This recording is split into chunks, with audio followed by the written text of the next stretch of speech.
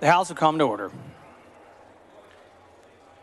The House and gallery, please rise for the invocation which will be offered by the Honorable Scott Sanford of Collin County.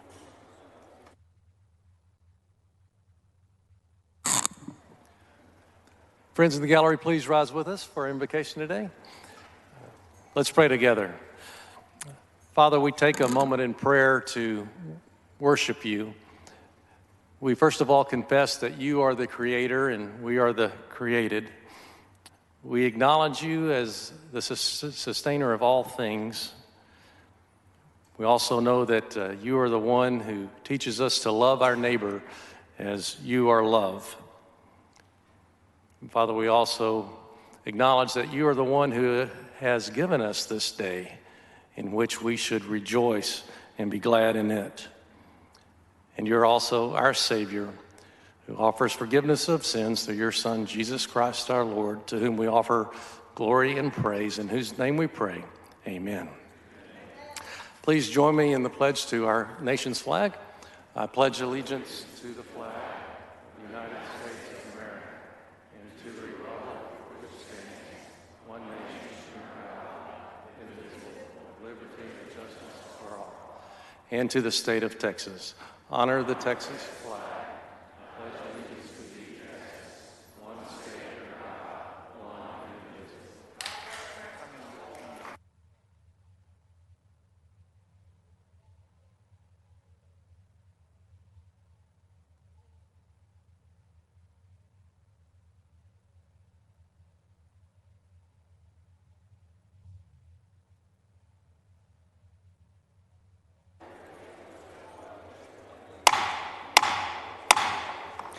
Members, please take your seats. We are about to welcome a new member to our body.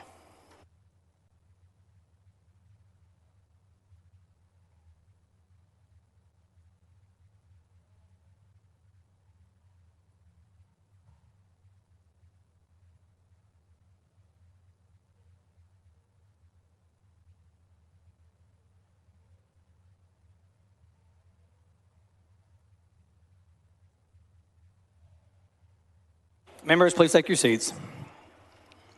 The oath of office will now be administered to the Honorable Brian Harrison of Ellis County, Representative-elect from House District 10. Will Representative-elect Harrison and his family please join me on the dais?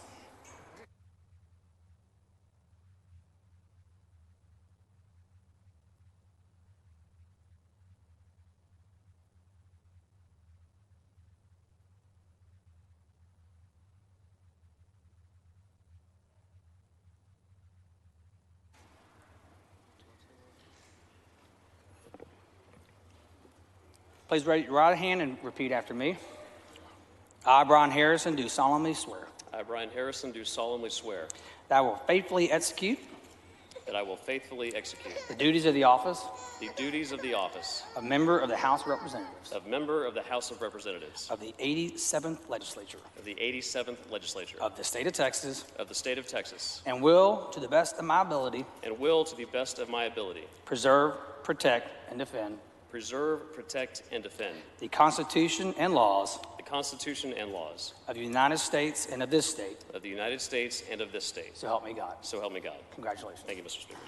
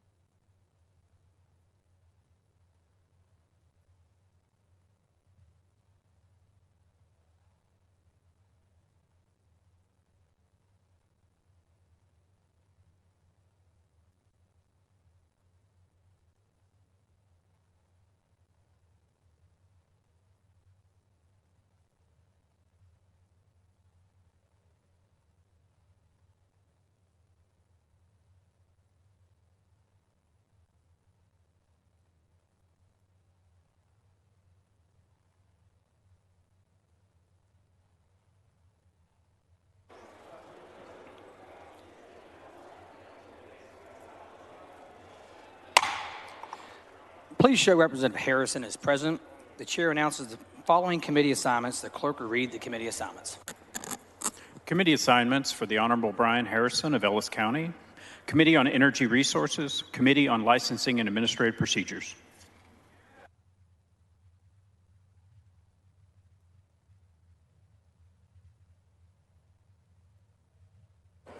Please excuse Mr. Guillen because of important business in the district. On the motion of Ms. Niave, the objecting chair has none so ordered.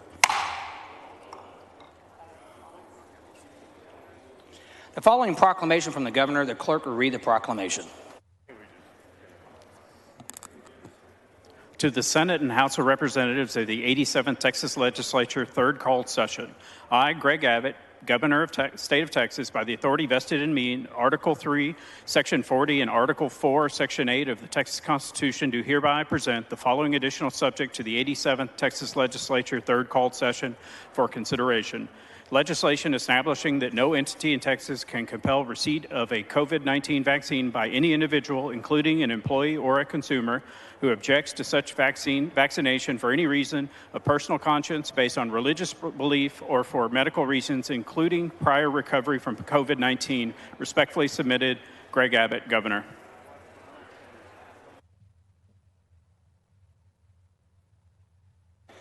Without objection, the following bills and resolutions, the first reading and referral, the clerk will read the bills and resolutions. HB 33 by Slayton, relating to prohibition of certain companies and hospitals from requiring employees to receive a COVID-19 vaccination, creating criminal offense, referred to Committee on State Affairs. HB 37 by Noble, relating to exemptions for certain vaccination requirements, referred to Committee on State Affairs. HB 39 by Noble, relating to prohibited vaccination status discrimination and requirements for COVID-19 vaccines, referred to the Committee on State Affairs. HB 86 by Tenderholt, relating to prohibited COVID-19 vaccine passports, providing civil penalty, referred to the Committee on State Affairs. HB 93 by White, relating to the prohibition of a COVID-19 vaccine mandate, referred to the Committee on State Affairs. HB 109 by Kane, relating to the exemptions for certain vaccination requirements, referred to the Committee on State Affairs. HB 110 by Slayton, relating to COVID-19 vaccination policies and related measures of governmental entities creating criminal offenses, for our Committee on State Affairs. HB 119 by Harris, relating to the enforceability of a covenant not to compete with respect to certain employees discharged from employment for refusal or failure to receive COVID vaccination, referred to the Committee on State Affairs. HB 134 by Middleton, relating to exemptions from certain vaccination requirements, referred to the Committee on State Affairs. HB 137 by Harris, relating to the prohibition on certain companies that receive governmental contracts or financial benefits from requiring employees to receive COVID-19 vaccination, authorizing civil penalty, referred to the Committee on State Affairs. HB 155 by Oliverson, relating to exemption from COVID-19 vaccine requirements, referred to the Committee on State Affairs. HB 97 by Herrero, referred to the Committee on Resolutions Calendars. HR 98 by Shine, referred to the Committee on Resolutions Calendars. HR 99 by Shine, referred to the Committee on Resolutions Calendars. HR 100 by Turner of Tarrant, referred to the Committee on Resolutions Calendars. HR 101 by Turner of Tarrant, referred to the Committee on Resolutions Calendars. HR 102 by Turner of Tarrant, referred to the Committee on Resolutions Calendars. HR 103 by Turner of Tarrant, referred to the Committee on Resolutions Calendars. HR 104 by Turner of Tarrant, referred to the Committee on Resolutions Calendars. HR 105 by Turner of Tarrant, referred to the Committee on Resolutions Calendar. HR 106 by Turner of Tarrant, referred to the Committee on Resolutions Calendars. HR 107 by Turner of Tarrant, referred to the Committee on Resolutions Calendars. HR 108 by Turner of Tarrant, referred to the Committee on Resolutions Calendars. HR 109 by Turner of Tarrant, referred to the Committee on Resolutions Calendars. HR 110 by Turner of Tarrant, referred to the Committee on Resolutions Calendars. HR 111 by Turner of Tarrant, referred to the Committee on Resolutions Calendars. HR 112 by Turner of Tarrant, referred to the Committee on Resolutions Calendars. HR 113 by Turner of Tarrant, referred to the Committee on Resolutions Calendars. HR 114 by Turner of Tarrant, referred to the Committee on Resolutions Calendars. HR 115 by Turner of Tarrant, referred to the Committee on Resolutions Calendars. HR 116 by Turner of Tarrant, referred to the Committee on Resolutions Calendars. HR 117 by Turner of Tarrant, referred to the Committee on Resolutions Calendars. HR 118 by Turner of Tarrant, referred to the Committee on Resolutions Calendars. HR 119 by Turner of Tarrant, referred to the Committee on Resolutions Calendars. HR 120 by Turner of Tarrant, referred to the Committee on Resolutions Calendars. HR 121 by Turner of Tarrant, referred to the Committee on Resolutions Calendars. HR 122 by Turner of Tarrant, referred to the Committee on Resolutions Calendars. HR 123 by Turner of Tarrant, referred to the Committee on Resolutions Calendars. HR 124 by Turner of Tarrant, referred to the Committee on Resolutions Calendars.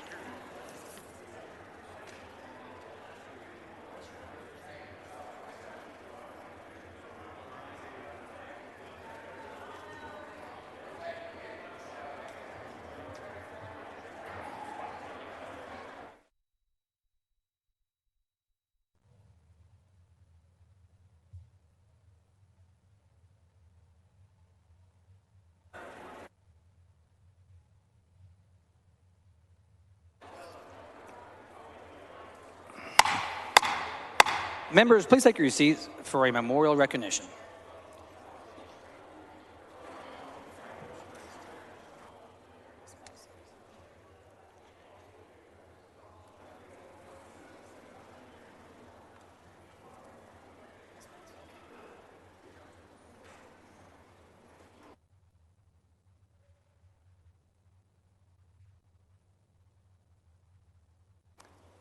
Ms. Meza.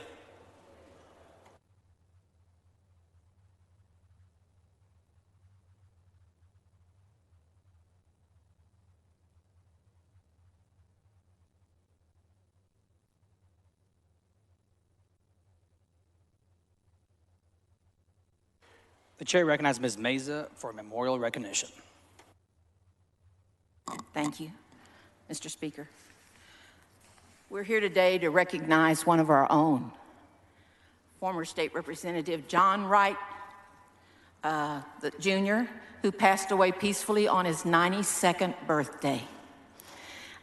He died in December, but because of the COVID protocol, this memorial resolution was delayed until today when the family could be here with us on the dais and other family in the gallery. He was known to all that loved him as a prolific storyteller, a pursuer of justice, a lover of music and the arts, and a tinkerer. He was raised in Dallas, graduated from Crozier Tech. One of our brothers went there too. That school no longer exists, but the building's still there as a historic building. He attended North Texas State, and upon graduation, he played minor league baseball. I guess the baseball career didn't work out because then he went to law school. He started law school at the University of Texas, where he graduated, and he began practicing in Grand Prairie. So I'm proud to be their state representative. When he married, and he had a daughter, Martha, and son, John Robert Wright III, who are joining us today on the dais. He was an avid sportsman. Besides his love for baseball, he also loved golf, pastime he passed on to his son and grandson. In the state legislature, he was elected actually in 1964 and served 3 terms. So it was so long ago that I'm thinking that maybe Speaker Craddock is the only one who might have served with him. During his time in the legislature, he passed several bills, including one of significant importance to him, and that was a bill on language disorders in children, which focused on dyslexia testing and education, a learning disorder which his nephew, Drew, suffered from. And for his service, he was named a Public Servant of the Year in 1965 at the Grand Prairie Chamber. He also did something that was very important to the Grand Prairie Independent School District. He started the first school foundation in Texas in 1970, and it was for the Grand Prairie Independent School District. And so Grand Prairie may have been the first to establish an education and school foundation, but certainly it's a concept that's been duplicated throughout the state of Texas. But we're proud that he made Grand Prairie the first one, and that foundation still supports proudly students and staffs of the Grand Prairie ISD. So he fought for the underdog, and for his years of service, he was also in 2000 named the Grand Prairie Chamber's Citizen of the Year, 33rd degree Master Mason, and in his 70s, he joined the orchestra at First Baptist Church, played the trumpet there. Very proud to have represented the family, represented former State Representative John Wright, and to represent his family who's here with us today. So thank you all for joining with us in honoring the memory of former State Representative John Wright and his family. Members, please rise for a moment of silence.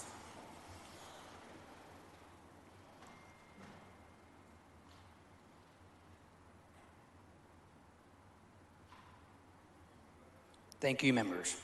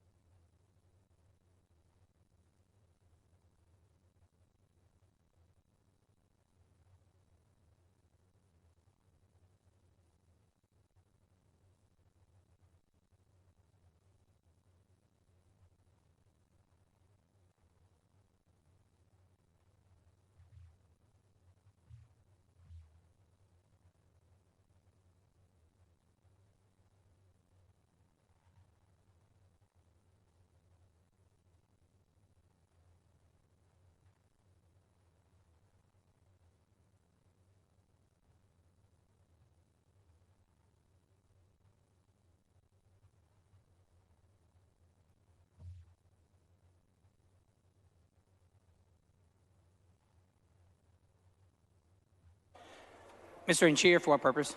Thank you, Mr. Speaker. A few parliamentary inquiries, if possible. Sure, please state your inquiries. Thank you. Just for starters, as members are going to be looking for amendments and amendments to amendments, will they be uploaded on both District Viewer and the floor amendment system? What is the best way to find those as they are coming up? Mr. Anchia, they would be uploaded into both systems. Into Both systems, yes. Both systems. Thank you, Mr. Speaker. Mr. Speaker, parliamentary inquiry. Please state your inquiry. We just learned that the House Committee on Redistricting will be considering SB 6, the congressional maps, tomorrow at 10 a.m. That was just posted.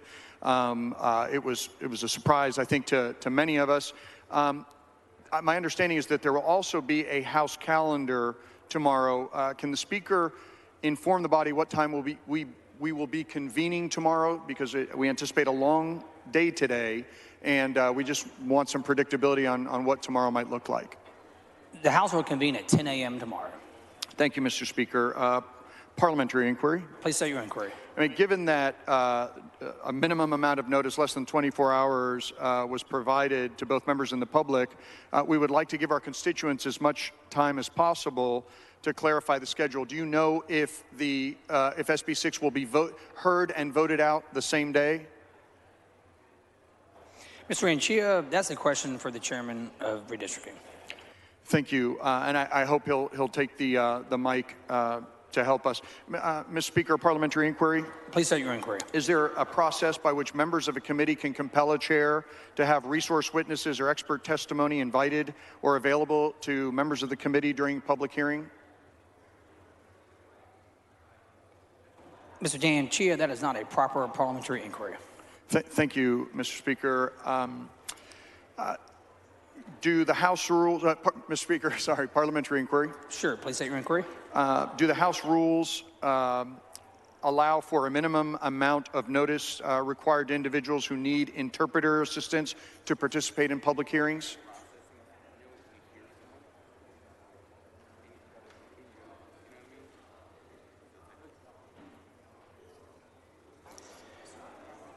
Mr. Anchia, the chair has routinely declined to respond to general questions about rules. If you're interested in speaking to the parliamentarians about rules, please come down front. Thank you, Mr. Speaker.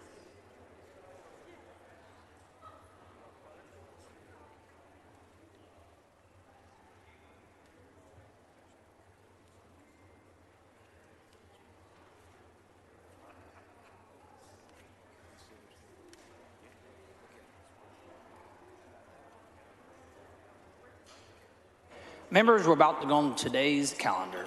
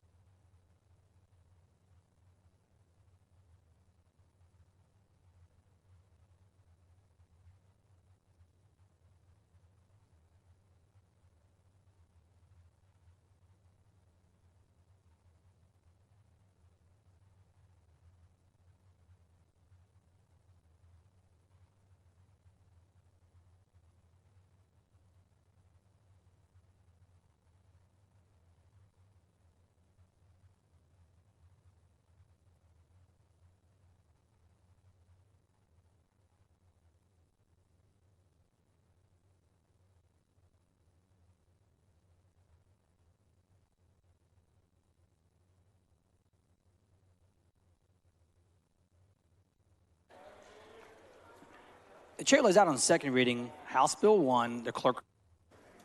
HB 1 by Hunter, relating to the composition of districts for the election of members of the Texas House of Representatives. The chair recognizes Mr. Hunter to explain the bill.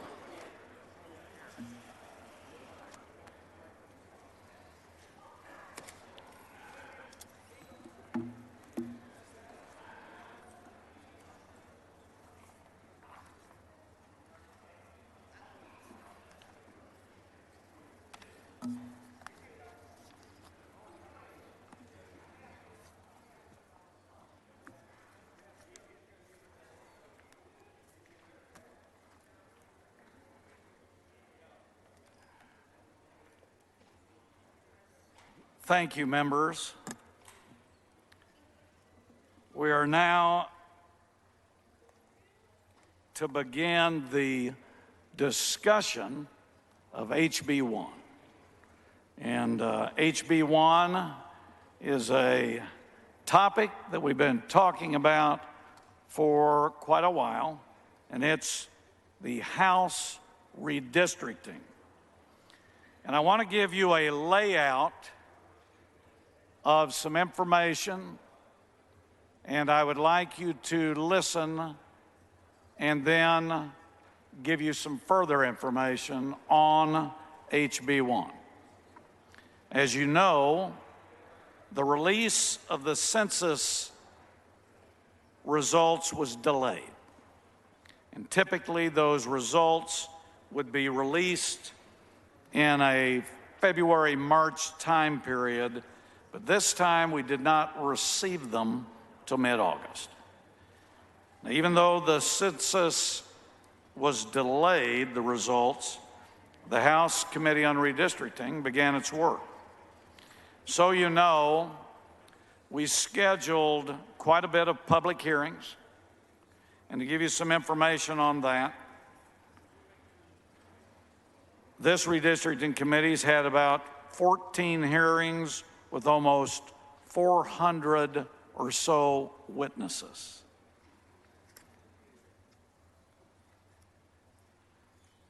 The public hearings during the regular session of the legislature was to afford the public an opportunity to provide input into the redistricting process as soon as possible.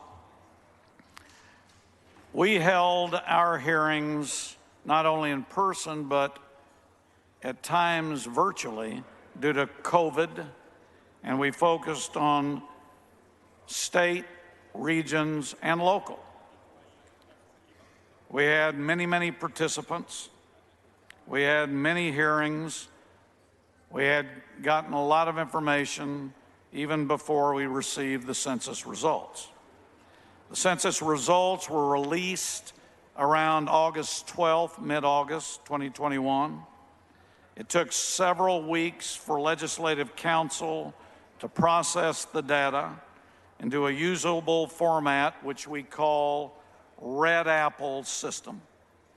As soon as we received the census results, we attempted to schedule additional public hearings, and we had to wait before we could do those. Once we obtained a quorum during the first special session, we then scheduled additional public hearings. We held public hearings focusing state, regional, local, getting input. And we had several participants in those hearings. Red Apple came online and was available for member access at the beginning of September. We gave members ample notice of this accessibility and encouraged members to submit any suggested maps. We received quite a few members' submissions, and members, I have met with many of you, both Republicans and Democrats, about these issues. We have attempted to accommodate many members' submissions as possible, and we note we have to recognize legal compliance. In addition, members, you receive memos from me asking you to meet locally, regionally, encourage you to meet and get information to us. And we had the member meetings individually, and we also had Red Apple submissions individually and by regions. Now let's talk about legal compliance. Legal compliance in developing this plan. We started with the goal of complying, which you'll hear, and a lot of times I don't want to get right into too much legalese, but you're going to hear a thing called or a phrase, one person, one vote requirement. And in this regard, we use total population as the primary basis for drawing districts, recognized as a constitutionally accepted method by the U.S. Supreme Court. It also is the method required by the Texas Constitution. This means we can draw legislative districts, which you heard, plus or minus 5% of the ideal district size. The ideal district size is 194,303. To give you a perspective, that is up from the 167,637 in 2010. That is almost an increase of 30,000 people per district. Now, our map is drawn with the overall acceptable deviation range of 10%, and it is below that. When redrawing legislative districts, though we cannot consider total population in isolation, as there are other important legal requirements that we must look at and apply. We are allowed to draw districts on the basis of political performance as recognized by the U.S. Supreme Court, and we use political performance as a factor, but not the only factor in drawing the maps.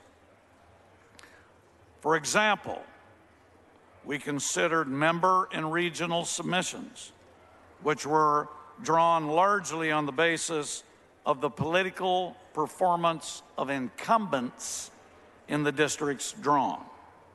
Another very important legal requirement for redistricting is found in Section 2.6 of the Texas State Constitution. And many of you heard this. This is the county line rule. This is a state constitutional requirement which provides that we must draw whole districts within a county when the total population supports doing so. We respected the Texas State Constitution and followed it in developing the plan. Another important law that we must follow is a federal law known as the Voting Rights Act. Although race cannot be the predominant factor in drawing maps, Section 2 of that act prohibits enactment of any plan that restricts minority citizens from having an opportunity to elect their preferred candidate of choice if certain circumstances exist. Sometimes we refer in those areas what is called the phrase majority-minority districts. When we look at Section 2, that is where the concept of citizen voting age population comes into play. And that's a word called CVAP. And you've heard this raised as an issue and claimed that we have diluted minority voting strength by reducing CVAP percentages.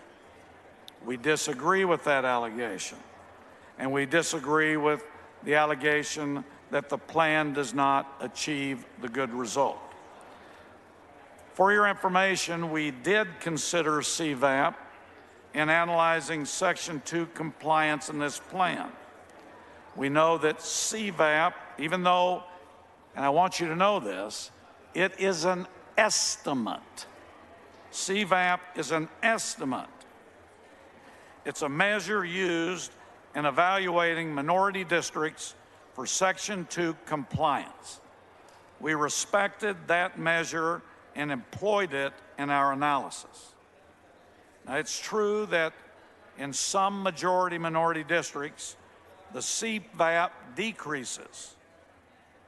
But in some of these instances, the reductions were unavoidable, and most importantly, in none of these instances was the minority's ability to elect their preferred candidate of choice affected materially. In almost all instances, these districts will continue to overwhelmingly elect the minority preferred candidate. Now, in 2010, we had 35 majority Hispanic districts. Under our 2020 census numbers benchmark, we had 36. HB 1 that is before you adds 2 for a total of 38. Under our 2020 census numbers, the benchmark plan, we had only one African American majority district. HB 1 now adds 1 for a total of 2. In addition to the requirements of federal and state law, there are traditional redistricting criteria that courts recognize are appropriate to follow in developing plans, and we use several of these. First, Members, please take your conversations outside the rail. First, we made sure all districts are contiguous. Second, we tried our best to avoid, and I want you to hear this, avoid incumbent pairings. And yes, there were some. We have technically only 2 pairings in the plan. Third, we tried to draw districts based on precinct lines and avoid splits as much as possible. We achieved great progress in this regard compared to our existing plan as we reduced the number of splits. And finally, we tried to draw a district as compact as possible. We were able to achieve improvement in compactness in the plan as compared to our current plan. Now, when you consider the population increases in Texas and where they took place, we believe this is a good plan. Population increased in the urban areas of the state while decreasing in the rural areas. The statewide population increase made the ideal size of each of our districts increase by almost 30,000 people per district. When you factor in the county line rule, with this significant district increase and the bulk of the growth occurred in urban counties, the plan achieves fair representation for the citizens of Texas while complying with the law.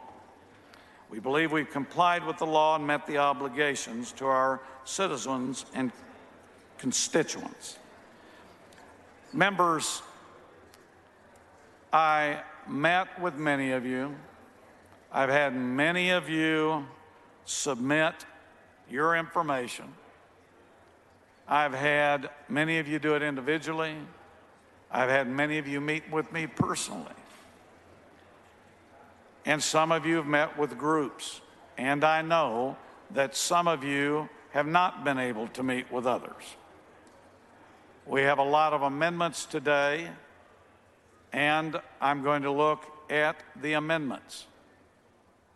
I do want you to know that I will look at each one. Some I have not made determinations, but will. I appreciate everybody trying.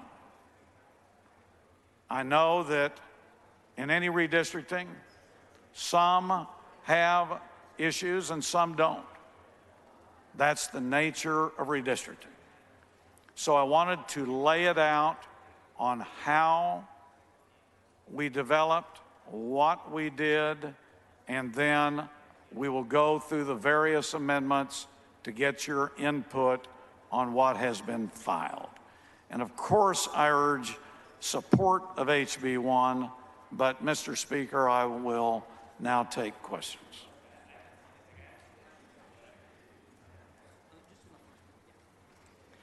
Mr. Middleton, for what purpose? Will the gentleman yield? The gentleman yield for questions. Yes. The gentleman yields.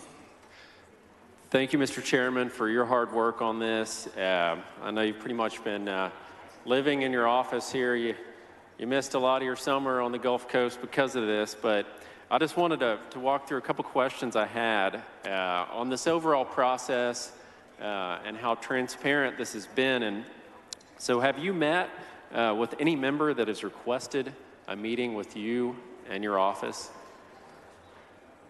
Mr. Middleton, and so all members, I've had many, many individual meetings in person and had many, many individual calls, and I've had many, many group meetings, and they have involved both the Democrat members and the Republican members.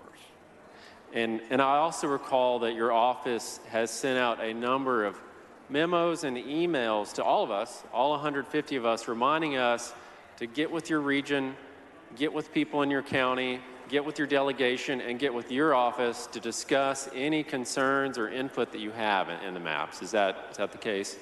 That is true, and let me respond to that.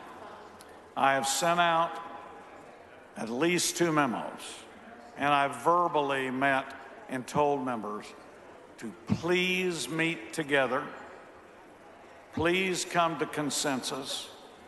And I know that's been accomplished, and I know some have said it has not. But I've tried to do everything I can to get folks together. And some have submitted individual information to us, and some have submitted group information to us. So, yes, I've made the effort, and I will tell you that not everybody agreed. And I've had instances where I've been told this is agreed to, and then I'm told by the same people, no, it is not. So all I can do is encourage, get the information in, and then we developed from member input and community input and member meetings. So you did take member submissions that were agreed to either by a county delegation or a regional delegation whenever that was possible. That is correct, and in fact, I will not name members. I will just talk members, but I've had several on Democrat Party and Republican Party lines telling me thank you for their districts under HB 1. So those will remain private. All my discussions with members are private. But yes, many of their input was put in, and it was developed from there. And I think that shows in your work product here where, you know, as you said in the committee substitute, there's really only 2 members that are paired, but yet there are other amendments submitted today, statewide amendments, which do things like one of them, for example, pairs 14 members. There's another one that pairs 66. So yours, on the other hand, where you have received input from this entire chamber, members in this chamber, and the result of that is only 2 pairings. You are correct on the minimal pairings. That is a factor we took into. The less on the pairings, I think, is best. And that was a factor that I looked at, and that is a factor that many members looked at in their submissions. And so I am glad we were able to do it very minimally, but, you know, pairings have impact, and especially could when you do large pairings on all areas of the state. Thank you.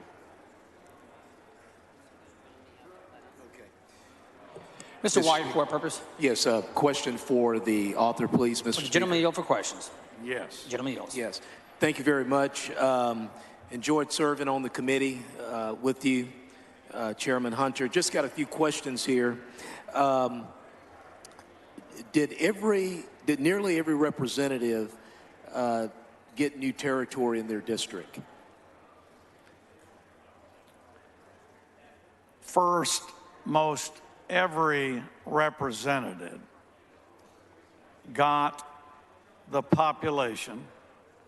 Most every representative was able to be brought in contiguous and in their geography. And the key was to try to get everybody that we could their political performance, which can be used in the formulation. So in my opinion, it is a good product for your question. Okay, so that means in the rural areas, many representatives receive wholly new counties added to their district, sir? Yes, many folks, because remember it's 194, 300, and you can only go 5% down or 5% up. There are many members who now have new counties. As you indicated, rural is impacted because the population growth went to urban. And so many people now have new communities. In fact, Chairman, most everybody in the state House, was impacted. There's very few people with the population shift, the population migration that weren't impacted. Some counties have grown significantly. And you got to remember, we have a county line rule that you have to handle with the population numbers. Thank you very much, Chairman Hunter. Ms. Morrison, for what purpose? Will the gentleman please yield for some questions? The gentleman yield for questions. Yes. The gentleman yields. Thank you, Mr. Chairman. Going along with what Chairman White was saying on the county line, so were the maps drawn in compliance with the county line rule as set forth in the Texas Constitution? Yes, and let me explain this since you've brought this up. County line rule applies to the state House. And because it applies to the state House, you have to keep population within that county. And you just can't divide a county up. Sometimes you can leave the county because the population growth isn't enough to sustain the state representatives in the county. So yes, we did. And some of the amendments that I've seen do break the county line rule, and we'll raise that at the proper time. And so only if there's excess population that does not have for another seat, then you can go outside of the county line. Correct. The county line is if you had two districts in a county that were at 194, 300, you're going to be in that county. If you're significantly low, then one of them is going to pick up more, and the other person is going to have to go outside the county to pick up the excess folks. And when you do that, it impacts everybody around you because we have to also follow contiguousness. So you take a county, population goes out, you've got to find the 194,000 with that. You've got to keep it contiguous. And with the growth in Texas, it's impacted almost every House district in the state. Gentleman's time's expired.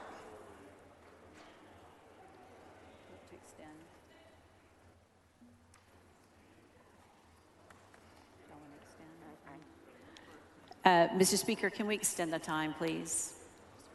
Is there objection? Chair has none so ordered.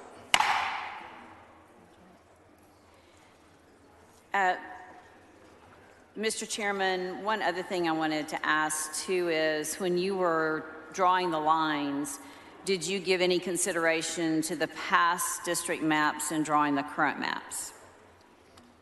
The answer is yes. So everybody knows you take the current districts that you have to look at all these districts and then figure out who's gaining population, who's losing population. You also have like some urban centers where you may have a large minority growth in one segment. You may have it in not another segment. So all of these percentages from current districts have to look at even with the new numbers. But specifically, look at the population increase of Texas. It's almost 30,000 people more per district. And if you have to go outside the county, and some of the urban members don't have to leave the county. Many of the non-urban, and non-urban isn't necessarily rural, but many of the non-urban have to go outside. And you've got situations where, like in West and East Texas, where they are picking up different counties. And so it does impact, and you have to watch, because once you go out, it impacts the other counties. Inside, if you have a shift, like in some counties, you have growth in one section versus in another, we call it kind of a magnet. It kind of pulls, and everybody gets different folks, different communities. And I know that's new, and you have to adjust for that. And then some folks want to provide amendments to see if they can adjust, which we're going to go through today. But yes, population-wise and the county, that's exactly what is going on. Thank you, Mr. Chairman.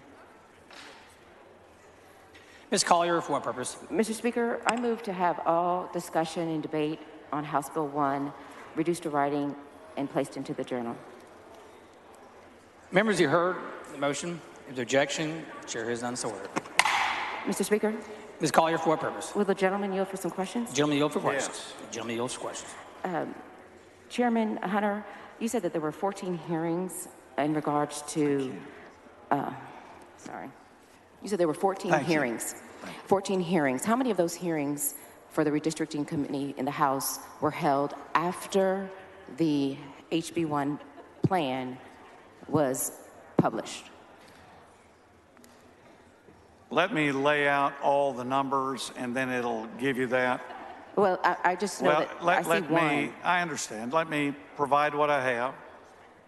I have in April 1st, 8th, and 20th, which can be checked, May 1st, July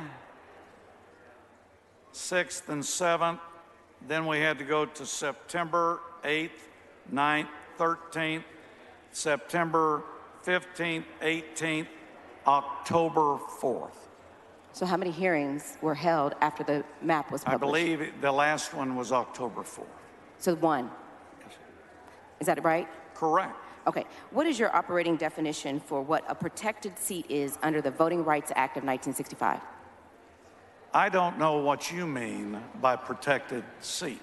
All right. Do you have an operating definition of what a protected seat is? You brought up projected seat. I'll ask the question based on your definition.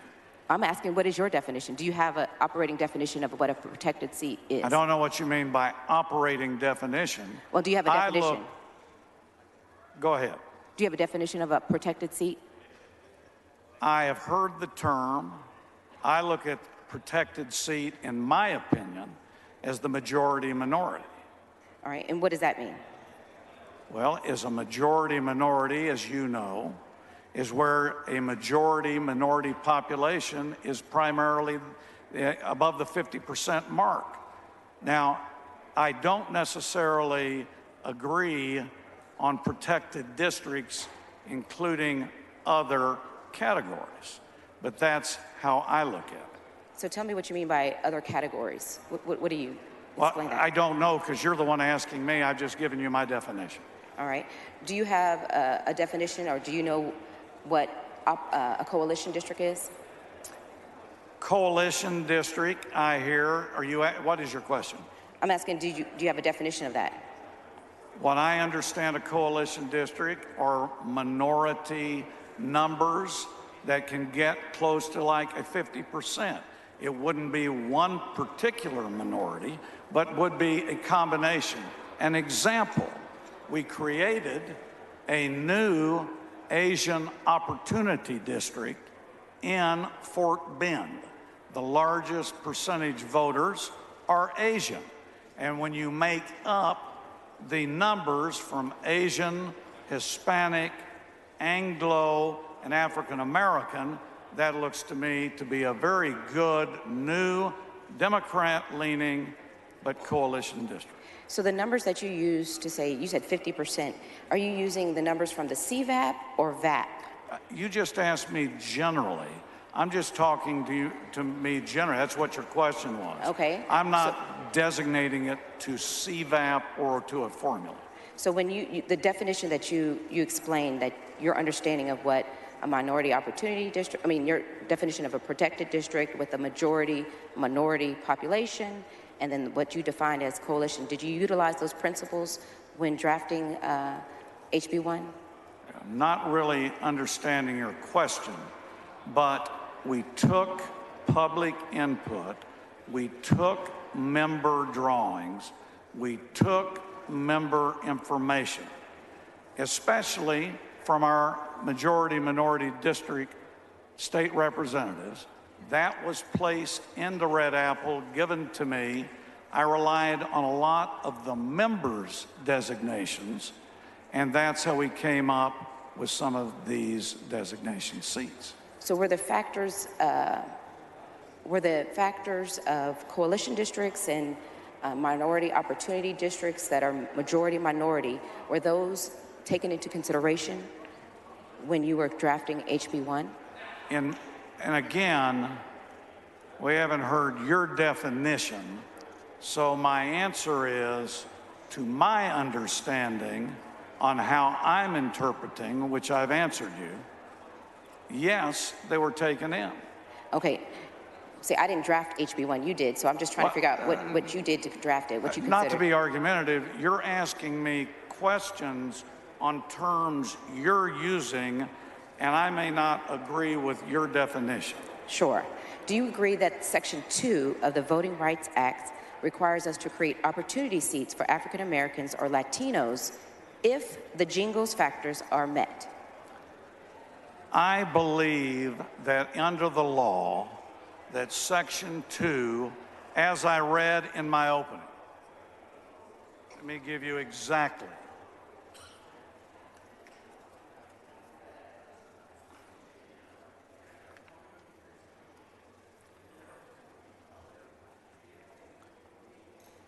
As I stated, an important law that must be followed in federal law is the Voting Rights Act, 1965.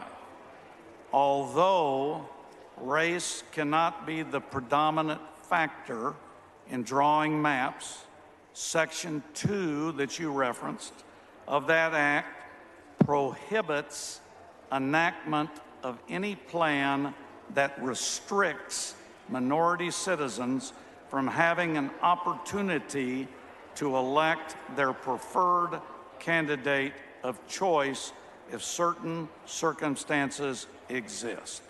So is that a yes or no? I'm sorry. Well, the question. I don't know what I just answered your question. You asked me about Section 2, and I gave you the statement. Well, I just said, do you agree? Is that a yes or no? I agree with what I just read. All right. And then were there ever any efforts employed to prevent the cracking of minority communities in HB1? All right. What is your definition of cracking? That is a term that everybody's using, cracking and packing.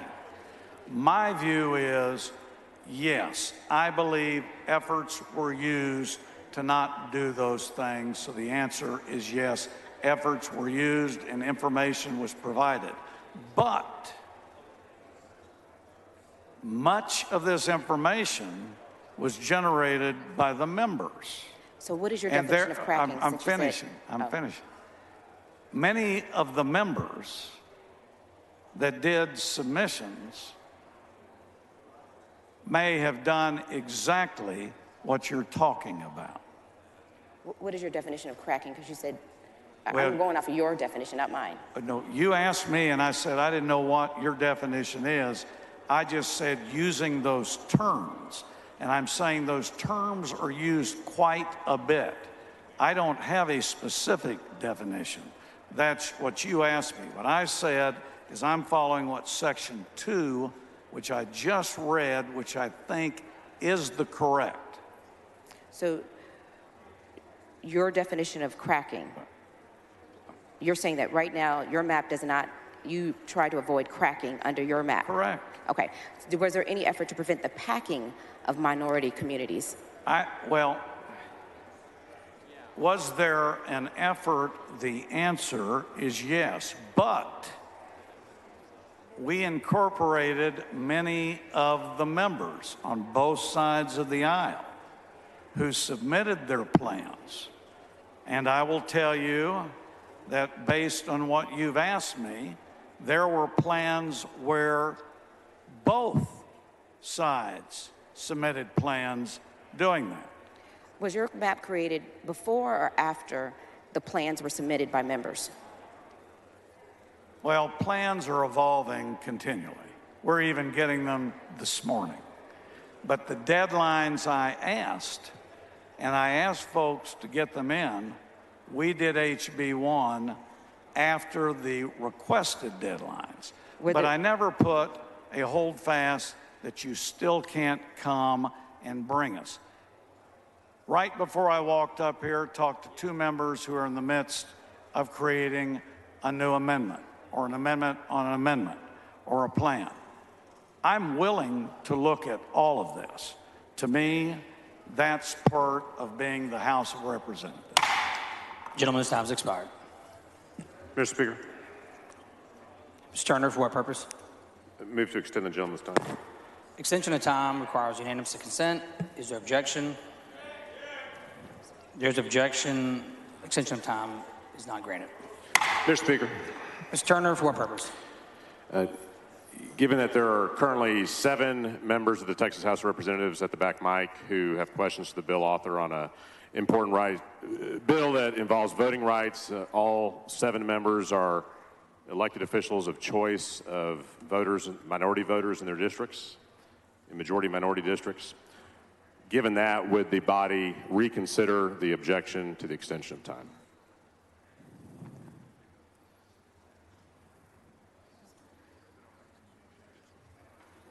Mr. Turner, that is not in order. Mr. Speaker. Mr. Turner, for what purpose?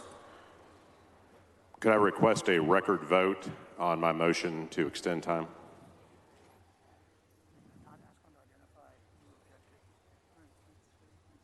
Mr. Turner, the chair has already dispensed of that motion. Mr. Speaker. Mr. Turner, for what purpose? I move to extend the gentleman's time. And I would ask for a record vote if there is any objection.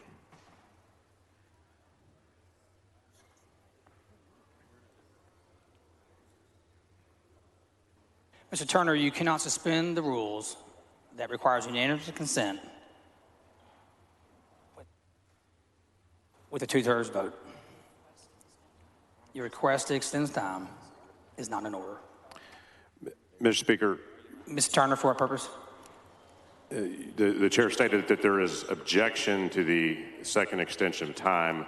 Would the chair identify the member or members who objected to the extension of time? The chair heard several objections to the extension of time. It takes one member of the Texas House to object. Mr. Speaker, parliamentary inquiry. Please state your inquiry.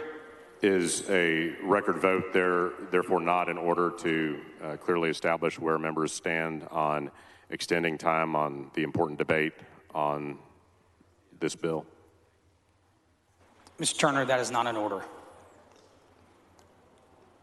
So, Mr. Speaker, parliamentary inquiry. State your inquiry. To make sure I understand, a record vote is not on order on a motion that's been objected to?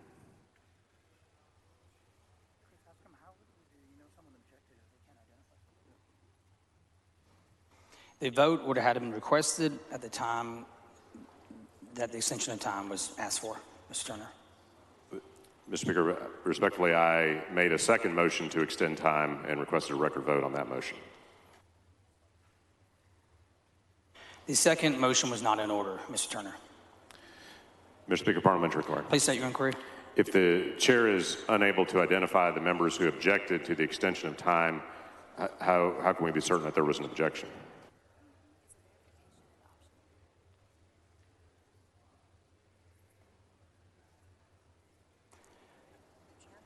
The chair heard several objections, but I definitely heard Mr. Vassout's objection.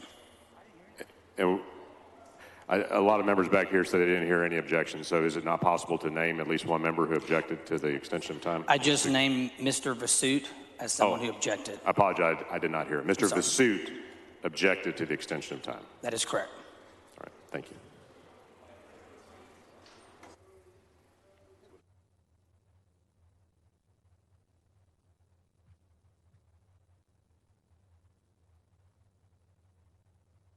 Members, we're proceeding to amendments.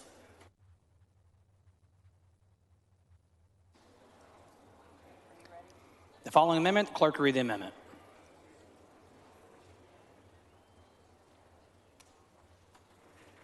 Amendment by Nchia. The chair recognizes Mr. Nchia to explain his amendment. Thank you, Mr. Speaker. I'm astounded that in a was supposedly member-driven process, we wouldn't even offer members of this House the courtesy of asking additional questions on a bill that not only impacts every one of our constituents, but also will be in place for 10 years. So this amendment would strike the enacting clause of HB 1, and given how flawed this map is, and as we have observed the process surrounding its consideration, I believe that from a moral and legal perspective that we have no choice but to completely wipe the slate clean and start all over. The proposed Texas House plan repeats the infirmities described by federal courts during the last decade by diluting the voting power of Texans of diverse population. And has been said over and over again, both in committee here on the House floor, over 95% of that growth was people of color. I'm going to say something very profound here. 95% isn't 100%, but it's pretty damn close. And there can be no doubt that this map and its very rapid movement through the legislature will violate the 14th and 15th Amendment of the United States Constitution and also violate Section 2 of the Voting Rights Act through this vote dilution. It's going to also violative of the Texas Constitution by ignoring the prescribed time in the first regular session following the release of census data for apportionment, and it also violates the county line rule for no compelling governmental reason. This process is out of step not only with the desires of members, but also the Texas Constitution and the desires of the people of Texas. Literally, hundreds of people testified over the course of multiple pre-sessions hearings, all before a map was released by the Texas House. And the common themes of these hearings was calling for more time to review actual maps once they were released.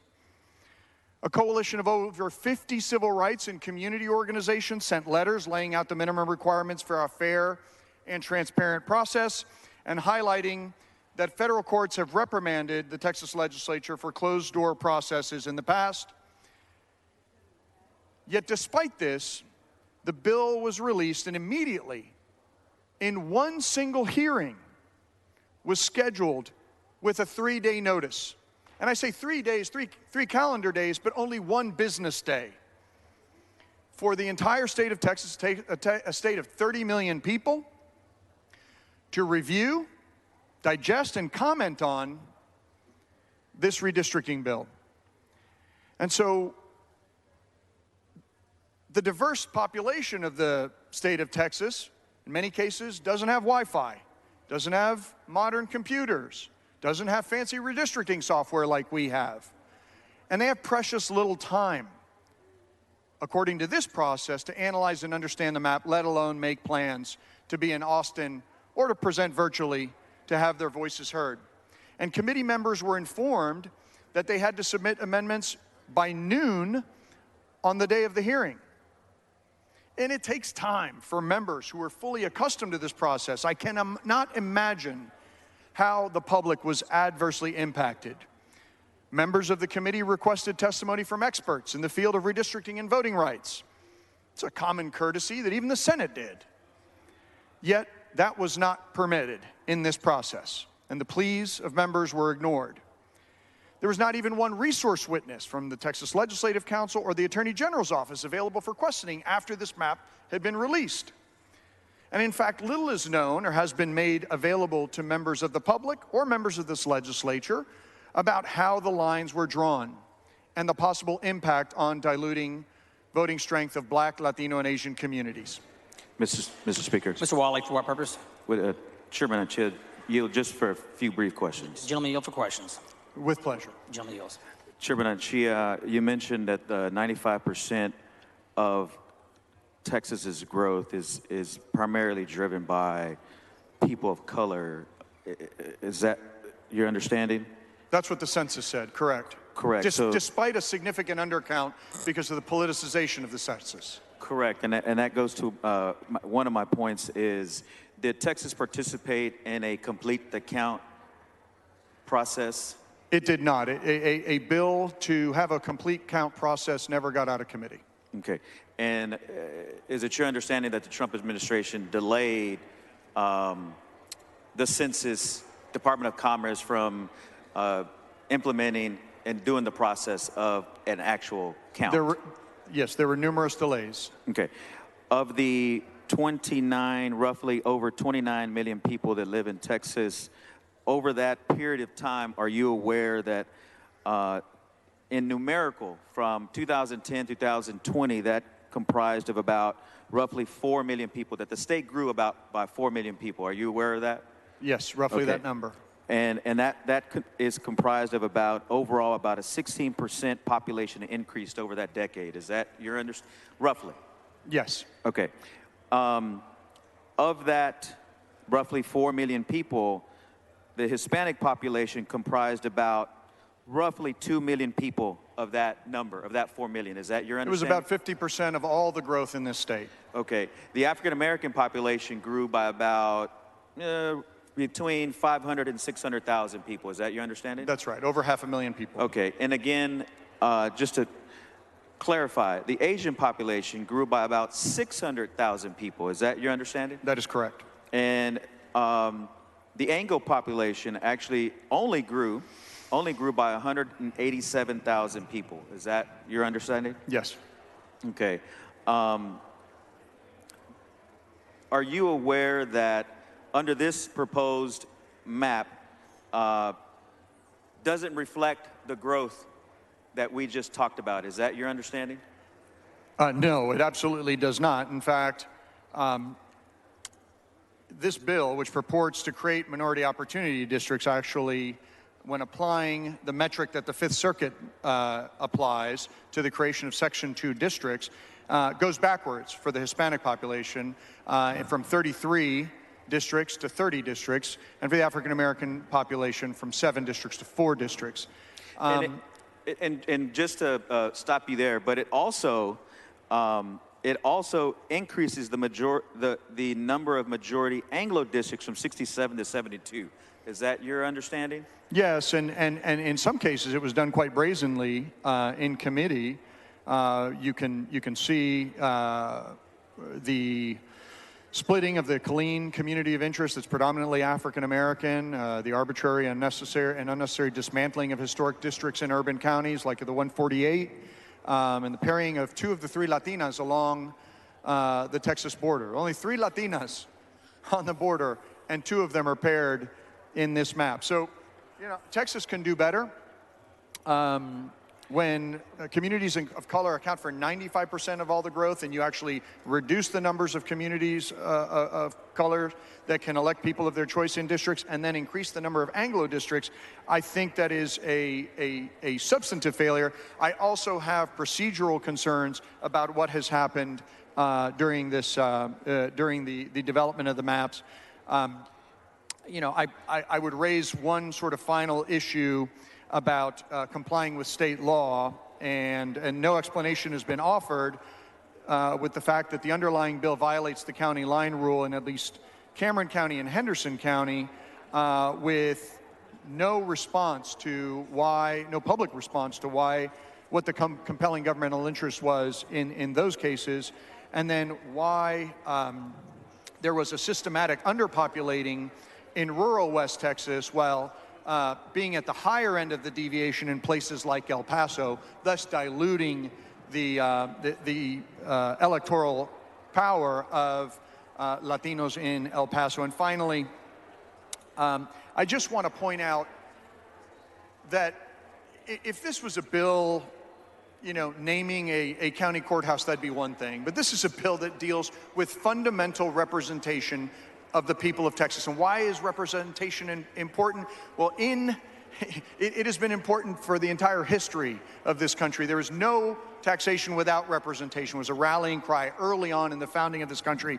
And when you have 95% of the growth in the state being people of color, and you go backwards and retrogress these communities, I cannot be proud of this product.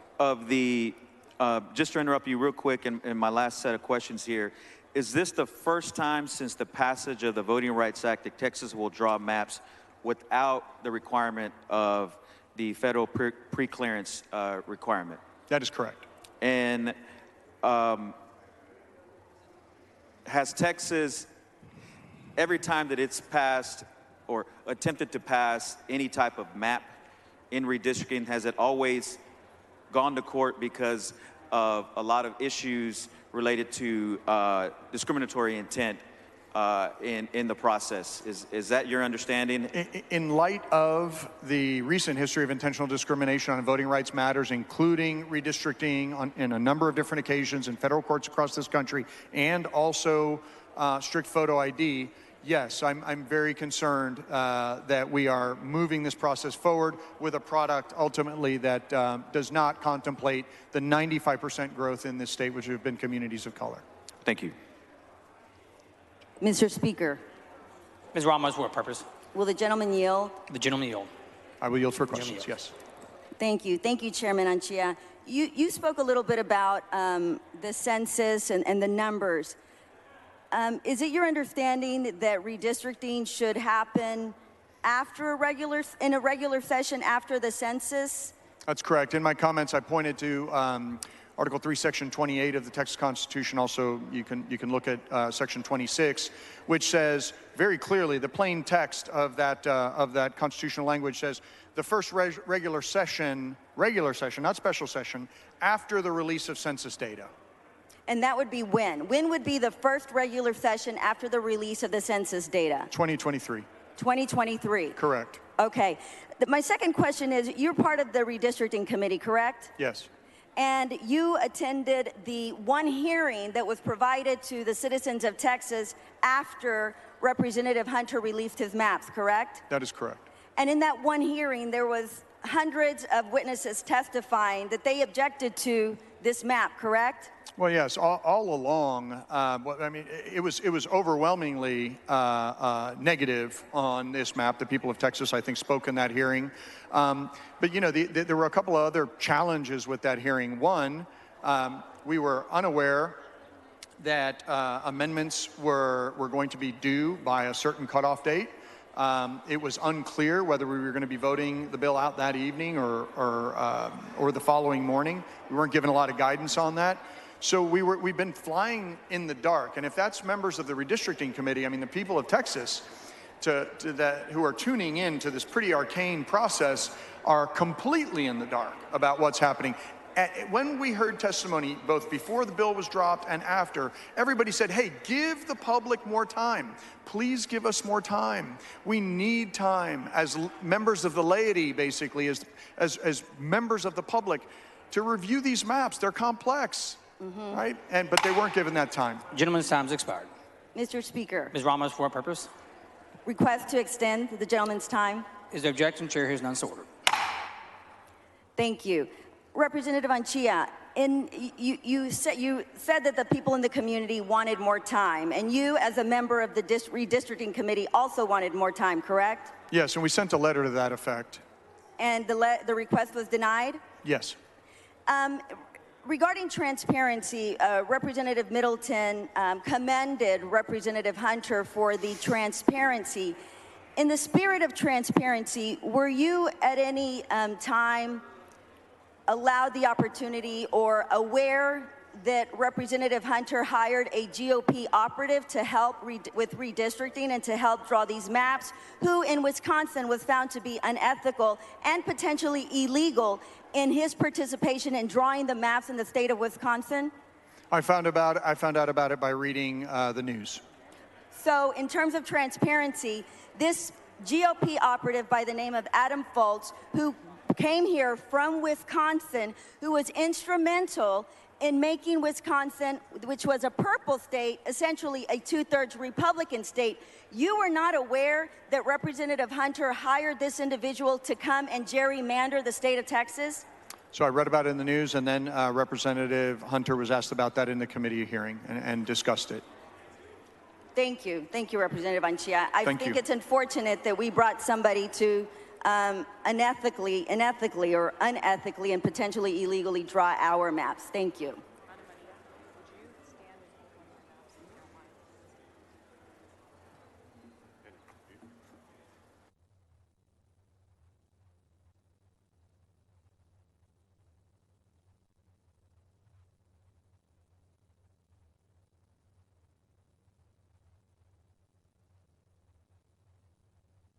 Ms. Morales-Shaw, for what purpose? Will the gentleman yield for a few questions?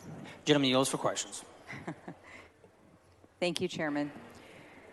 Chairman, you were talking about the changes in the numbers throughout the district and the maps that were drawn by Chairman Hunter's committee.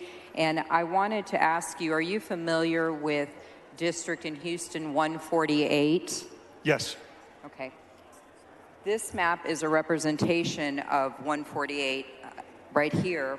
And are you familiar with the changes that were made to District 148 with the new proposed redistricting map? Yes. Okay. Would you agree that given the makeup of District 148, a Hispanic Opportunity District seat, majority Hispanic population, majority Hispanic HVAP, is grossly different than the map that is being proposed in HB1? Yeah, the pre-existing District 148 appears to be compact. It appears to include communities of interest, and I understand it's been radically changed in the underlying map. If we look at the proposed redistricting, you can see that only this very small portion right here, which is about 33% of District 148, currently today is proposed to be retained. And these other areas that have other representative numbers in them are areas that are being relinquished by other districts and added into 148. Would you agree that this map isn't compact and that it's very extended into areas that are very unrelated historically to 148 just by the visual appearance of it? So I don't know those districts specifically, but I can comment on the compactness versus relative sprawl of one district versus the other. I do know that District 148 is the legacy district is a district where Latinos have been able to elect the candidate of their choice, and at least since I've been in the legislature, has elected 2 Latinas.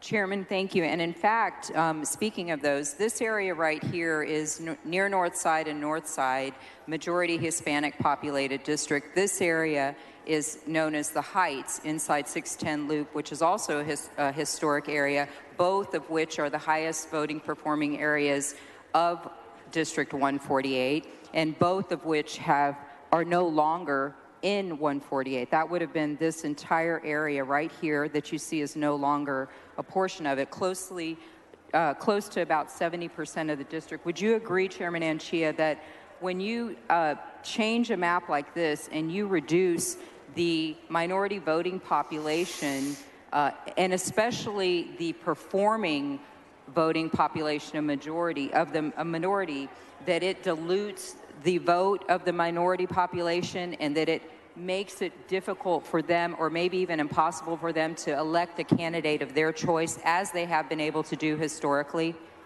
It appears that from your description that when you take high-performing communities of interest that are Hispanic and disperse them into multiple districts, that it will make it harder for those communities to elect the candidate of their choice.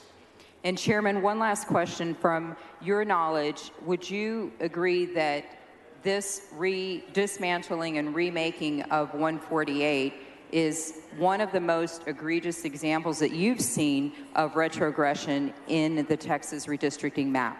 It is among, I consider 148 a protected district under Section 2, and to dismantle a protected district like that is one of the more problematic data points in the underlying map. Do you believe that 148 could have been preserved? I believe it could, yes. Okay. And we will have a map to that effect. Thank you, Chairman Anchia.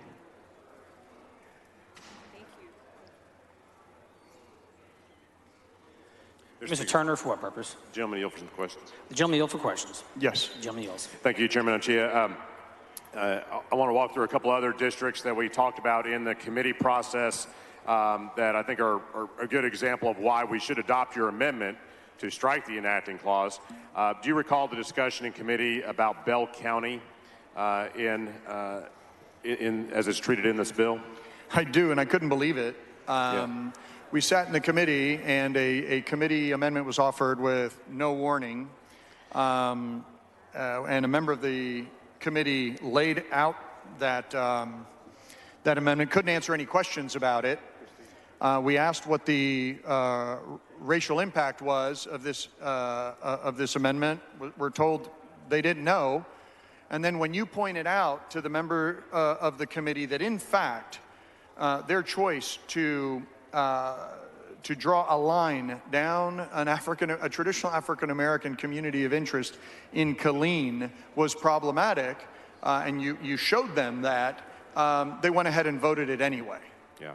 In fact, I don't know if you've seen this, but I've distributed to every member's desk a copy of the Bell County map shaded by African-American population, and clearly shows the line. Is this the line, I'll phrase it in the form of a question, is this the line you're talking about that cuts north to south, dividing the African-American community in Killeen between House Districts 55 and 54? Is that we're talking about the same thing? Yeah, I've seen that map on my desk, and that's exactly what happened. Yeah, and I believe Representative Davis has an amendment later to correct that if we don't adopt your amendment.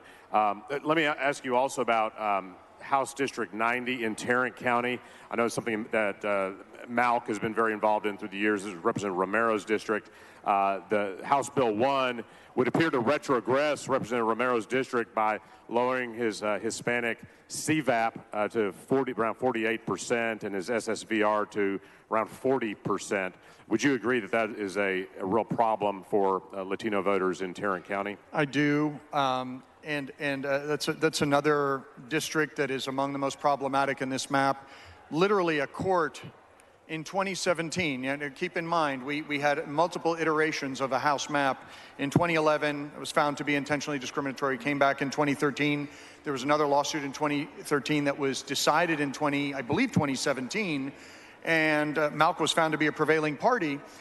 And the court said, no, you have retrogressed District 90 and you need to draw it in this way, right? So the court has literally drawn this district, and yet the underlying map retrogresses the Hispanic community, including historic communities of interest in Tarrant County, by reducing the citizen voting age population and voting age population of District 90.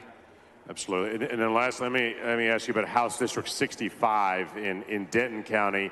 Am I right that is a majority minority district that is performing as an effective coalition district where minority voters are able to elect the candidate of their choice under the benchmark plan? I believe it is. Yeah, and under House Bill 1, is that effective coalition district preserved, or is it destroyed by dismantling it and cracking minority voters into multiple districts? The latter. It's completely dismantled. All right. Thank you, Chairman Anchia. I hope the body will adopt your amendment. Thank you, Mr. Chairman. Mr. Speaker. Gentleman's time's expired. I'm happy to extend.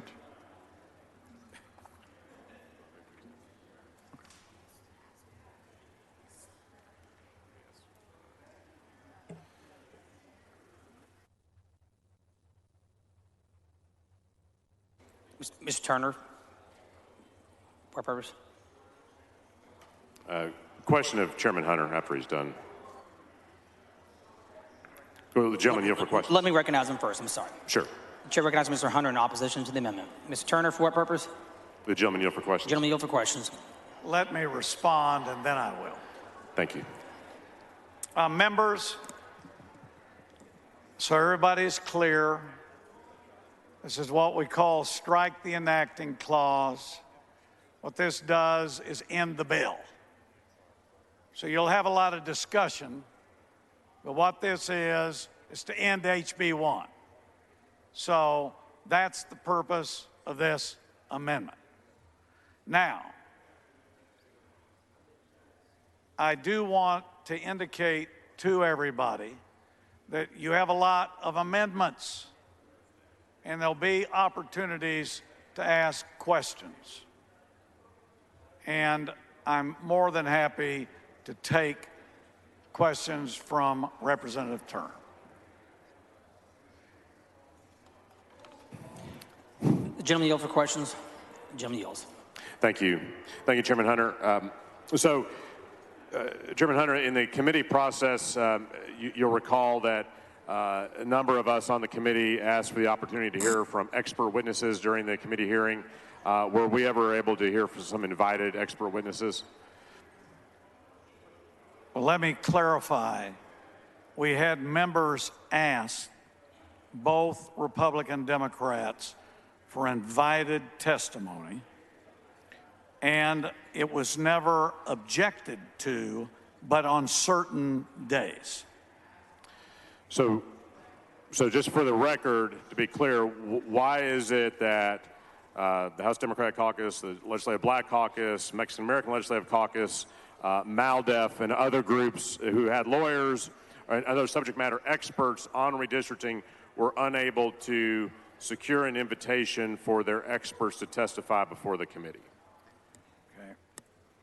I think I heard just said that you sent the joint letter asking for invited testimony, and why there was no invited testimony. Was that the question?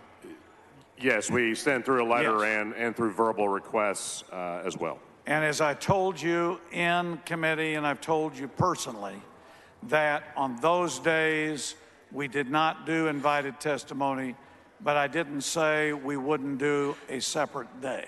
Okay. But to be clear, so this plan has come to the floor without the members of the committee or the body having the benefit of expert testimony. Okay. Just to suggest, if you could move back, because you're cracking up on the question. So could you repeat it again? My question, Representative Hunter, is to be clear, the members of the redistricting committee, and by extension, the members of the House, are now considering House Bill 1 without the benefit of expert testimony on this bill and on the redistricting process. Is that correct? That is not correct, because I don't know what you mean by an expert testimony. Did we have designation of invited? I've just explained that. What you determine as an expert, I determine, or whoever testified, I don't know. So I am going to disagree with the global term of expert testimony. And I define expert as lawyers that have been brought forward by groups such as the NAACP, the Legislative Black Caucus, MALDEF, others. They did not have the opportunity to testify on an invited basis and therefore not be subject to 3-minute time limits. But I'll move on. Why did we not hear from resource witnesses at any stage in the process on the bill? We were not able to hear from the Texas Legislative Council, the Attorney General's office, or the Secretary of State's office on the bill. Why was that decision made, Mr. Chairman? I respectfully disagree, Chairman Turner. Number one, first on the question that you said you'd move on. Anyone could come to testify. Anybody could have gone under the House rules on the portal. And I want the body to know I told you specifically about the portal. And I suggested that all those groups under the House rules, now that there are 3 methods to testify, And by the way, this body used all three. And I suggested that invited what you call expert, lawyers, whoever, could at any time turn in portal testimony. They could turn in, several of your groups said that they would send us by email, which we would provide to the committee. So I don't want to say that anybody was prevented. Then your question that you asked about no experts. Number one, I cannot answer that because I don't know who virtually and who in person considered them an expert. In addition, they had the portal, and I don't know if certain individuals submitted things on behalf of others. But let's take the lawyers. My question is, all lawyers could turn in information through the portal, and if you remember, I believe it was you or one of the other members asked for the portal to be extended so that more information could be provided, which we did on the committee's request. Right. And so as I may disagree with you on terminology, but that's how I understood it. But to be clear, we did not hear from a agency resource witness on this bill. Yes or no? I think we've had an agency resource at the hearing, at one of the hearings we listed. But anybody on the committee, Ledge Council is open to all the legislators. They don't have to come to the committee for you or any House member. In fact, I know where Ledge Council has come to representative offices. I know where people have gone to meet with them. So I don't think there's any speed bump there. Sure. The members themselves have been encouraged to talk to everybody, and there was no prevention. So as your question, did I have them since the bill was filed? I don't think we did. Were they encouraged, everybody encouraged to talk to the resource groups? The answer is yes. There's nothing that prevents people to talk to these groups. All right, Mr. Chairman, my last question, because I know others have questions. You, in the committee process, when you laid out the bill, you limited the layout to 1 hour. And you said that there would be opportunity to ask questions on the floor. That opportunity has been limited by the objection to the extension of time earlier by Mr. Vasut. You also encouraged us to send you questions in writing. I have not yet received an answer to my questions in writing. When can I expect an answer to those questions we submitted in writing the day of the hearing? Okay. First, in connection, I believe, I may be mistaken, but I think 2 to 3 of you have provided us written information. I told you that I would get you a response. I did not give you a deadline, but you will be, and it will be sooner than later. That information, yes, will be complied, and yes, it is acknowledged. Yeah. Mr. Speaker. Mr. Anchia, for what purpose? Will the gentleman yield for questions, please? The gentleman yield for Yes. questions. Gentleman yields. Thank you, Mr. Chairman. Despite the fact that the Texas black population increased by about 560,000, does this map create fewer black opportunity districts? Well, first, what our statistics show, Mr. Anchia, is that majority minority Hispanic districts are at 38. Majority minority African American districts have increased by 2. 2010 Hispanic 35, 2020 36, HB1 38. And how do you Majority define minority African American 3 in 2010, 1 in 2020, 2 in HB1, and I believe that HD 111 is in Dallas is a new African American majority district, and I believe on one of them, which I'll get you the information, we were able to restore to a higher number. Thank you. So for African American districts, you believe that the standard is over 50% total population. Is that what you're saying? Because you just said majority black population for the 111, and so is the standard as the standard that you apply a majority of total population? What I'm looking at is the 50% plus is what I'm 50% plus. And is that total population or voting age population? What is the standard that you apply? The numbers that I'm looking at, because as we noticed in committee, there is CVAP, which is estimates. There is census, which is population. I am giving you information right now on the population, but under CVAP, I don't see the performance harmed at all. In fact, I believe that even though there may have been changes in communities, most of the minority Democrat seats kept the same performance, so if not increased. Thank you, Mr. Chairman. Just to understand the bar that you're using, you're saying total population of over 50% was the standard that you used for black districts. Was that also the standard that you used for Hispanic districts? What I just gave you was the same information. So total population is what I'm you using at. the census, so we don't use different verbs. Right. Different Census total population. Gentleman's time's expired. Thank you, Mr. Chairman. Will the gentleman extend time, please? Is there objection? Record vote.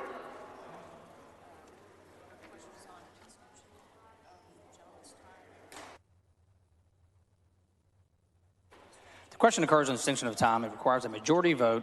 Mr. Nchia has requested a majority vote. The clerk will ring the bell.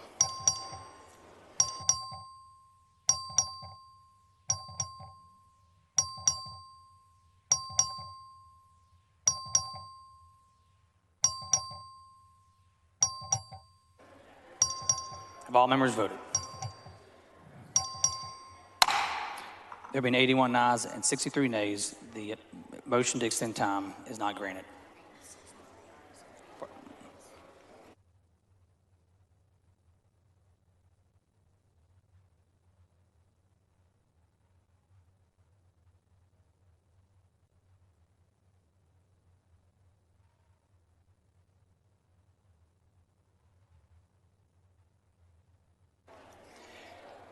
Any member want to speak for, against, or on the amendment?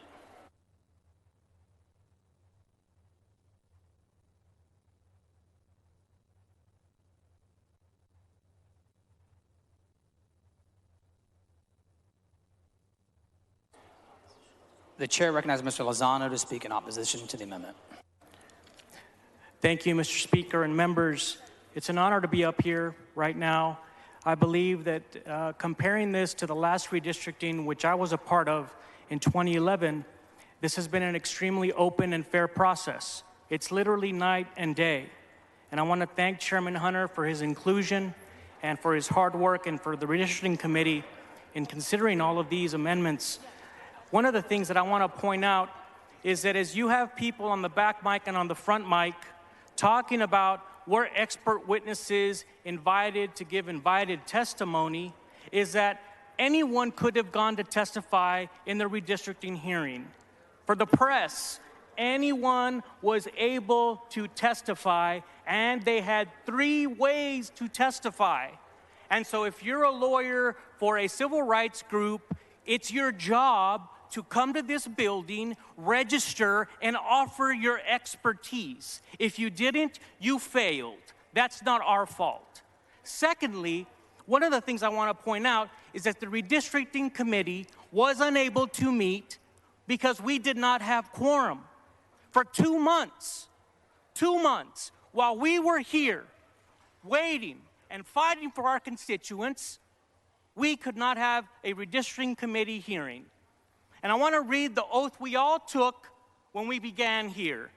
I do solemnly swear that I will faithfully execute the duties of the office of a member of the Texas House of Representatives of the 82nd Legislature of the State of Texas, and will, to the best of my ability, preserve, protect, and defend the Constitution and laws of the United States and of this state. So help Members, me God. please confine your remarks to the amendment. Oh, I apologize. And so basically, members, being here is exactly what it means when it says, to the best of my ability. You've got to be present to fight for your constituents. And so the Committee on Redistricting could not meet for 2 whole months. 2 whole months. And as we hear a lot of rhetoric about race, implying that if we support this map, we are racist.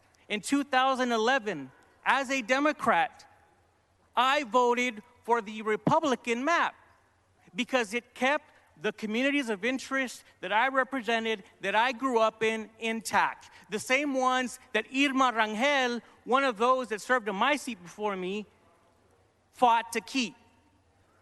And so when we look at a very key statistic that the press never reports for whatever reason, but is to show what the candidate of choice is. It's not Republican or Democrat. And I've got proof in my own races. In 2014, in Jim Wells County, which we've talked about plenty of times, the bluest county in the state of Texas that put LBJ in the United States Senate, in the White House, and really did a bad thing to Andrew Murray's family. In 2014, Wendy Davis got 3,016 votes. Senator Cornyn and Governor Abbott lost Jim Wells County. I won Jim Wells County. I got more votes than Wendy Davis in Jim Wells County. In 2016, Hillary Clinton got more votes than Donald Trump. Hillary Clinton beat Donald Trump in Jim Wells County. I got more votes than Hillary Clinton in Jim Wells County.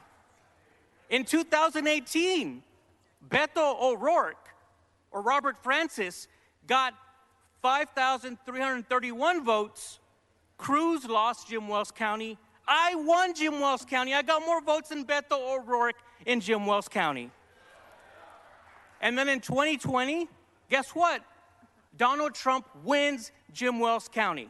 He beat Biden. 7-4-5-3. Mr. Speaker. Mr. Anchia, for what purpose? As entertaining as this hero speech is, will the gentleman yield for some questions? Definitely not. Okay. Not at this time. And so Biden only got 6,119. And I'm very proud to say that even I got more votes than Donald Trump in Jim Wells County. But the point is that I am the candidate of choice for the people of Jim Wells County, a very Democrat county, which is now Republican. Things change. Political norms change. There is no set definition, and we cannot let people pigeonhole us. And so, when they try to, I want them to look at the most liberal states in the United States of America. Let's look at the state of New York. New York has 150 lawmakers. You want to know how many Hispanics there are in New York in the state assembly? Out of 150, 11. 11. You want to get to work? Go work on New York. In the state Senate, out of 63, 5. In the United States Senate, out of 2, 0. In Congress, out of 27, how many Hispanic congressmen are there in the state of New York? In addition to AOC, there are 3. 4 total in the state of New York. In California, 80 state legislative members, 80. Only 20 are Hispanic. In Congress, out of 53 from California, only 15. That's a 41% state, Hispanic state. 41% in California, 20% in the state of New York, and they're all anemic. 7% of the House, 8% of the Senate. I could go on and on. Texas is far more representative of our demographics. And I want you all to know, members, that we need to look at the facts and not let the political rhetoric cloud the facts. Strongly oppose this amendment. Mr. Speaker, will the gentleman yield for questions? The gentleman yields for questions. Thank you, Mr. Lozano. Representative Lozano, do you know the date that the redistricting data was made available to the public and to the state this year?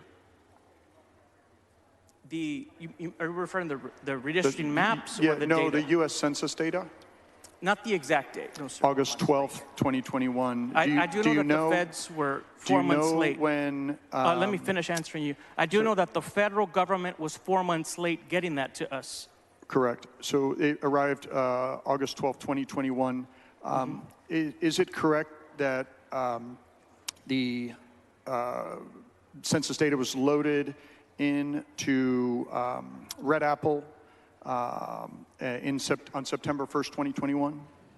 I'm not aware of the specific date. I would submit to you that it was. Is it correct that this body only held 13 of its 25 scheduled hearings in the months before the pandemic started in 2019? Okay, yeah, I thought you were referring to the quorum break. The pandemic? Yeah. Do you know if that's correct? The exact number, are you talking before the previous chair as well? Are you including that? So of the 25 scheduled hearings, 13 of them occurred before the pandemic. Are you aware of that? Okay, because there was a previous chairman of redistricting. He had field hearings all over the state of Texas. I'm just asking if you were aware. So there were field hearings all over the state of Texas. Okay. Are you referring to Chairman King or Chairman Hunter? I'm talking about redistricting hearings. Okay, because there's two different redistricting committees. Is it true that courts have consistently encouraged robust public engagement in the map-making process as a way to ensure the rights afforded under the Voting Rights Act are protected? The robust engagement of the people and the representatives. Okay. Do you agree that courts have the robust encouraged engagement that? of the people and their representatives? So in other words, you should have been here in the summer. Do you agree with that? Yes, the people and their representatives. And do you believe that one hearing after a proposed map has been released to the public and to the membership is robust engagement? There have been hearings, with the exception of when you broke quorum, there have been hearings going on. So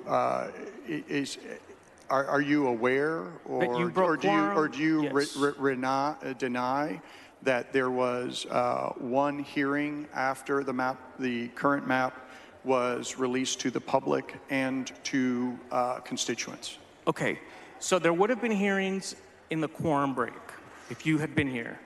There weren't. So you've already acknowledged that census data wasn't available at that time. So I'm not quite sure why you're going back to that point. There were hearings going on before the census data was released. And so when the census data was released, they continued those and hearings. once it had been loaded into Red Apple, and once a map was developed by the committee or by the chair and submitted to the members of the public, are you aware that there was only one hearing? There have been hearings going on, Chairman, since before that. Are you aware that the hearing was noticed the same day for a 9 a.m. committee hearing on Monday, October 4th, providing essentially 3 days, calendar days notice and 1 day business day notice to review the map? Honestly, for the individual hearing you're referring to, I don't know the exact notice dates. Yeah, it was the one hearing after the map was released but to there were members many and the hearings public. before that as well. I shouldn't say that. Did you have an opportunity to review a draft map prior to its release to the members of the committee and to the public? Everyone in the region worked on their own maps. Were you shown a draft map by lawyers or by the chairman prior to its release to the public or to the members of the House of Representatives? No, every representative, including yourself, saw a map of their specific delegation because you worked on it. At the same time? I don't know what time you saw it.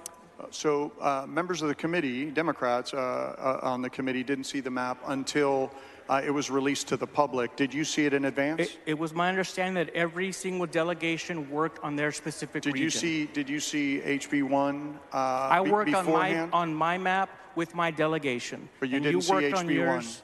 No. Okay. No, sir. Thank you. So do you think that 3 calendar days and 1 business day is sufficient time to review a redistricting map?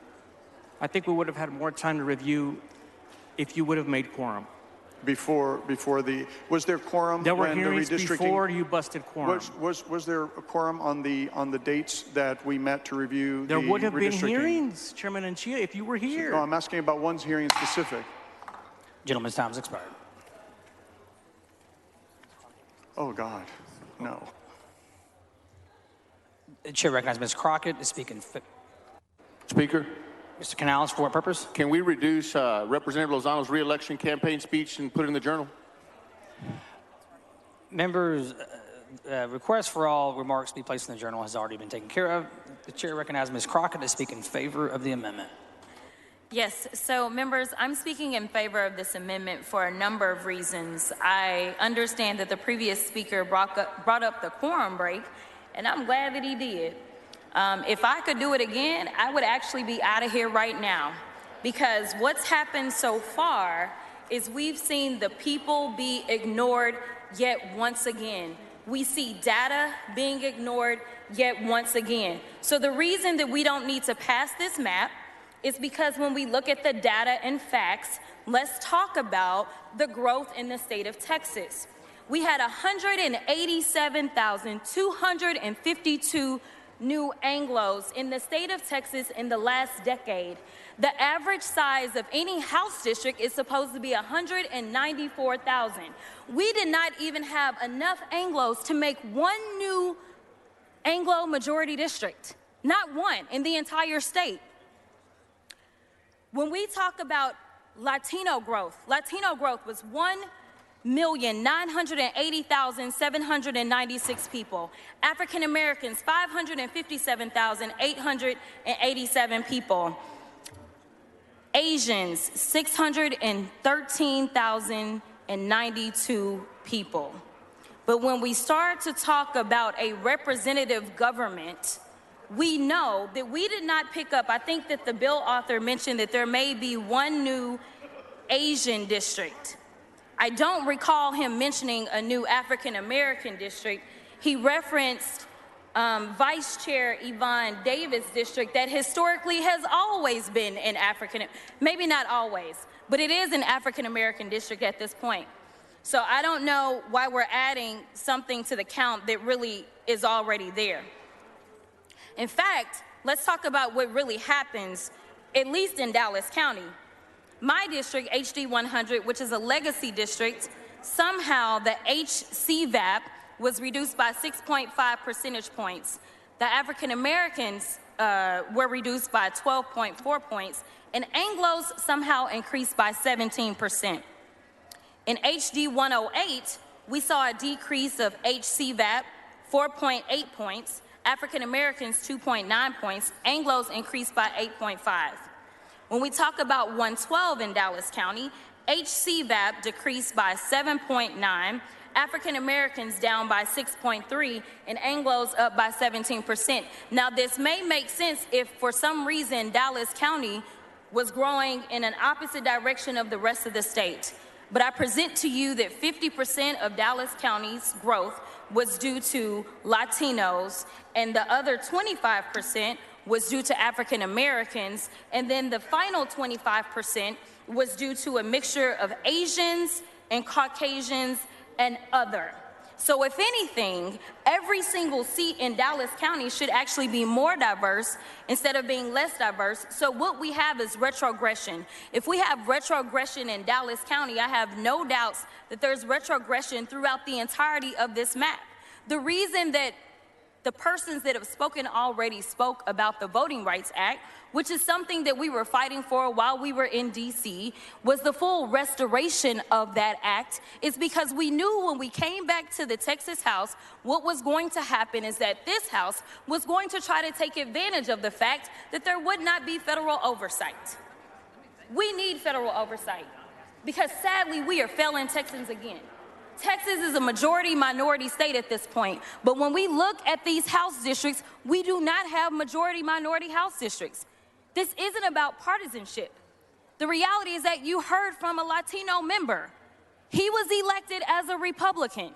We have an African-American member that was elected as a Republican. This comes down to fairness based upon real representation.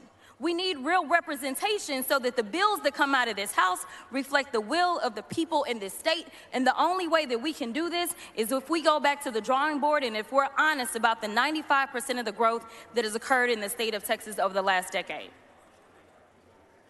Yes, I will yield Mr. for Middleton, questions. for what purpose? Mr. Speaker, will the lady yield for questions? Gentlelady yield for questions? Yes. She yields. Thank you. So, Representative Crockett, I had a couple questions. So, I think you're District 100, right? I am. Are you happy with how that turned out in the current map before us in the committee substitute with your district? No. You're not, and that you've told that to who? I testified in front of the committee and let them know. I And- explained specifically which precincts were broken up as communities of common interest. I also talked about the fact that it is a legacy district and it is grandfathered under the Voting Rights Act. And the fact is they actually decreased my numbers to the extent that it would be an unprotected seat at that point and that it was a clear violation of the Voting Rights Act. I did testify to that. But is there, so I guess my second question, is there an additional African-American seat created in Dallas County under the map before No. us? There is not. There are 4 African American seats currently in Dallas County.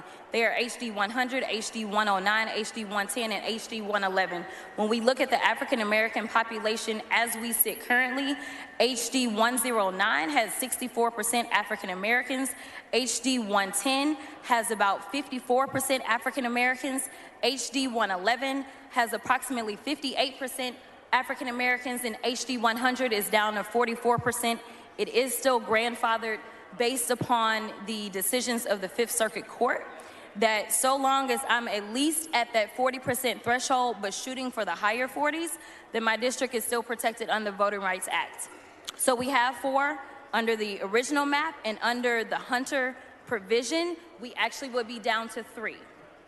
So that's not my understanding. My understanding is that it does create another African-American district in Dallas County, but you do plan on voting no on the bill? Is that I what I'm hearing? absolutely plan on voting no for the bill. And there'll be other amendments to discuss later, and I'll have those questions that time. Thank you. Mr. Reynolds?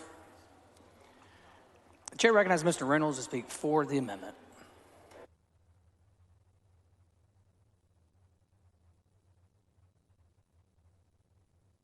Thank you, Mr. Speaker. Members, I won't belabor. Representative Crockett laid out a lot of the points.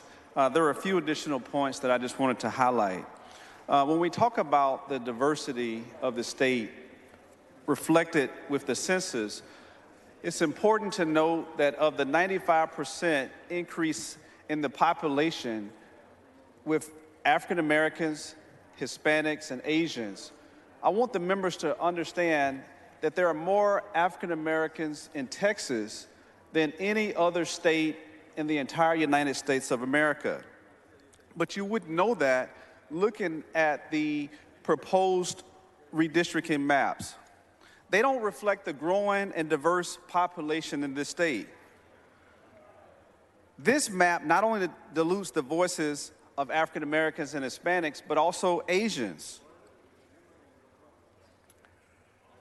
This map does not reflect any increase in African American opportunity districts, although it was stated, it doesn't actually do that. The Hispanic community made up nearly half of the Texas growth over the past decade. All the legislature's maps fail to adequately reflect this growth. We heard testimony before the committee from Texans from across this state. And this map ignores the input from the hearings where Texans overwhelmingly expressed their desire to have fair and transparent process that results in maps that accurately represent them. In fact, all of the proposed gerrymandered maps do the complete opposite of what Texans asked for during the hearings. Instead, they eliminate competitive districts, unfairly consolidate or separate communities of color, and draw districts in direct opposition to the census data. This is reflected in the fact that the majority of the districts in terms of white representation went from 67 to 72, despite communities of color accounting for 95% of the growth. Rather than drawing new opportunity districts to represent the growth of African Americans, Asians, and Hispanics, the number of these groups actually decreased.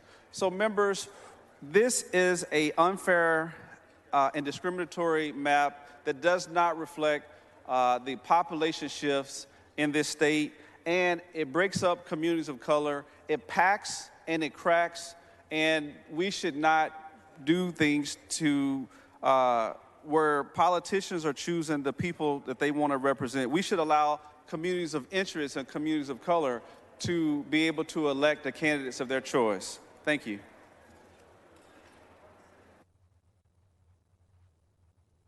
The chair recognizes Mr. Anchia to close on the amendment.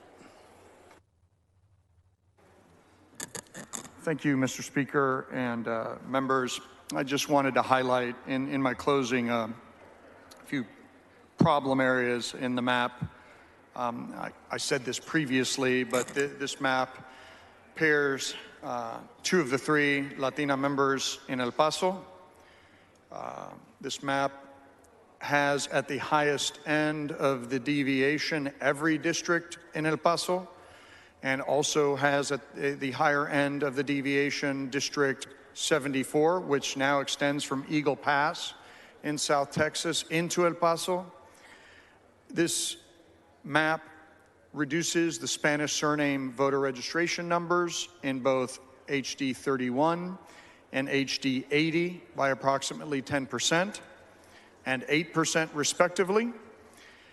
And this map reduces the Spanish surname voter registration, the Hispanic voting age population, and the Hispanic citizen voting age population by all 3 of those metrics at the rate of about 10% respectively in HD 90 in Tarrant County. And I will reiterate just for the record that HD 90 was subject to prolonged and successful litigation during the last redistricting cycle, during which the United States Supreme Court held that this body intentionally and unconstitutionally discriminated against Latino voters. And while Harris County growth was predominantly Latino, that the current map retrogresses 2 Latino performing districts in House District 145 and House District 148, and that this means that Latinos will have a less of an opportunity than other members of the electorate to participate in the political process and to elect people of their choice. Another area of concern with this map is that it violates the, quote, county line rule, and that county line rule is broken twice in the current map, both in Tarrant County and Hidalgo County, and then also Henderson County. So I just raise those substantively as objections and challenges with this map. And then, of course, we spent some time discussing procedural irregularities. And in my dialogue with Representative Lozano, I think he understood that census data was not loaded into Red Apple and State's application until September 1st, and that census data was not made available to the state and to the public until August 12th, 2021, at both times when quorum was present, and that there was only one hearing once the map had been released to both the members of the legislature and to the public. So, members, with those both substantive and procedural concerns articulated with respect to the map, I ask for your favorable consideration of this amendment. Thank you.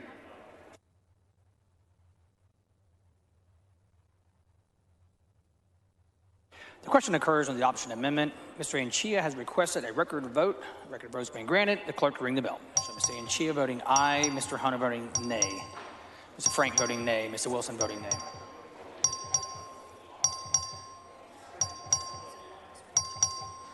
Have all members voted? Mr. Tinderholt voting nay. All members voted. There being 65 ayes and 82 nays, the amendment fails to adopt.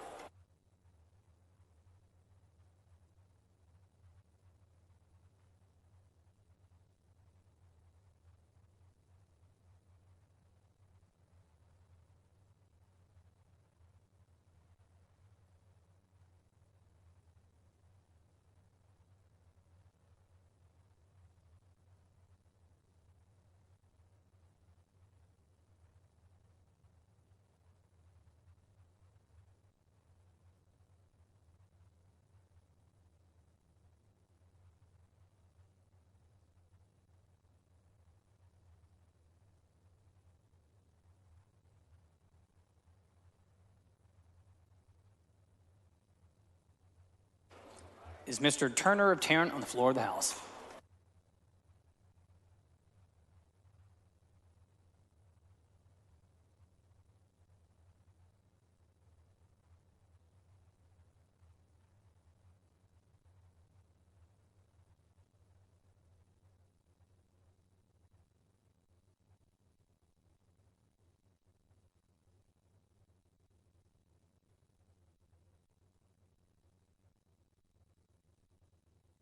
The following amendment, the clerk read the amendment.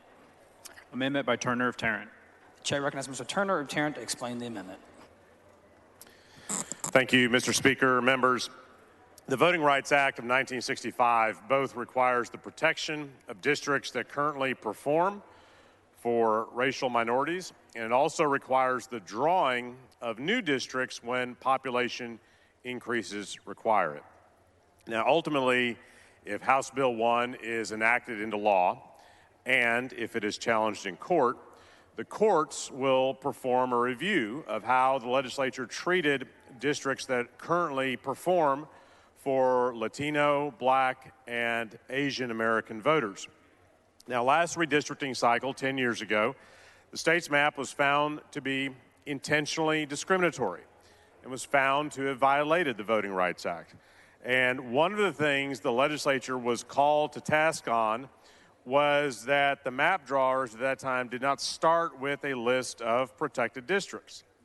So this amendment is not a map. This amendment is text and is simply to help us avoid repeating this same mistake in this round of redistricting. So what this amendment you have before you does is it lists the House districts that may not be retrogressed under the Voting Rights Act. Now, because this redistricting process has been so rushed, as we discussed on the previous amendment, we haven't had the opportunity to hear from the map drawers what districts they viewed as protected under the Voting Rights Act, nor do we have the opportunity to hear from resource witnesses or expert witnesses in the committee process as to what districts the legislature should treat as protected. So this amendment would help the legislature by adding a section to the bill of legislative findings indicating that it is the intent of the legislature to comply with the Voting Rights Act and not undermine the performance of this specific list of protected districts. Mr. Speaker. Mr. Anchia, for what purpose? Thank you, Mr. Speaker. Will the gentleman yield for questions? Will the gentleman yield for questions? Yes, I will. The gentleman yields for questions.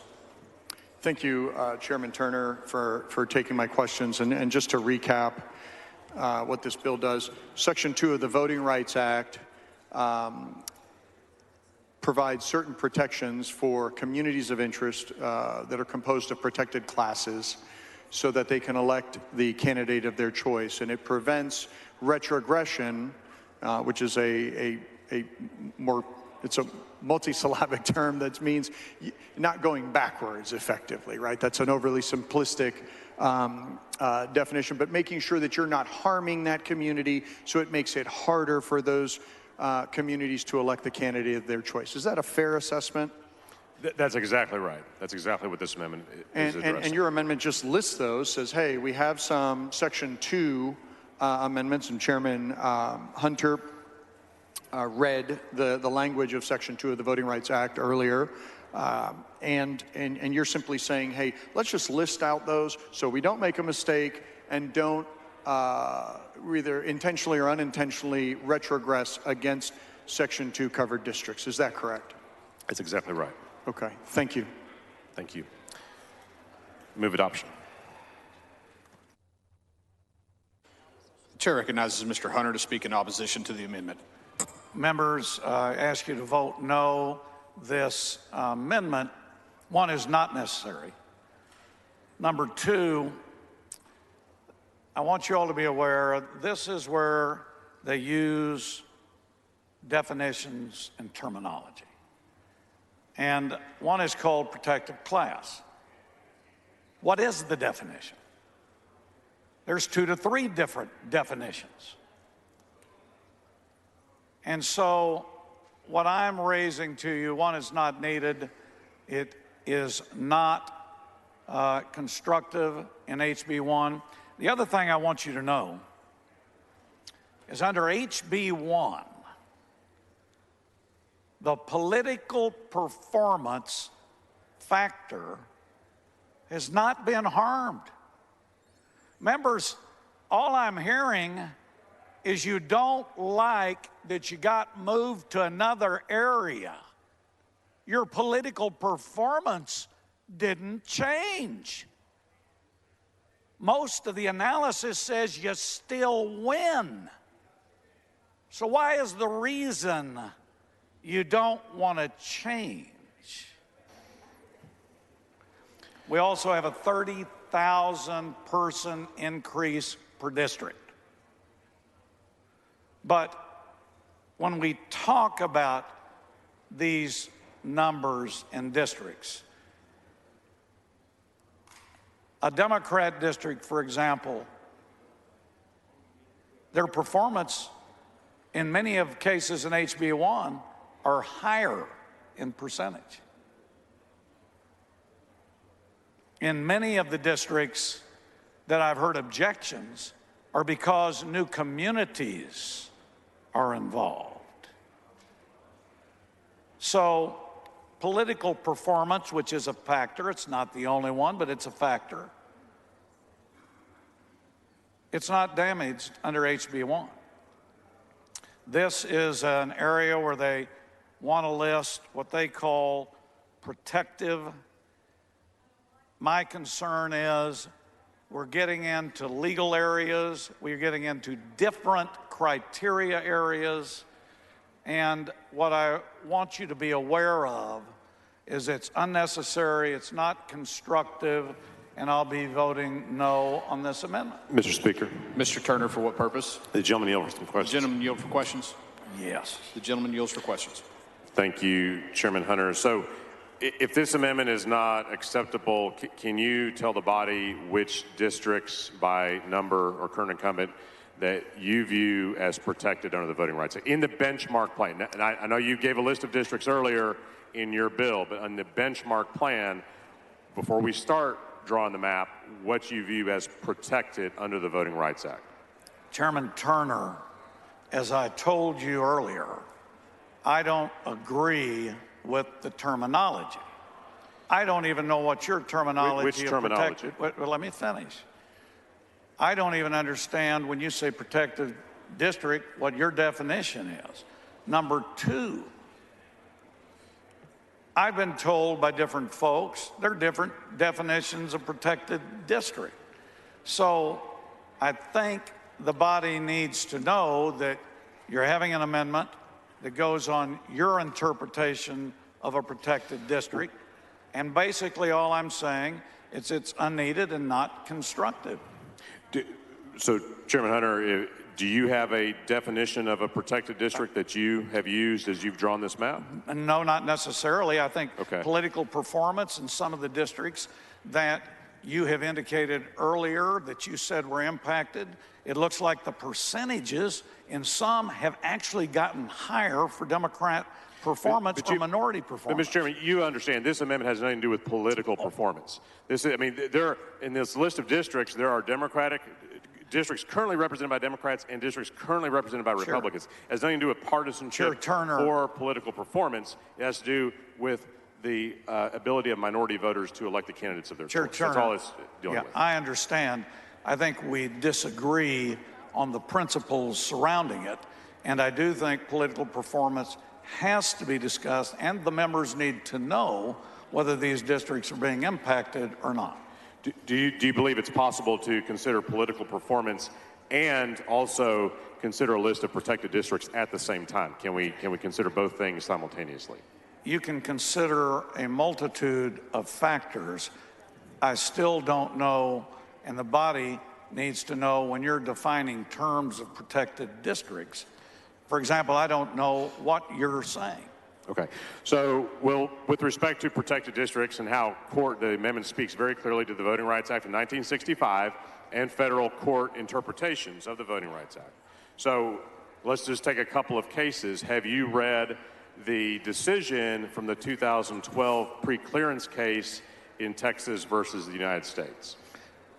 Mr. Turner, I may have read some of these cases, but I can't tell you the specifics here.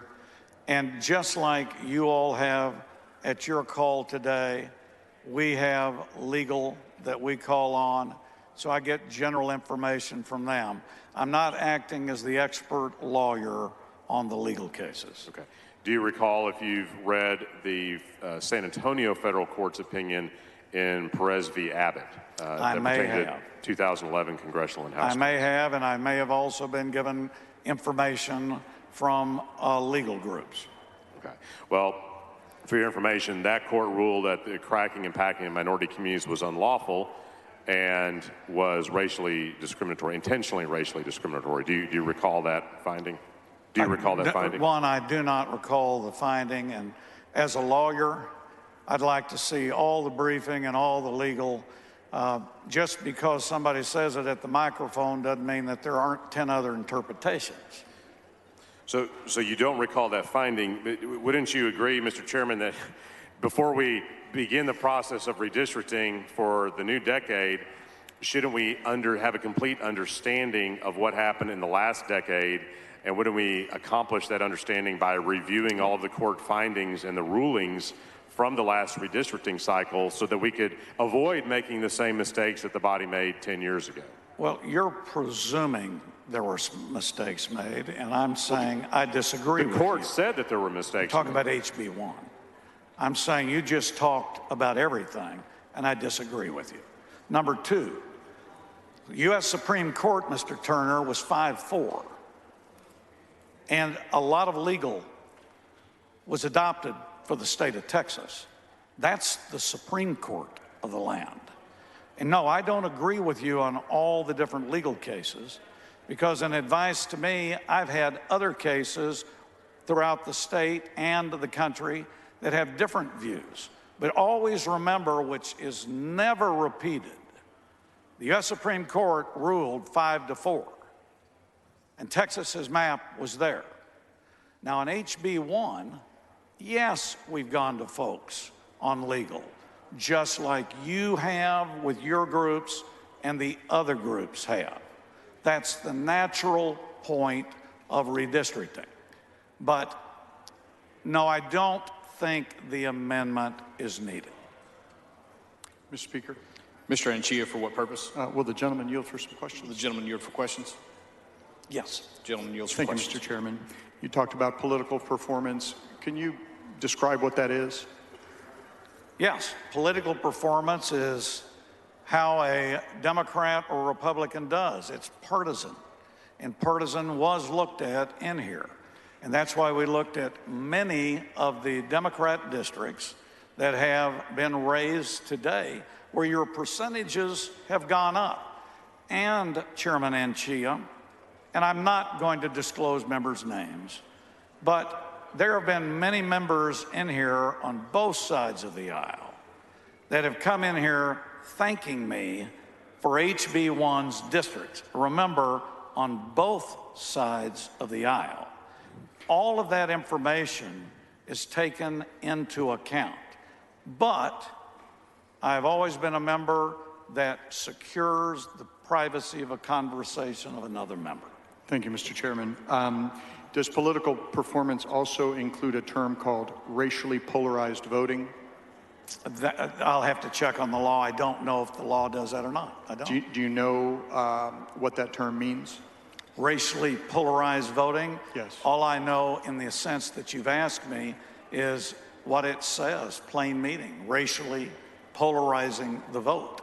Well, but if based there's on that plain meaning. But let me finish. As Chairman Turner brought up, there are different cases dealing with, and I want the body to know, there are different law cases that deal with the terminology. And we may disagree on being in a box on the definition, because I think it also involves more than just one case. But I understand where you're coming from. Thank you, Mr. Chairman. There's a long line of cases related to this. Gentleman's time has expired. Thank you, Mr. Speaker. Will the gentleman extend time, or motion to extend time? Without objection, the gentleman's time is extended.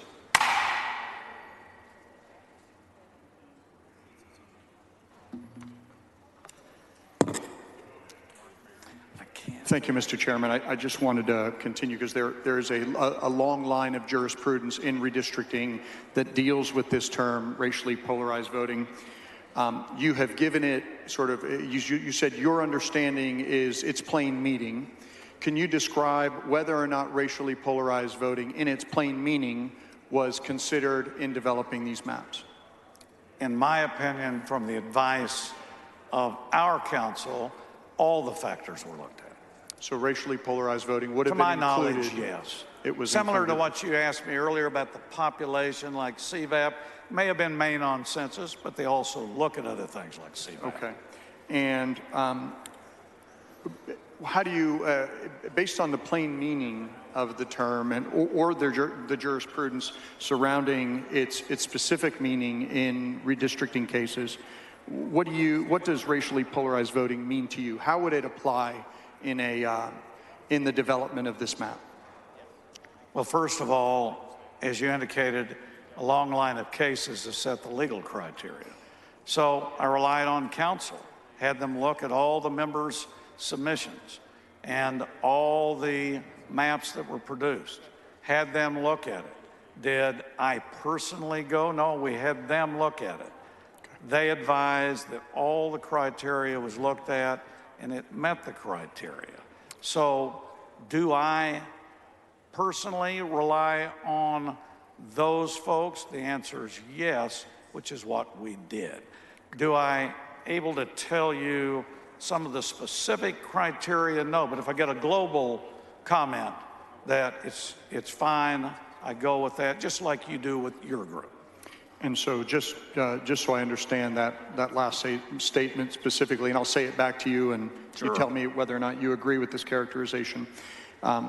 You said that it was racially polarized voting was considered in the development of the maps, but it was mainly handled by council, and you are unable to specifically say in which districts it was included in the analysis. Is that a fair statement? I don't agree with anything you said. Okay.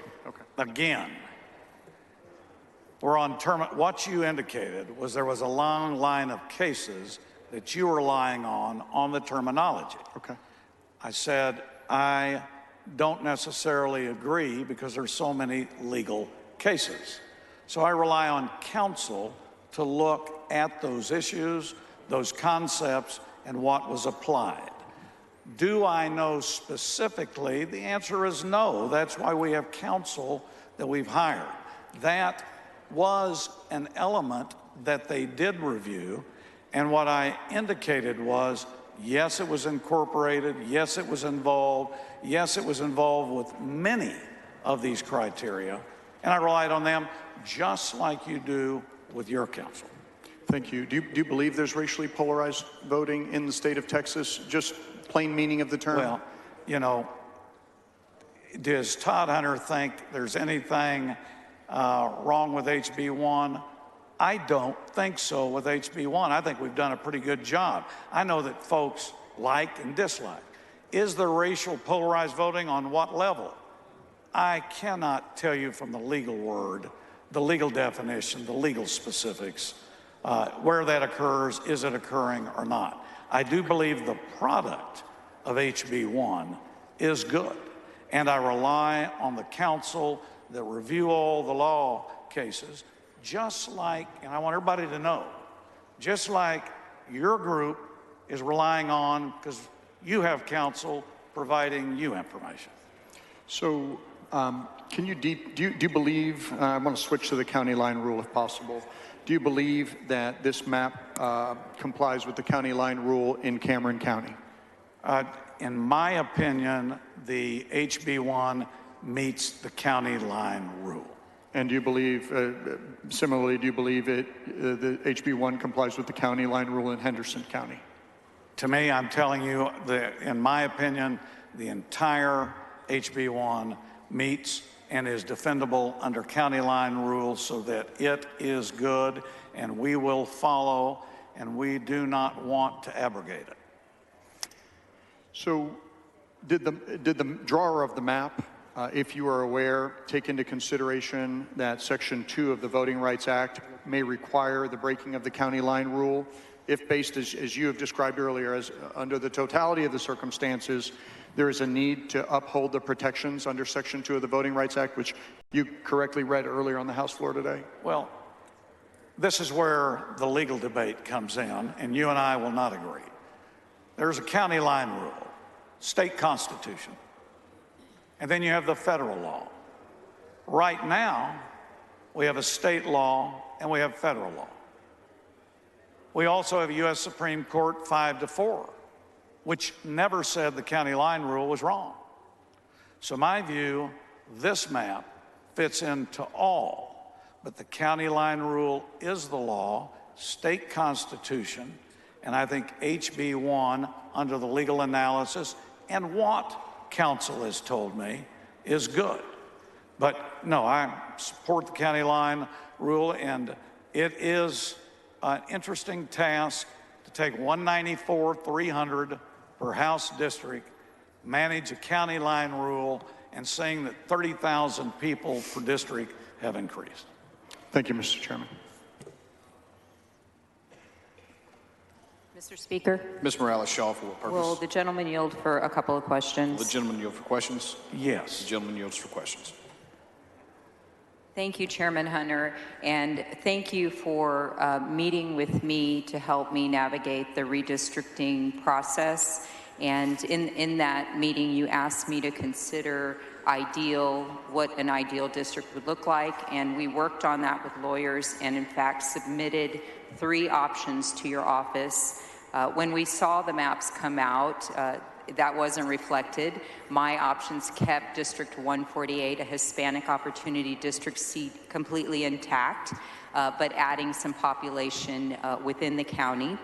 And I wanted to thank you for that. When you mentioned, and I'm just paraphrasing, that you really weren't seeing more than members being unhappy that they were having to move because of new areas added into their district, I was elected to be a voice for the people in 148, so I stand up here and I'm compelled to come up here and to point out that, in fact, if you look at the map in front of me, the blue, let me just make sure.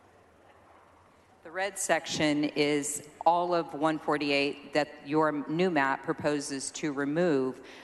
So I stand up here as a voice for Lindell Park that's in that district, the Historic Heights community, the historic near North Side and North Side community, and all of the other areas, but those are the majority of them.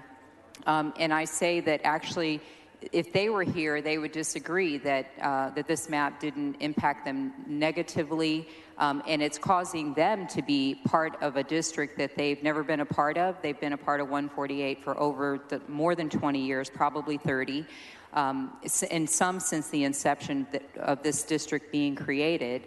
And I would just ask if you would, and I was hoping to ask this when you laid it out, but what would you say to those neighborhoods that if they were here today would say to you, we don't want to be moved out of our district because we've always been here and now we cannot elect the representative of our choosing. I'm here on their behalf, and if you would explain to them something, you probably would bring them some solace and maybe bring them to some center of agreement that this map was created in their best interest and not to harm them. In response, first, I appreciate you at least admitting in front of the body that you have been using counsel and lawyers like many people who have not told us they are. So I want to thank you for confirming and affirming that there are private lawyers being used, and I want everybody to know that. 2, we do disagree a little bit. I don't believe your district is a non-performing district. I believe yours and others are very performing. The commentary that I've heard is not a lot of negative on HB1, especially in a lot of private conversations.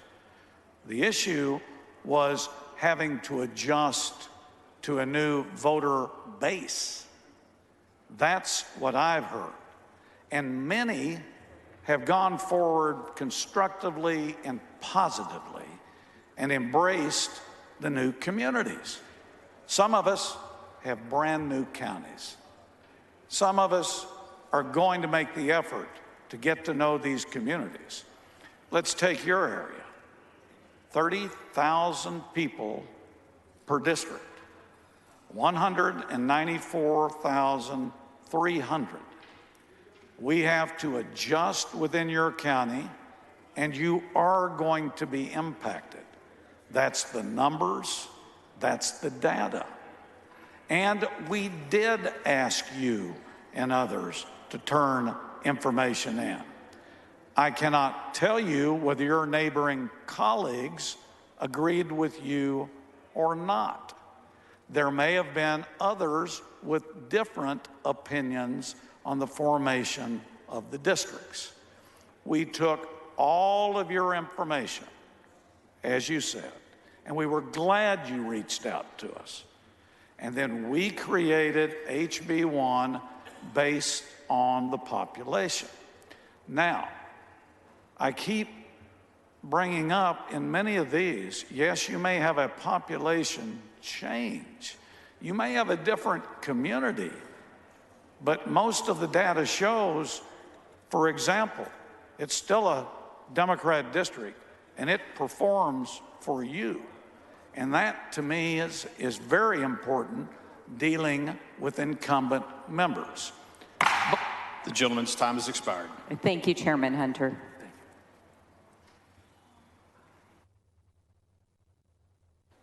Anyone wishing to speak on, for, or against the amendment?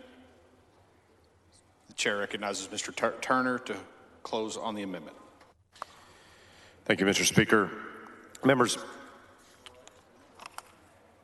this amendment is very simple, and I heard what Chairman Hunter's saying about people have different definitions, so let me be very clear about what the definition is in the plain text of the amendment.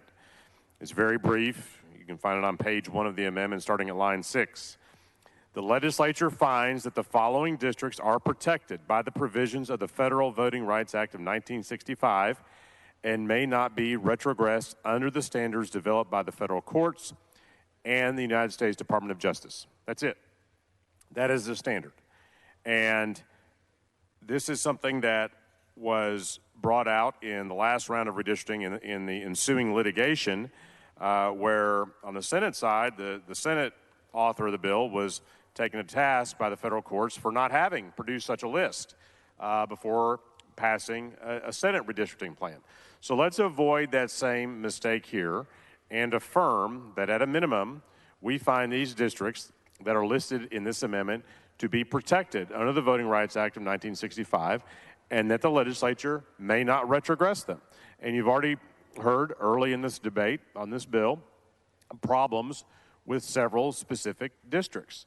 We talked earlier about problems with how Bell County is treated in this map, with problems about how Denton County is treated in this map, how House District 90 in Tarrant County is retrogressed in this map. And so the first step to avoiding the legislature repeating the same mistakes of the last decade is to affirmatively say this is a list of districts that we believe are protected and may not be retrogressed. That's all this amendment does. It's very simple, and I would ask for your favorable consideration. I ask that you vote for this amendment. Question occurs on the adoption of the amendment. A record vote has been requested by Representative Nchia. All those in favor vote aye. All those opposed vote nay. The clerk will ring the bell. Show Mr. Hunter voting nay. Show Mr. Turner voting aye.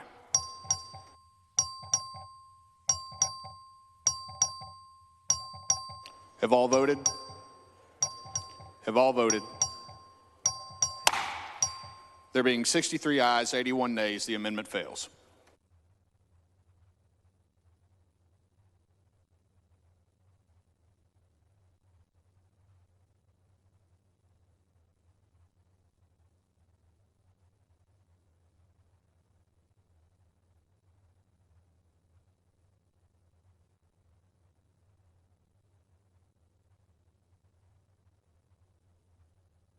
The following amendment, the clerk will read the amendment.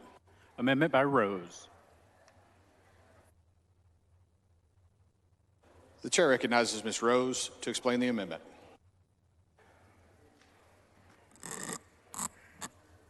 Thank you, Mr. Speaker. Members, the amendment I'm presenting to the body today addresses the concerns of many of us in this chamber regarding the disenfranchisement of voters of color.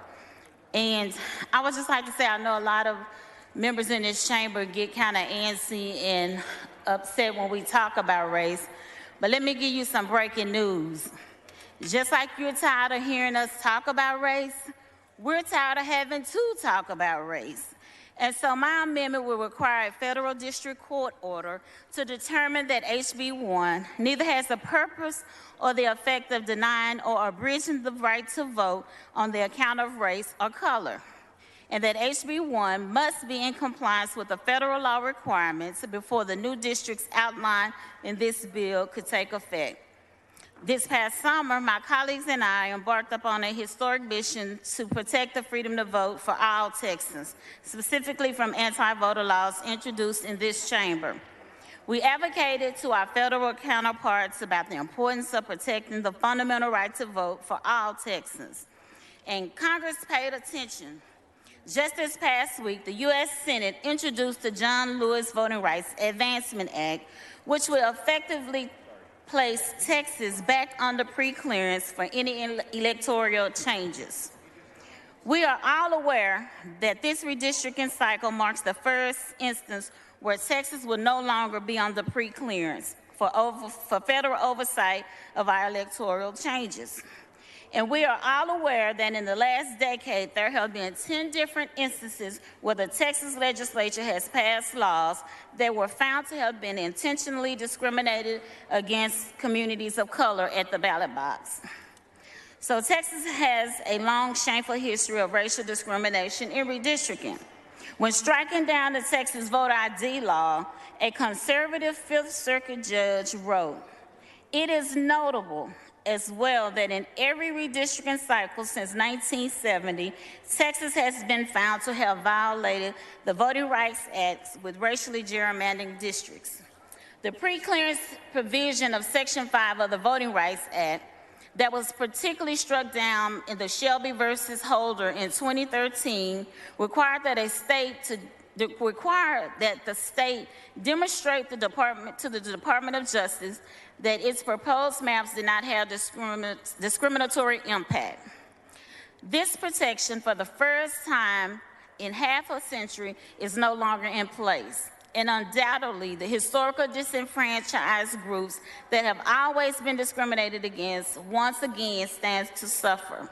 So members, this amendment ensures that Texas is following the rules and that we are not disenfranchising any voters of color, that we have someone checking that we are doing the right thing and what's best for Texas. So I move passage. Mr. Speaker. Mr. Nchia, for what purpose? Will the gentlelady yield for Will questions? the lady yield for questions? Yes, I will yield. The lady Thank yields you, for Representative Rose. As I understand your amendment today, it's fairly straightforward and would be essentially the practice that we've used since Section 5 of the Voting Rights Act was in place, which is the state must submit either to the D.C. Circuit Court or to the Department of Justice whatever plans it adopts today or in the future related to redistricting for pre-clearance to make sure that there's no discriminatory effect or intent. Is that the way you read the amendment? That is correct. And I think you correctly point out as we have that this is the first cycle that we do not have Section 5 in place in recent memory. Is that correct? That's correct. And finally, you also correctly point out the 10 findings of intentional discrimination on voting rights matters by federal courts, which heightens the concern of many members of the public and also members of the House with respect to any redistricting or voting rights matters. Is that right? That's right. Thank you for bringing this amendment. Thank you. The chair recognizes Representative Landgraf to speak in opposition to the amendment.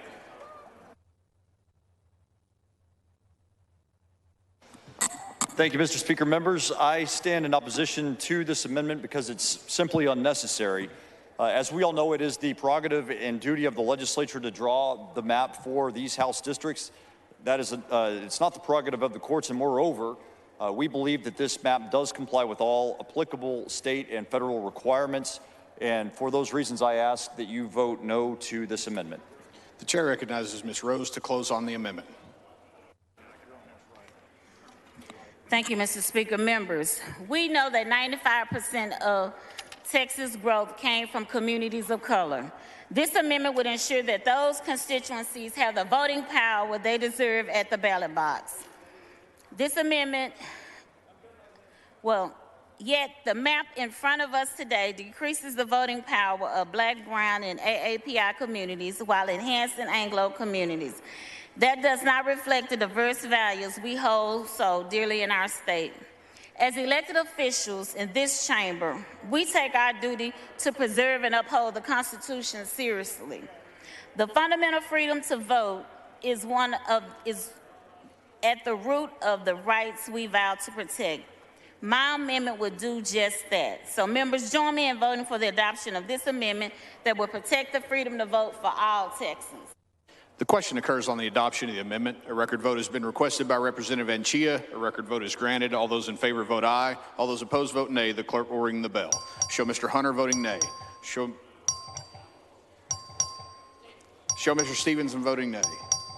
Show Mr. Harrison voting nay. Show Ms. Rose voting aye. Have all voted?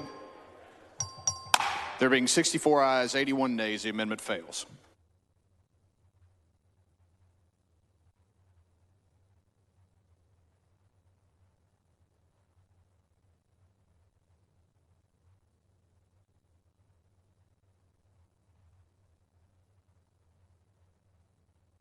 The following amendment, the clerk will read the amendment. Amendment by Wu. Chair recognizes Representative Wu to explain the amendment. Thank you, Mr. Speaker. Members, this amendment is very straightforward. It is an amendment asking for a study to make sure that what we're doing here today does not negatively affect ethnic and racial groups across the state. Over and over again, we've heard members talk here on the floor, in committee, to press, on social media, that there is no racial discrimination in this redistricting bill, that race was never considered, that they don't even see color, that we can't possibly negatively impact communities, that we don't even know where they are. So let's make sure of that. Let's make sure that's actually true. If we're so blind to what we're doing, maybe we have inadvertently, accidentally caused racial discrimination.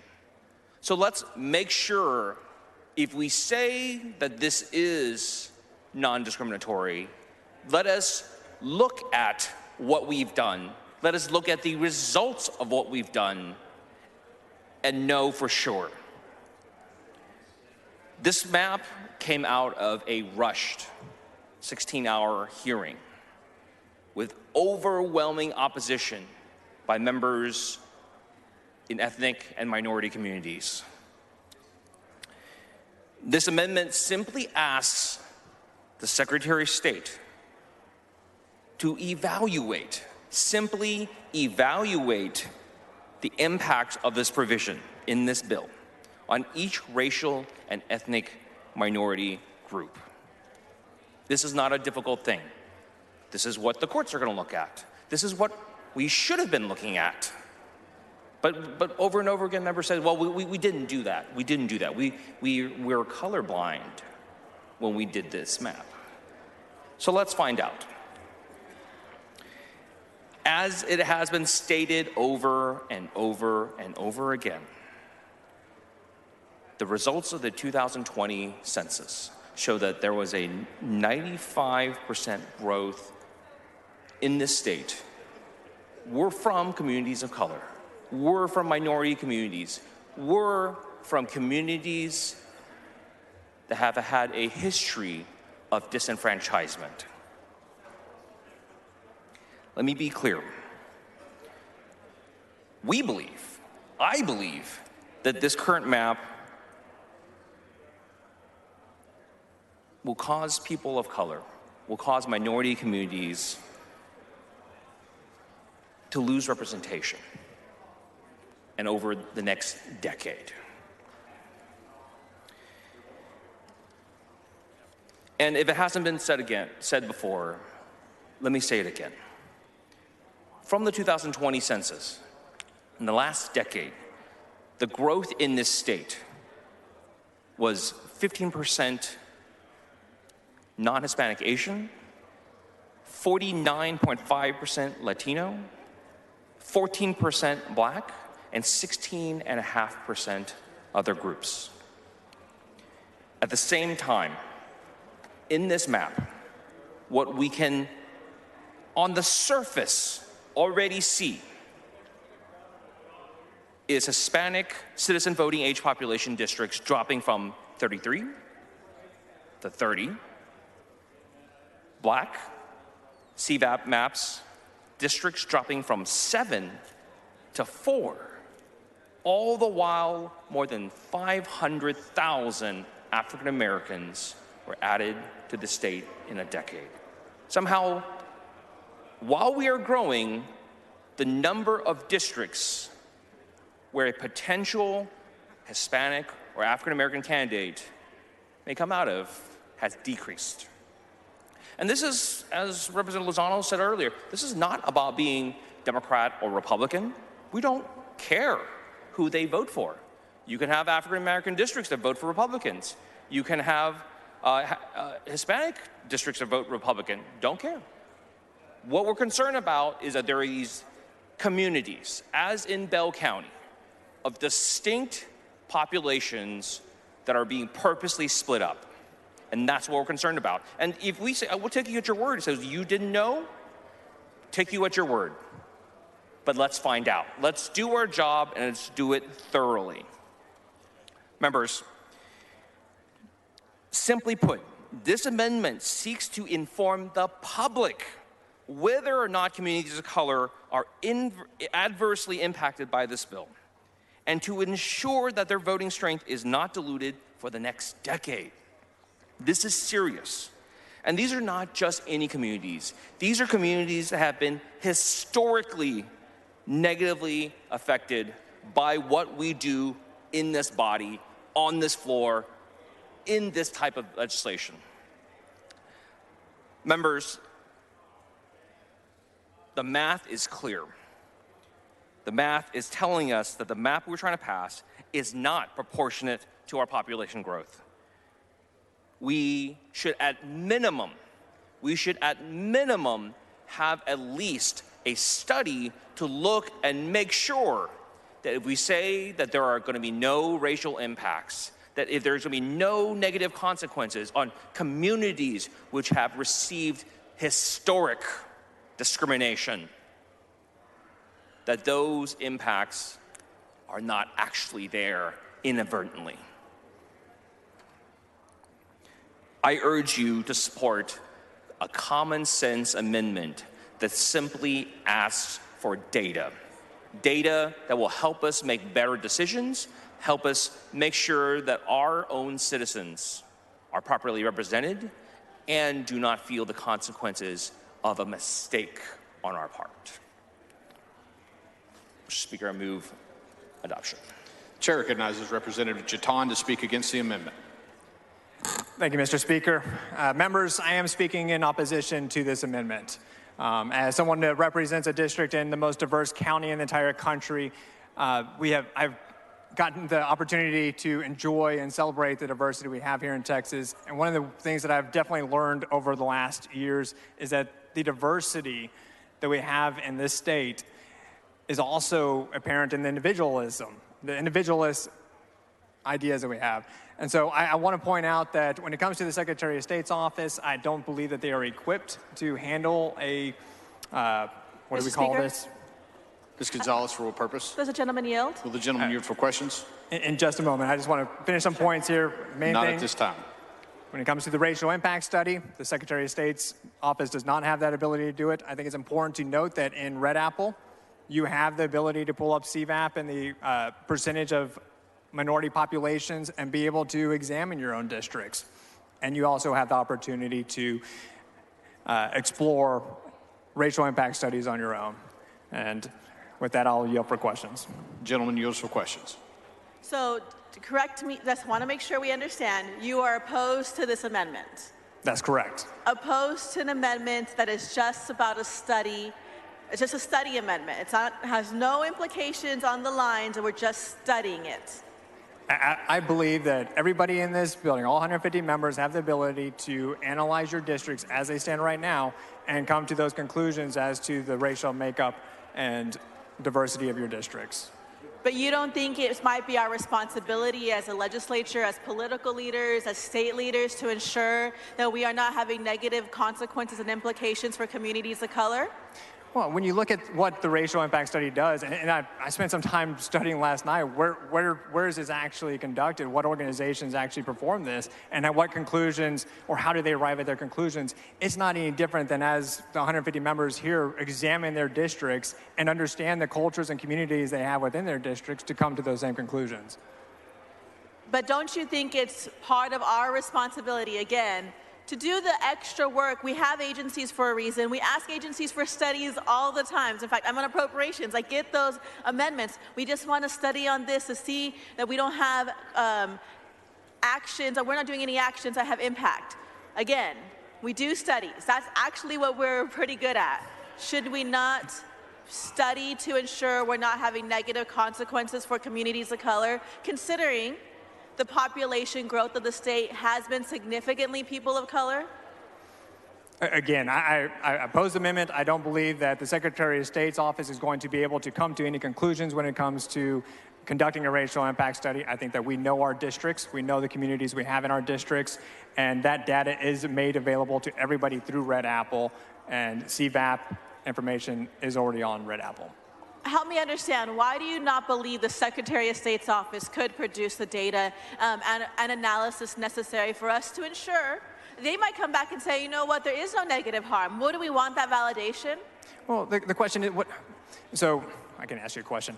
My statement is that the Secretary of State's office would use the same data that we have currently available to us as members. We can produce that analysis and come to our conclusions when we're putting together this map, which is what we're doing right now. But the Secretary of State's office might also have additional data that they could use to overlay on top of the Red Apple data to ensure that we are not doing anything that would have negative implications on communities of color. Because don't you want to make sure that your very diverse district and all the diverse districts across the state don't have negative consequences? Well, I think this is why it's so important that we as members are the ones making this map. We understand our districts, we know the communities that are there, and are able to make those decisions. I don't believe that you're going to find that there is any information or data that the Secretary of State's office has that we don't have ourselves to make these determinations. Like I said, When it comes to the voting age populations and the different demographics, we have that information and we're able to run that analysis ourselves. But we may have the information, but to conduct the analysis necessary, we may not have those tools. Well, the Secretary of State's office does have those tools, because why? We, the legislature, fund them to have those tools. So shouldn't we use the tools that we have appropriated to ensure, again, that we are not harming or having negative implications on communities of color?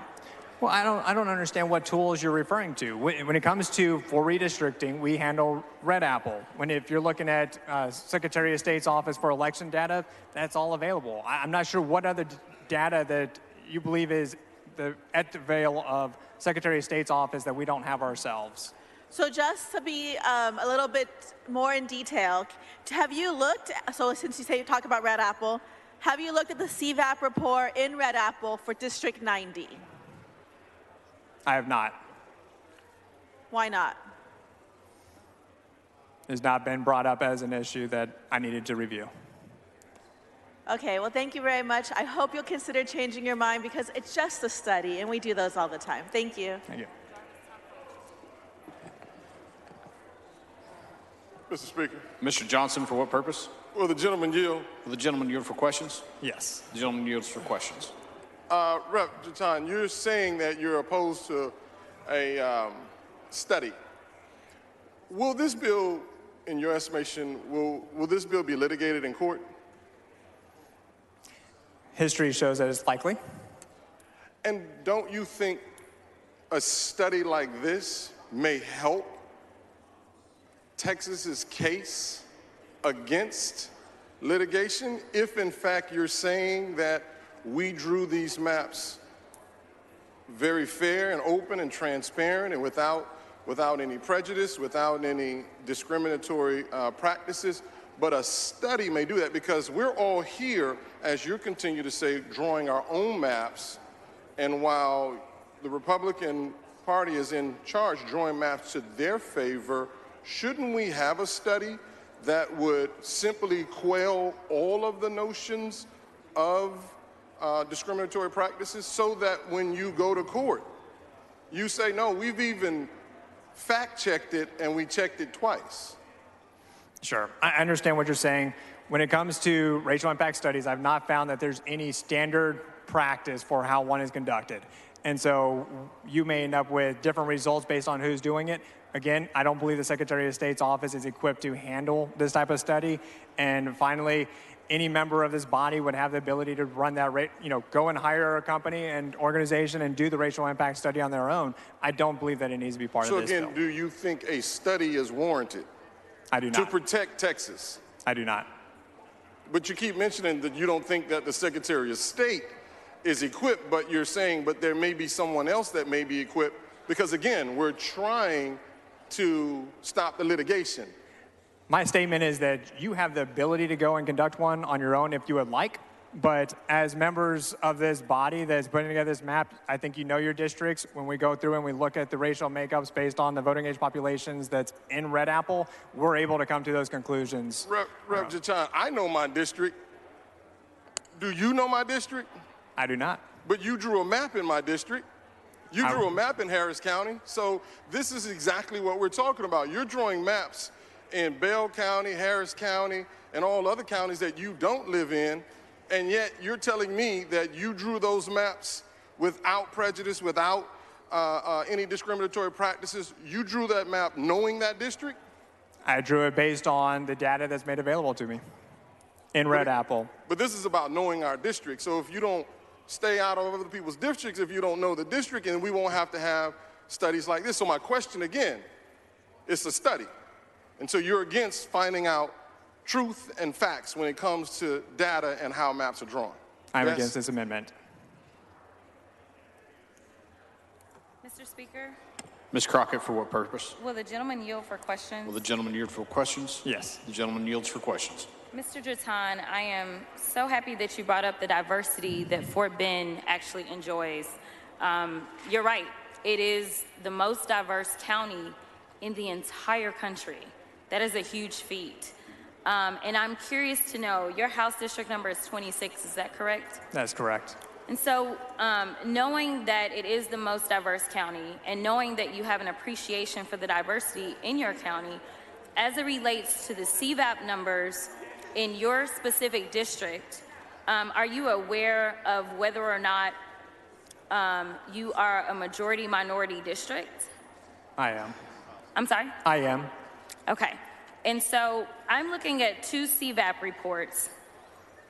One that shows that Anglos in your district are at 54.6%, and one that shows that Anglos in your district are at 46.4%.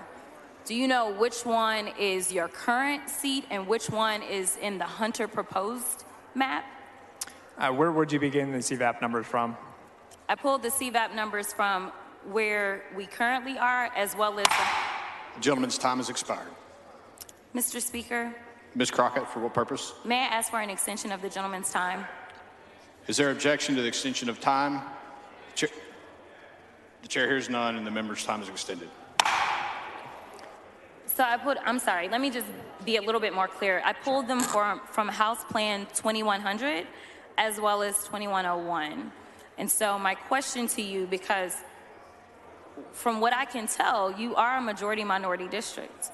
But based on the proposed, and I haven't seen your amendments, and maybe your amendments fix this and we haven't gotten there, but it seems as if your district goes from a majority minority district to not being a majority minority district anymore. Are you aware of that? So my district, if I'm not mistaken, is 41% Anglo. Okay, so these are the CVAP that I pulled. So I must have, is that based on your amendment? No, it's not. That's based on the Hunter proposed map? That's correct. Okay, and in your original map, as we currently are before we go through whatever our maps are gonna be, what is your current percentage? I don't recall. Okay. The chair recognizes Representative Wu to close on the amendment.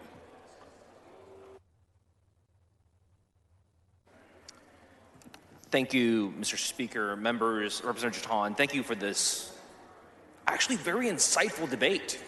This is actually exactly what we needed to talk about. Representative Jeton, in his opposition, said over and over again, we should look at it ourselves. We should draw the maps ourselves, and then we should look at it and make sure that we didn't do anything wrong ourselves. What's the problem there?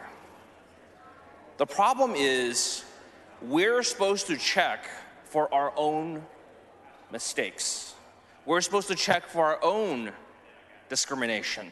We're supposed to check for our own biases. What if a member doesn't want to check? What if a member intentionally doesn't want to check? That's the whole point. That's the whole point of having someone who is not elected, someone who is not elected and is worried about their own maps. That's why we're asking the Secretary of State to do it. Well, if we had one.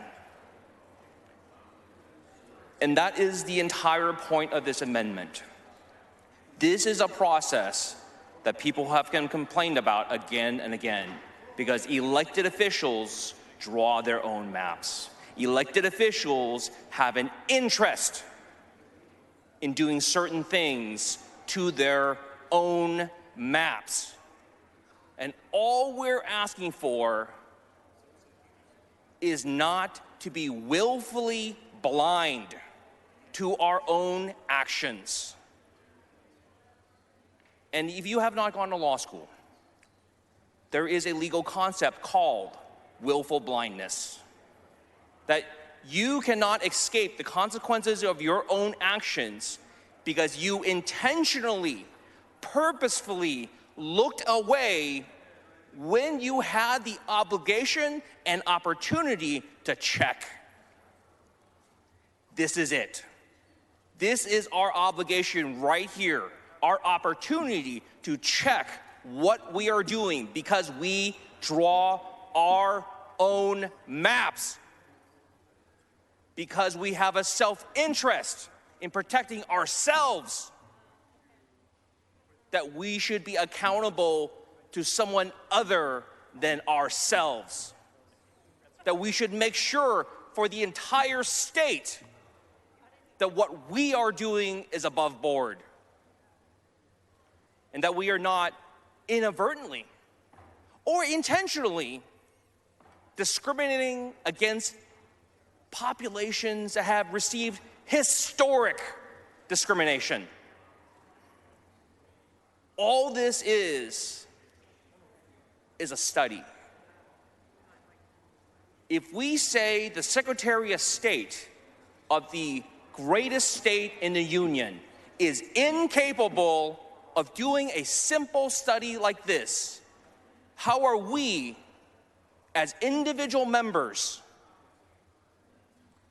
with a chief of staff and a district director and not much else, supposed to have the resources to look at these things and understand them and follow federal law and look at what the case law says and figure out what is or is not discrimination? Do not vote this legislation down, or do not vote this amendment down. It is willful blindness. We are purposely stabbing out our own eyes in order to protect ourselves. We often say trust but verify. If you vote this amendment down, this bill will be trust, but just trust. Don't worry about the verification. Move adoption. The question occurs on the adoption of the amendment. A record vote has been requested by Representative Anchia. All those in favor vote aye. All those opposed vote nay. The clerk will ring the bell. Show Mr. Hunter voting nay.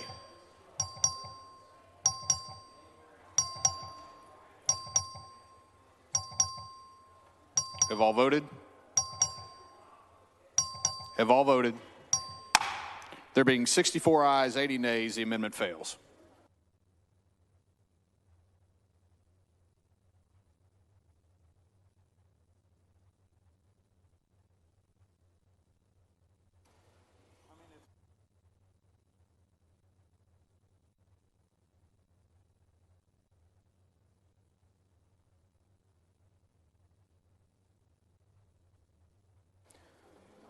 The following amendment, the clerk will read the amendment. Amendment by Anchia. Chair recognizes Mr. Anchia to explain the amendment. Thank you, Mr. Speaker and members. I'm going to be offering this up and then pulling it down, just so you know. But this amendment is a demonstration map that is intended to demonstrate just how far the underlying map goes in terms of shortchanging Latino representation in the state. The current map does not approximate equal representation. Why is representation important? Because it impacts policy outcomes and it makes people's lives better. Under the benchmark plan, and I know the chair and I have had some dialogue on this, he applies a VAP standard. I think the Fifth Circuit applies an HCAV standard. So the benchmark plan only has 33 majority HCVAP, Hispanic citizen voting age population. We don't need to put it up. Districts. So Latinos are already starting off on a proportional basis from a 27% deficit if you were just doing person per person representation. So from this mixture of explosive growth, 50% of it was from Latinos, we're already starting off from a pretty significant deficit. And if you account for the additional retrogression in House Districts 31 and House District 80 in South Texas, the map actually has as little as 28 performing seats which actually perform for cohesive Latino communities.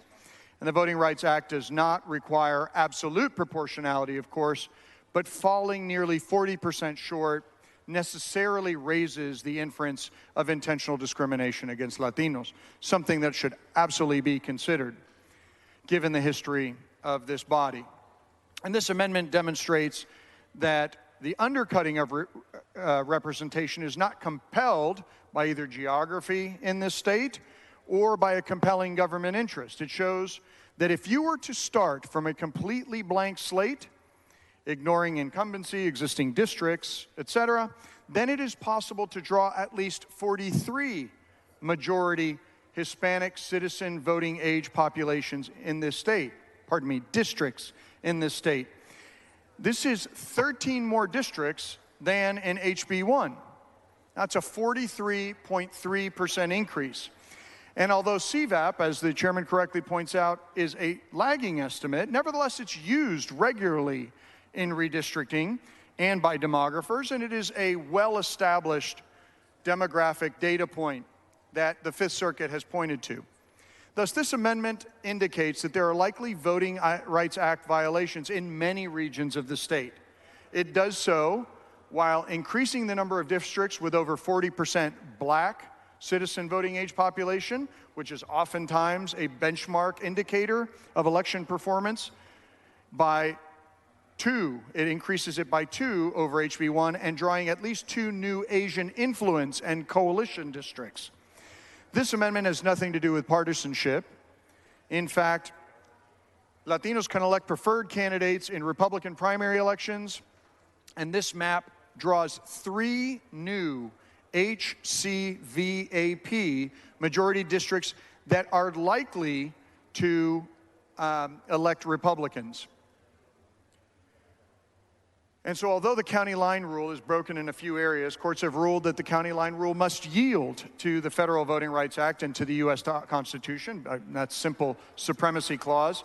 And indeed, HB1 itself breaks the county line rule multiple times, splitting Cameron County in 2 directions and splitting Henderson County, despite the fact that it is not large enough to warrant splitting. So in sum, the amendment proves a point. Latinos are already grossly underrepresented in this state, and this cannot be explained by geography, and it cannot be explained by partisanship. We need to be moving in the direction of more representation, given the growth in this state, and not less. And I have several other amendments which show how we can take small steps forward towards more representation while remaining within the parameters of existing districts and the existing framework of HB1.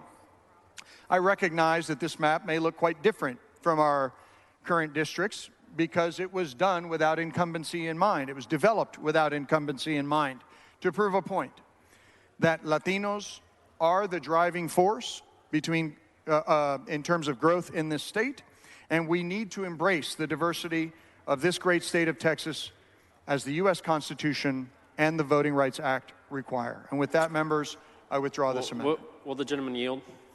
Will the gentleman yield for questions? I'm happy to yield. I'm withdrawing the amendment if you still care to ask questions. I do have a few questions because this With pleasure. was offered The gentleman in yields for committee. questions. Then prior to withdrawing, I would field the questions from the good gentleman.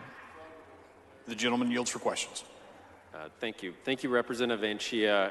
I believe this is the same as Plan 2133 that you offered in redistricting committee. Is that? I'm not sure the exact number, but I did offer this in redistricting committee.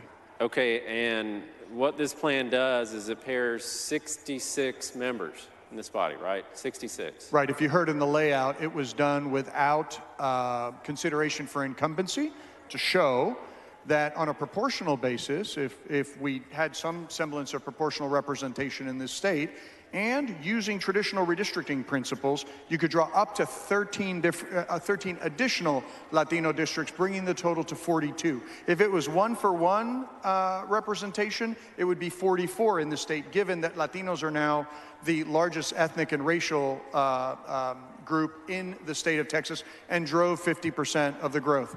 But because neither the Voting Rights Act nor the Texas or U.S. constitutions requires 1-for-1 proportionality, we simply use traditional redistricting principles, again, irrespective of incumbency, to show that under a Hispanic citizen voting age population metric, you could draw up to 13 more districts. So in committee, you did not withdraw this in committee. This is identical, as far as I can see, as the plan you offered in committee. and you did put it up for a vote. It only failed by a single vote.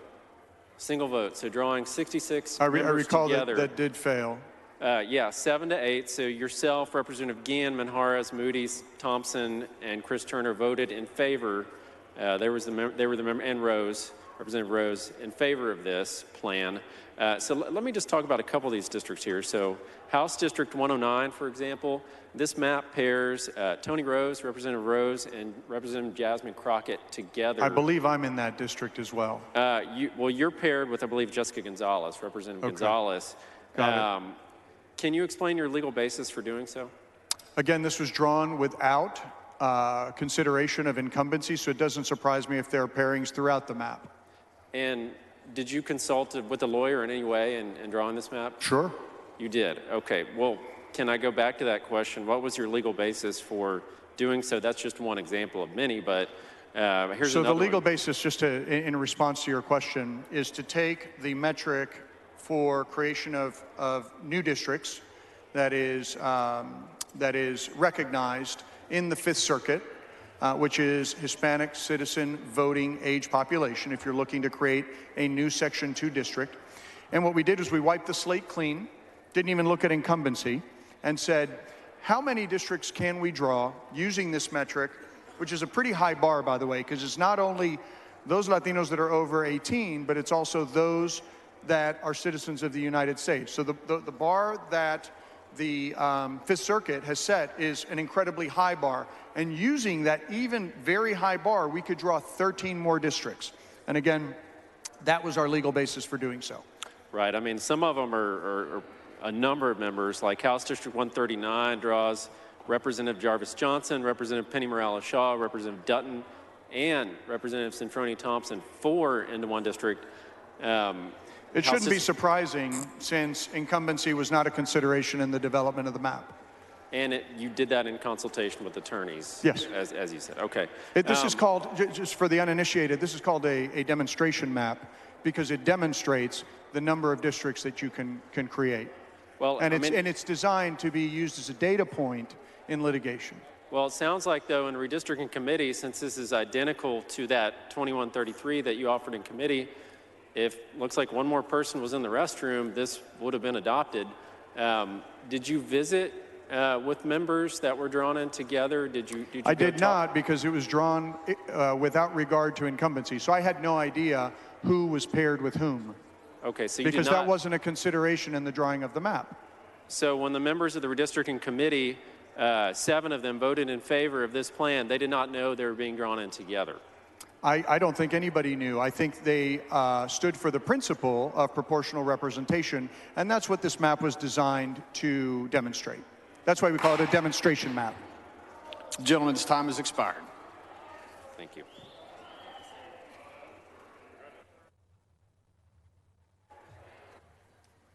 Oh, sorry, Representative Sheets, I apologize. Sheets used to do that all the time.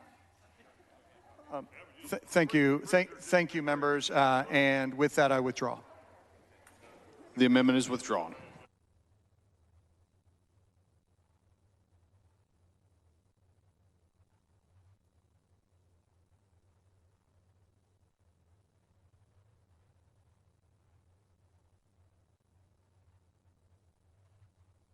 This is Ms. Collier on the floor of the House.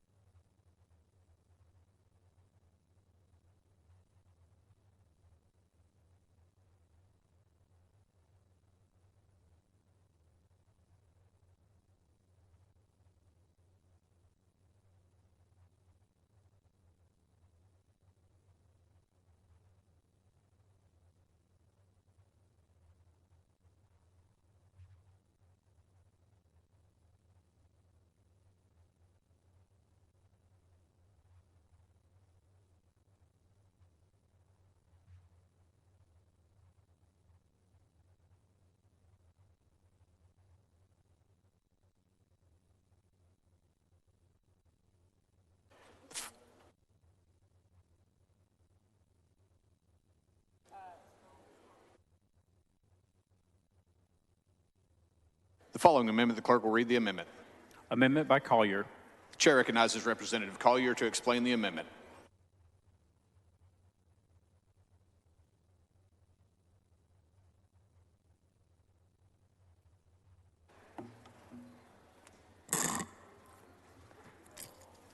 Thank you, Mr. Speaker. This map is presented to comply with the Voting Rights Act and adhere to traditional redistricting principles.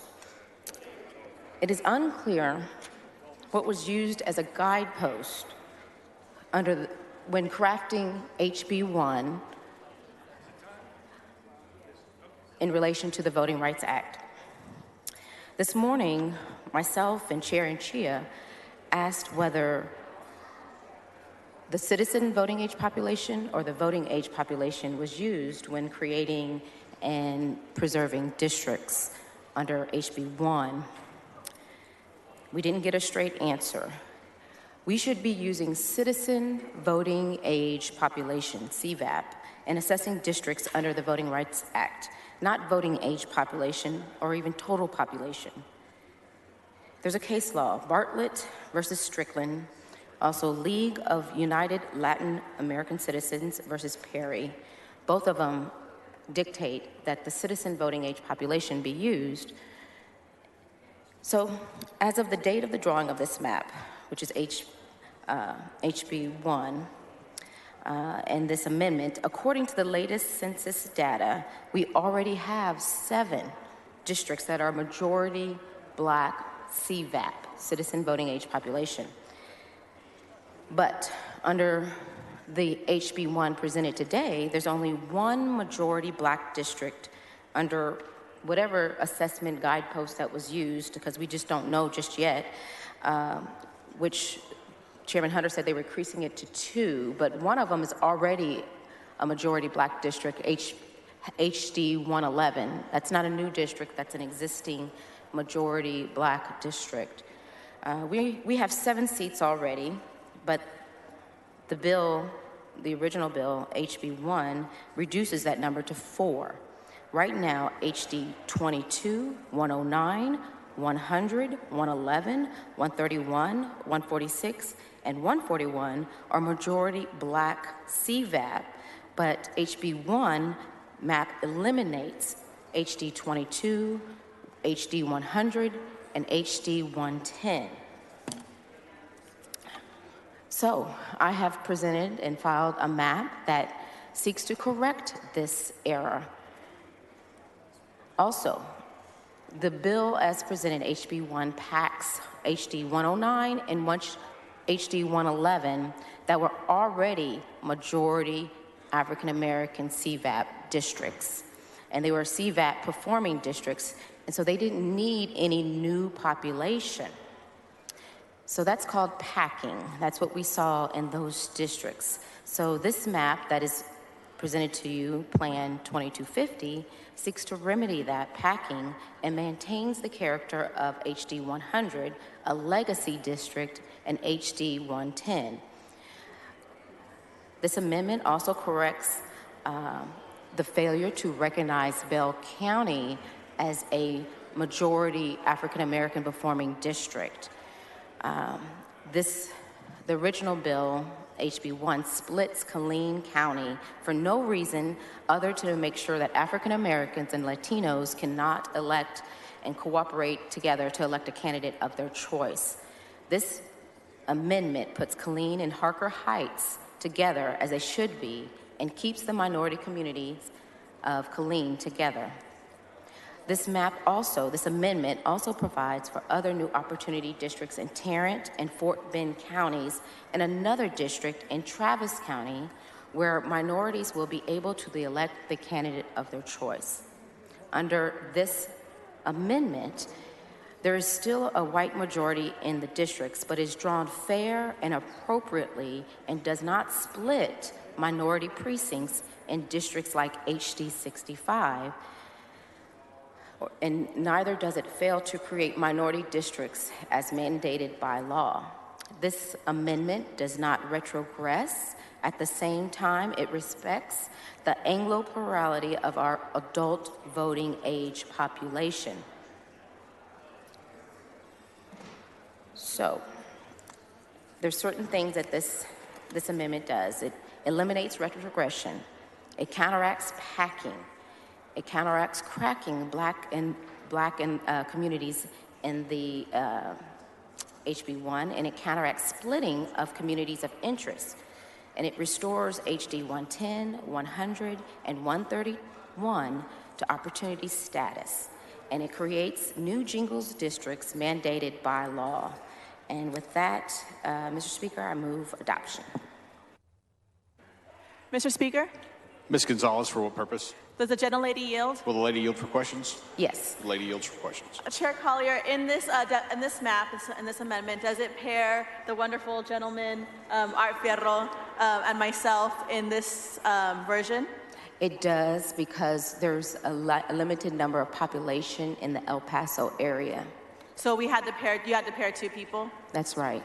Okay, and you paired us too? Yes. But this map does increase black representation across the state and make it more proportional to the population. Is that accurate? It does, because that's what's required under the Voting Rights Act. So, just so you know, Chair Collier, even though it pairs me and my very dear friend, Representative Art Fierro, who is very sad as well, we are going to be voting for your amendment because it's the right thing to do to support black communities, and thank you for your advocacy. Thank you. Ms. Beckley, for what purpose? Yes, will the chairwoman yield for some questions? Will the lady yield for questions? Yes. The lady yields for questions. Thank you, Chairwoman Collier. I just wanted to speak a little bit about HD 65, because you mentioned it. The cracking that is in HB1 as it currently stands has taken a minority coalition district and changed it into a majority Anglo district.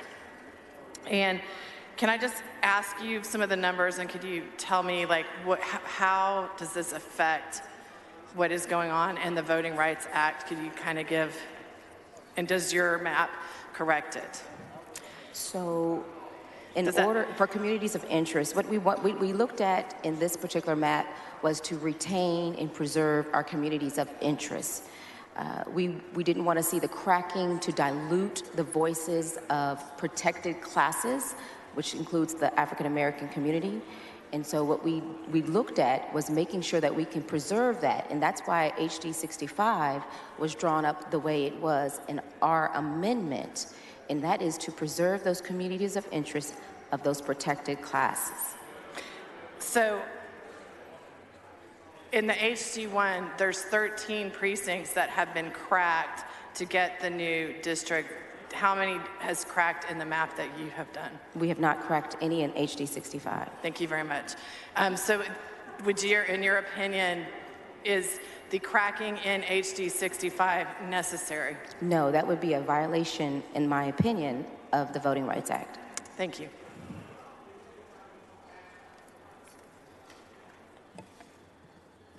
Mr. Speaker? Mr. Reynolds, for what purpose? Would the gentlelady yield for some questions? Will the lady yield for questions? Yes. The lady yields for questions. Thank you, Mr. Speaker. Are you aware that 16 of the 17 African American State House members are Democrats? Yes. Now, you laid out this map, this proposed map that would reflect the growing demographics and minority increase in population. Is that correct?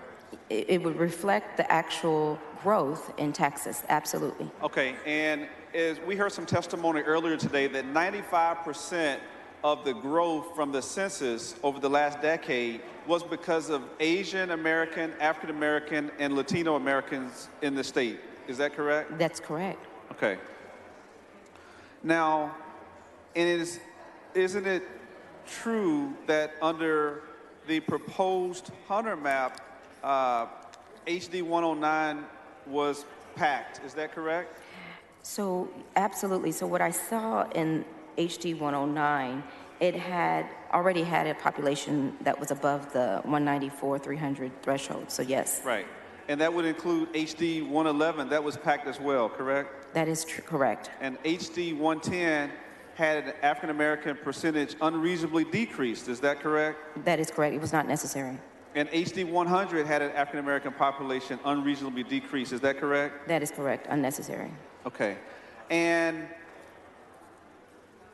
do African Americans and Latinos have common experiences in reference to discriminatory practices? Yes. Do African Americans and Latinos have higher unemployment than Anglos? Yes. The lady's time has expired. Mr. Speaker, I move for a first extension of time with the gentlelady. Is there objection to the extension of time? The chair hears none, and the member's time is extended. Thank you. Now, Chair Collier, I have a few more questions that I just want to establish with you.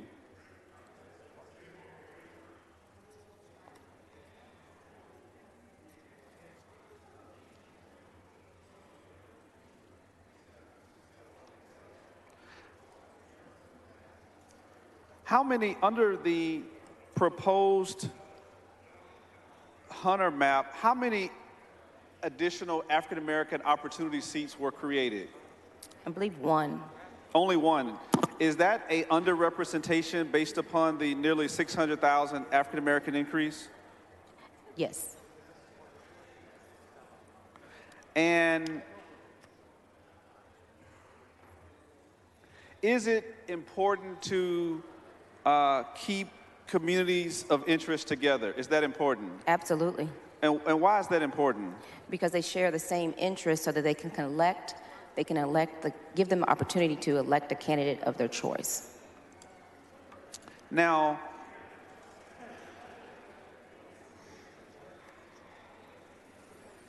do you agree that Section 2 of the Voting Rights Act requires us to create opportunity seats for African Americans and Latinos if Jingles factors are met? Yes. And now, that's to create. Now, to preserve, I don't believe that the threshold needs to be at 50%. I think it needs to be at least 40%. At least 40%, At least correct? 40% to maintain and preserve a minority opportunity district. Right. In fact, are you familiar with, I know that you weren't here doing the last redistricting, is that correct? That's right, I was not. Okay. Are you aware that Dr. John Alfred was the state's expert witness hired to help the state defend redistricting plans adopted in 2011? Based on my research and background that I've done preparing for today, that is correct. And are you aware that he prepared a list of protected African American seats? That's my understanding, correct. Are you aware that he included all African American voter-dominated districts, as you just stated, with 40% or greater adult voting age population in protected groups? Yes. And so based on that expert testimony, that 40% threshold, that is why you agree with that number, is that correct? That is correct.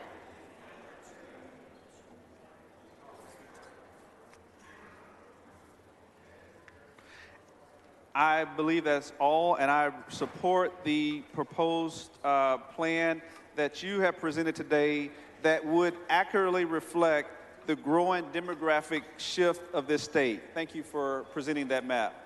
Thank you. And members, while we have the opportunity to adhere to the Voting Rights Act under this amendment, we didn't see that in the original bill, so we do see that there's opportunities in Bell County and Brazoria County as well to add a majority-minority opportunity district. And with that, I move adoption. The chair recognizes Mr. Hunter to speak against the amendment. Thank you, Mr. Speaker. Members, this particular map, I want you to know, has a violation of the county line rule many, many times. By the way, there are 14 members paired in this plan. So you might want to take a look at when you vote, if you're voting to pair yourself. Mr. Holland, for what purpose? Will the gentleman yield for a question? Will the gentleman yield for questions? The gentleman yields for questions. Chairman Hunter, regarding this amendment, earlier it sounded like out in El Paso that Chairwoman Gonzalez and Representative Fierro would be paired in this amendment? Well, that's what I heard from the front mic and the back mic, that they said that pairing would occur between those two El Paso representatives. Okay, so if those two El Paso representatives voted for this amendment, they'd be voting to be paired together? Well, you'll have to ask them, but they are paired according to the front and back mic, and that record vote they'll have to explain. Thank you, Chairman. Mr. Speaker. Mr. Turner, for what purpose? Would the gentleman yield for questions? Will the gentleman yield for questions? Thank you, Chairman Hunter. Would you agree, despite your opposition to this amendment, that Chair Collier's map does in fact provide more districts in which African American voters would have the opportunity to elect the candidate of their choice than does House Bill 1 as it comes to the floor?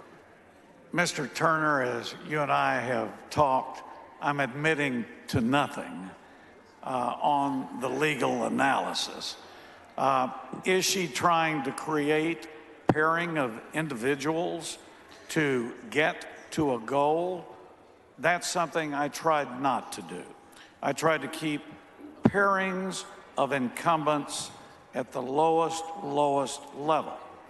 So I think the pairing is I understand, is incidental in her map, just as there's some pairings in your map that are have been explained for different reasons. But bottom line, I mean, this map, this amendment, is to demonstrate that, just as Chairman Anchia's map demonstrated, that we can draw, if the legislature wanted to, we can draw more districts that are opportunity districts for Latino voters in the case of Chairman Anchia's amendment and black voters in the case of Chair Collier's amendment. You would agree that's what these amendments would, this amendment would do, is provide more districts where African American voters would have the opportunity to elect the candidates of their choice. Again, I'm not going to agree to that, because that's up to the author to tell you what their intent, their goal, and their number. But you call this a demonstration amendment, and I didn't hear that. And I heard Chair Anchia withdraw his. So I take probably a difference of opinion that if we're voting on this, this is more than a demonstration. We as a Texas House are taking a formal vote. Well, and to be clear, that's my adjective. I don't want to characterize the amendment author's map if she didn't characterize it that way. Well, let me ask this, though. You, in your layout of the bill, you said that your bill creates more opportunity districts than were 10 years ago, right? Yes. But isn't the standard that we should be looking at is the bill compared to the benchmark, that is the current districts with the 2020 census data overlaid on them, as opposed to what the census data was 10 years ago? Isn't that the standard we should be evaluating these decisions by? Well, I think, as we said earlier, compared to 2010, you have the 2020, which we call the benchmark. You have the population numbers, and as we indicated, we may believe CVAP are estimates, but all of it is used in HB1. But census numbers are the detailed, those are the ones we're looking at. But my map, you're correct, sought to not pair members, and the only things we have are two, and one of them, I think, is an argument on whether it's an actual pairing. Sure. My question right now is not about pairings, however. The question is, when you say that this bill increases the number of opportunity districts, as you said in your layout, that is simply a comparison to the 2011 map, not to the benchmark taking into account the 2020 census data. Do I have that correct? No. The Hispanic count 35 in 2010, I said 36.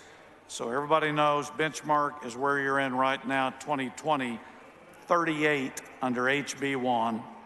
Majority minority, African American, 3 in 2010, 1 under the 2020 benchmark, 2 under HB1. Okay. Well, thank you for that clarification, because in the committee layout, it was unclear because it seemed like it was a comparison to the 2011 map.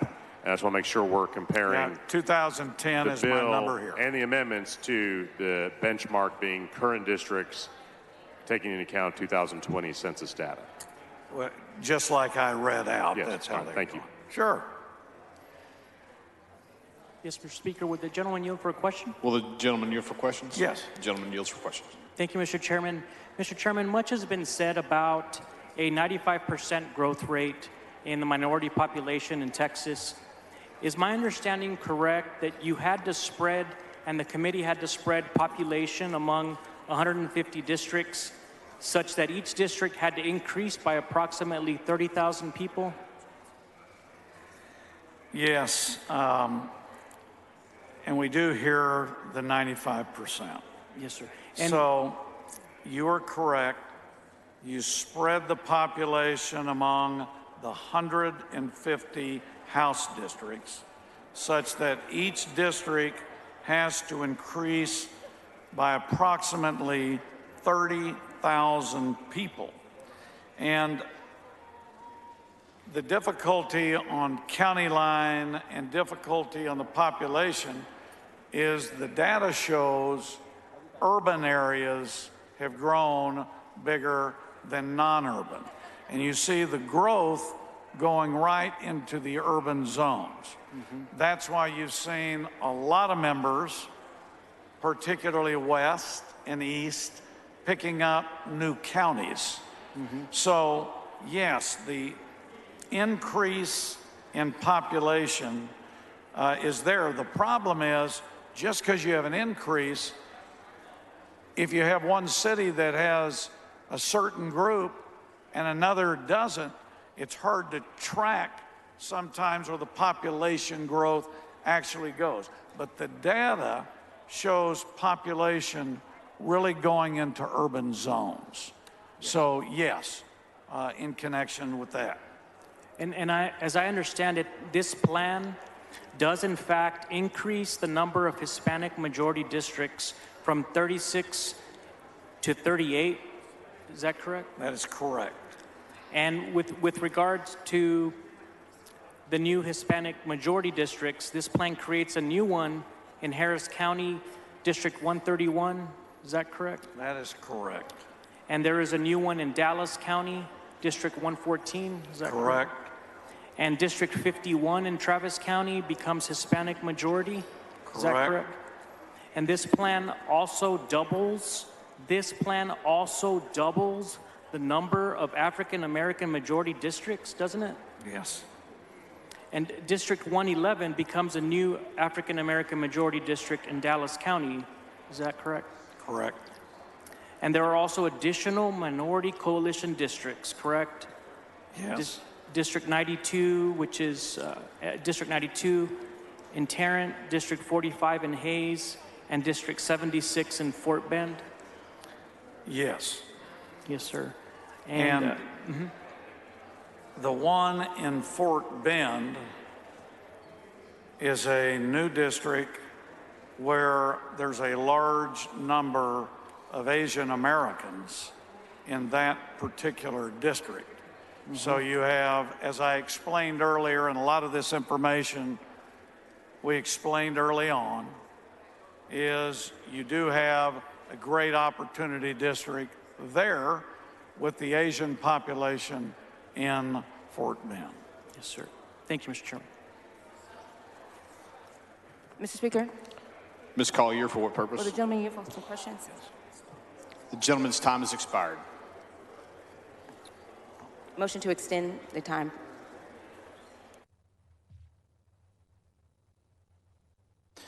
Is there objection to the extension of time? The chair hears none and the member's time is extended. Mr. Speaker, will the gentleman yield for questions? Yes. Okay. Gentleman yields for questions. Chairman, earlier you said that your map under the provisions of HB 1, it does not pair incumbents. Did you say that? No. It doesn't pair members? No, I didn't say that. Okay, because you made a comment about in Plan 2250 how it pairs in El Paso, but your map does the same thing. No, we did not say. I said we have 2 pairings under HB1. Okay, so there is a pairing in El Paso because that's Yes. just how the population Correct. falls, correct? Yes. HB1 has a pairing in El Paso, and it also has one where we'll say the Comal Hayes areas. Okay, and earlier also Chair Turner was asking you about this map as a demonstration map, and I guess you said that you didn't hear that. I said intended. I guess I didn't use the same words as demonstration, but it is a demonstration map. So I just wanted to make sure you understood that. Very good. I did not hear the demonstration. The word demonstration. It's a demonstration. Plan 2250 is a demonstration map. So the question I have for you is that you said that based on the population growth in Texas since 2010, the majority minority Hispanic districts increased by 2 under your calculation. Did you perform that same type of calculation for the increase in African American districts? I just gave that information. So let me give it again.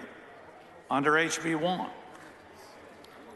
2010, on the majority minority, you had 3. 2020, the benchmark. Current status situation is 1. Under HB1, 2. And where are those 2 located in your HB1?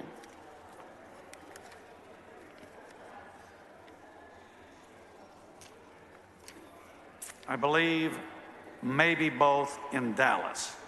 We have HD 111 as a new African American majority district, increasing the total number from 1 to 2. Also HD 114, a new Hispanic majority district, increasing the total number from 3 to 4. And let me just verify in my notes in a minute. I'll get it to you on one of the second. We also strengthened one as well and put in a larger percentage. So HD 111, are you saying 111? Because that's already an existing minority opportunity black district. Under the new, under HB1, it was created to ensure. So it was preserving a minority opportunity district. Well, not when you redevelop and you reconfigure. You may call it that. I'm saying it's new because it has a new configuration, it has a new number, and it is new. So then let me understand this. You said it has a new reconfiguration and a new number. So could that be said for a lot of other minority opportunity districts? No. Okay. I'm saying you have population growth in the county. You have to reconfigure. Just because you may have a number, that's not going to dictate your population necessarily or your area. What we've done is created, and I believe both in Dallas, but I'm going to verify in my notes, but I provided that early on. But yes, our statistics show that.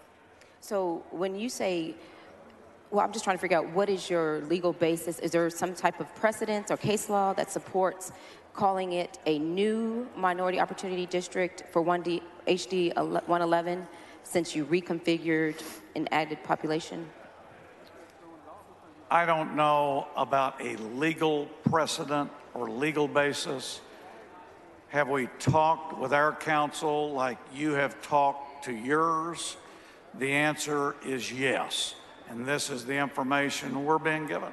So what did they use to determine that it is a new African American performing minority opportunity district? As I told you again, the specific elements, I didn't ask that of them. We had them advise us just like your lawyers advise you and give you information, which I know you all have. And this is the data that we took from Dallas, we took from Tarrant, we took from the members individually and as a group. We gave it to our council, we gave it to our data folks. They came up with me with some of these proposals, and this is what we put in. Did they use CVAP, black CVAP, or black VAP? I answered that early on. We used the population census numbers, but you always include a CVAP inclusive in some of these numbers. It's always a great checklist, but CVAP are estimates, as I said early on. Those are estimates. The population numbers, census, those are the numbers that have been given to us. So yeah, you can use the different formulas and the calculations, but it's my understanding they were all looked at and checked. But a lot of times we're going to follow on the real, actual census numbers. Thank you. Mr. Speaker, Ms. Davis, for what purpose? will the gentleman yield for question? Will the gentleman yield Yes. for question? The gentleman yields for questions. Thank you, Chairman Hunter. I just want to make sure that I ask this question so you can get it straight. Several times you've mentioned a creation of a new district, minority district, HD 111. Mr. Chairman, I'm considered a minority district since '93, so that's not a new creation. Are you aware that I represent District 111? I know where you live, and I know your district, and it's calculated that. So And you we're also, glad to have you. So you also know And that you look that new would not be and a young new to me. Newly created district, minority district. Is that true? That is. I just want to make sure you understood that you keep referring to District 111 as a newly created minority district. I understand. And I didn't want my district to get confused and think I was trying to be something other than who I am. And I just want you to know we are glad to have you as our newly. Thank you. Mr. Speaker, Mr. Reynolds, for what purpose? will the gentleman yield for a couple of questions? Will the gentleman yield for questions? Yes. The gentleman yields for questions. Thank you, Chairman Hunter. I know there's been some testimony, but I wanted to clarify something because I'm a little muzzled as to the numbers that you're using. According to as of this date, the drawing of this map, according to the latest census data, we currently have 7 districts that are a majority black CVAP. I contrast that with you saying that we only have 1 majority black district under whatever assessment you're using, and you said that we increased that to 2. We have 7 seats already, and you have reduced that number to 4. Right now, we have districts 22, 109, 100, 111, 131, 146, and 141 are majority black CVAP, but your map eliminates 22, 100, and 110. Isn't that correct? No, I don't see where you're saying elimination. You keep referring to eliminating. And remember, Representative, we talked about, again, this information. We talked about CVAP, we talked about census, and we talked about performance. And we also talked that many of the minority districts, the percentage was strengthened for performance. And so we keep hearing this loss. I disagree with that. If all you've had is a reconfiguration and your percentage of electability is up, that's pretty good. And a lot of the Democrat and Republican members have been moved for political performance, and their percentages have gone up. So I don't look at it as a loss. If you look at certain numbers, you still are winning the district, and it won't change. For example, you're Fort Bend County, and I think what has happened under HB1 is very good. For example, I'm going to give you credit and some others who have created a new opportunity district there. It's the Asian American. It's not the majority, but it's a large percentage. District 76 is what you're referring to, correct? And here is a trend which I think is very good, and I'm complimenting some of the members because there is a strong trend of changing. I think you and I will agree that the political performance is more Democrat on the Fort Bend. So the gentleman's time has expired.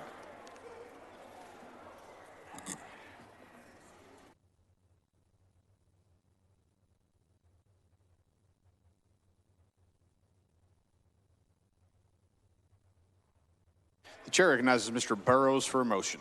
Thank you, Mr. Speaker. Members, I move the House grant permission for the Committee on Calendars to meet while the House is in session today at 3:30 p.m. in room 1W14 Agricultural Museum to consider a calendar and related business. Members, you've heard the motion. Is there objection? The chair hears none, and the motion is adopted. The following announcement, the clerk will read the announcement. The Committee on Calendars will meet today at 3:30 p.m. in room 1W.14 Agricultural Museum in a formal meeting to consider a calendar and related business. The chair recognizes Ms. Collier to close on the amendment.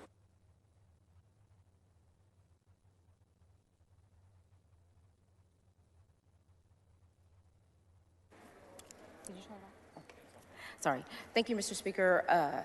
So again, this is a demonstration map to show that there is space and possibility of creating additional majority African American districts in Texas based on the nearly 600,000 people that have grown. We've added that much in population. Now, we heard Chairman Hunter talk about how HD 111 is a new minority opportunity district, majority black. However, we have a difference of opinion of what that means. Now, we see them, we see them shoring it up or adding population, but they are changing that and defining it as creating a new minority opportunity district, where we've already stated that case law says that in order to create a new minority opportunity district, it has to be 50.1, but in order to maintain, it only needs to meet the 40% threshold. And HD 111 is already at 47%. Ms. Davis, for what purpose? Will the young lady yield for a question? Will the lady yield for questions? Yes. The lady yields for questions. Thank you. Representative Collier, I heard Chairman Hunter mention District 111 as a newly created minority district. And I want to make sure the members understand that that is in fact not correct. That's correct. Are you aware that I've represented District 111 since 1993? Yes, ma'am. And so therefore, over the years, I have not changed who I've been for those many years. That's right. Are you aware that what this district does is pack and increases the number of African Americans, which has the effect of limiting other districts that we could have impact in? Are you aware of that? That's exactly what it is. And back in previous redistricting years, are you aware that a minority district, when you looked at minority districts, it could have an African American population of 40% and coalesce with Hispanic population to get it to a minority district? Are you aware of that? Yes. So when you see a district with 60% in it, that might be a little aggressive in terms of packing districts so that they don't have impact in other districts. Is that right? That's right. And so what you're trying to do is suggest that maybe we should spread that so that we don't see those districts so heavily packed and prevent us having influence in additional areas. Is that right? That's absolutely right. And so I just want to be clear that the members understand there was not a newly created District 111 as a minority district.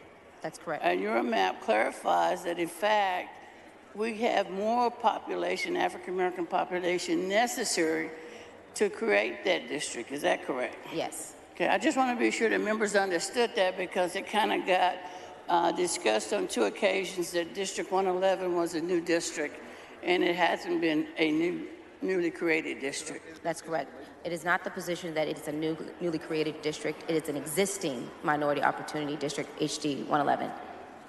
Mr. Speaker, Ms. Crockett, for what purpose? will the gentlelady yield? Will the lady yield for questions? Yes. The lady yields for questions.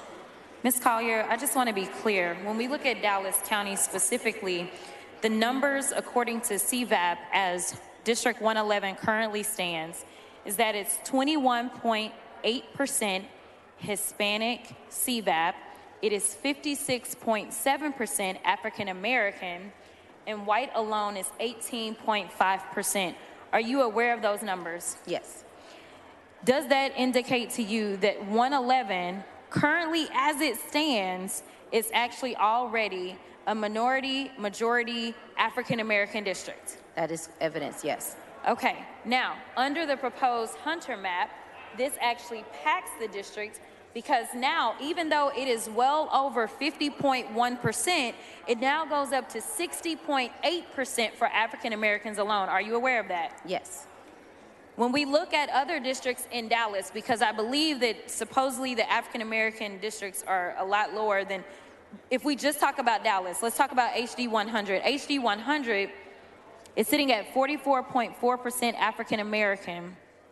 While that is below the 50% threshold, that is the original African American district that was created in Dallas County and has still been protected under the courts. Is that correct? Yes, that's a legacy district. On the Hunter proposed map, it drops African Americans to 32%, correct? Yes. That would be retrogression, correct? Yes. When we look at House District 109, House District 109 sits at 63.7% currently. Are you aware of that? Yes. Unfortunately, under the proposed Hunter map, we see another attempt at packing because that district goes up to 64.6%, correct? Yes. And we know that really these districts don't necessarily need to be that much over 50%. Is that right? That's correct. It dilutes the voice of blacks in other areas. When we look at HD 110, HD 110 currently sits at 53.8% African Americans. Are you aware of that? Yes. But unfortunately, under the Hunter map, we see African Americans drop to 43% under the proposed map. Is that correct? Yes. You would agree with me that that also equates to retrogression, correct? That is retrogression. Because that looks like it's about 25% of the African American population in that specific district being dropped down, correct? Right.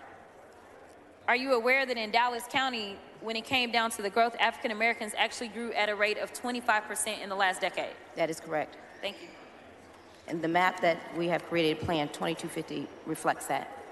Mr. Speaker. Mr. Reynolds, for what Will purpose? the gentlelady yield for some questions? Will the lady yield for questions? Yes. The lady yields for questions. Thank you, Mr. Speaker. Chair Collier, are you aware that there were 96 districts in 2010 that had a majority white CVAP? Yes. Are you aware that the number changed to 84 as the map exists today that we're in? Yes. Are you aware that this map increases the number of white CVAP majority districts to 89? Yes, and that's what concerns us, is because it concerns me, is that there hasn't been that much growth in terms of the Anglo population when you consider the growth compared to the Asian Americans, African American Americans, and also the Latino population, where it's been 95% of the growth has been with those combinations. Absolutely. If you use CVAP analysis, are you aware that there are currently 7 districts represented by African Americans that are majority African American CVAP? Yes. Are you aware that under the current proposed plan, that number is reduced to 4? That's unfortunate, but that's correct, yeah. Are you aware that CVAP should be used in assessing districts under the Voting Rights Act? Yes, and in fact, there's case law to support that as well. And I believe you pointed that case law out in your presentation, correct? Yes. And finally, are you aware that the proposed Hunter map decreases the Hispanic voter needs population districts from 33 currently to 30? Are you aware of that? Yes. Thank you. Mm-hmm.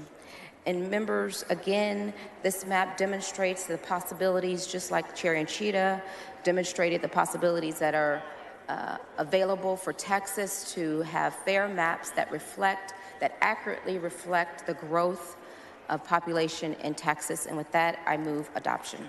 The question occurs on the adoption of the amendment. A record vote has been requested by Representative Anchia. All those in favor vote aye. All those opposed vote nay. The clerk will ring the bell. Show Mr. Hunter voting nay. Show Ms. Collier voting aye. Show Mr. Vo voting aye. Have all voted? Have all voted? Show Mr. Wally voting aye.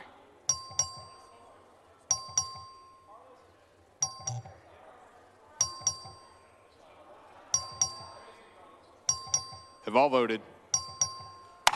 There being 63 ayes, 80 nays, the amendment fails.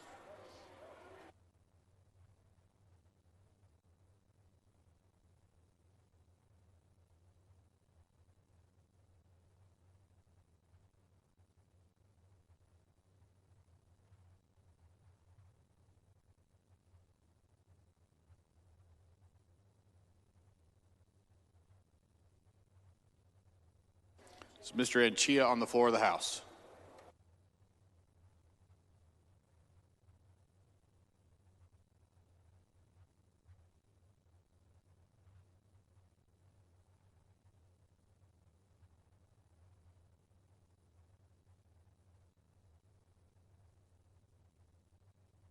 Members, the next amendment is Plan 2207.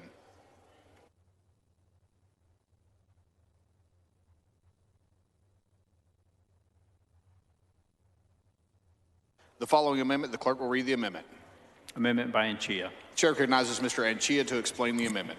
Thank you, Mr. Speaker and members. As with the prior amendment, which was Plan 2224, and I pulled that down earlier, this amendment demonstrates that it is possible to increase the number of majority Latino citizen voting age population districts while staying within the general parameters of existing or proposed districts.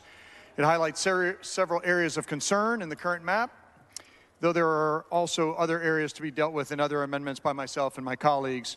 So in HB 1, El Paso loses a seat, while all three of HD 74, 80, and 31, which are represented by Representative Morales, Representative King, and Representative Guillen, respectively, are drawn so that the Latino constituencies in the majority of South and West Texas would not be able to consistently elect the candidate of their choice. This amendment would retain a 5th district in El Paso while shoring up the vote in areas where there's a clear candidate of choice for Latinos. Preliminary analysis demonstrate that there is still significant racially polarized voting in Deep South Texas and El Paso, with Latinos consistently preferring Democratic candidates. And in El Paso, for example, analysis indicates that over 75% of Latinos prefer Democratic candidates in the general election, yet this proposal will systematically overpopulate at the higher end of the deviation for El Paso districts, diluting the votes of those individuals, and it removes one seat altogether. It then takes a portion of El Paso and puts it into another district. In total, this means that at least 100,000 people have their votes diluted in El Paso, either through being packed in an overpopulated district or split into a marginally performing district for the candidate of the Latino community's choice. Further, the current map dilutes voting power for individuals in HD 30, in HD 80 and 31 by pairing heavily Latino counties where there is a significant preference for certain candidates of choice with more Anglo, higher turnout counties that do not support the same candidates.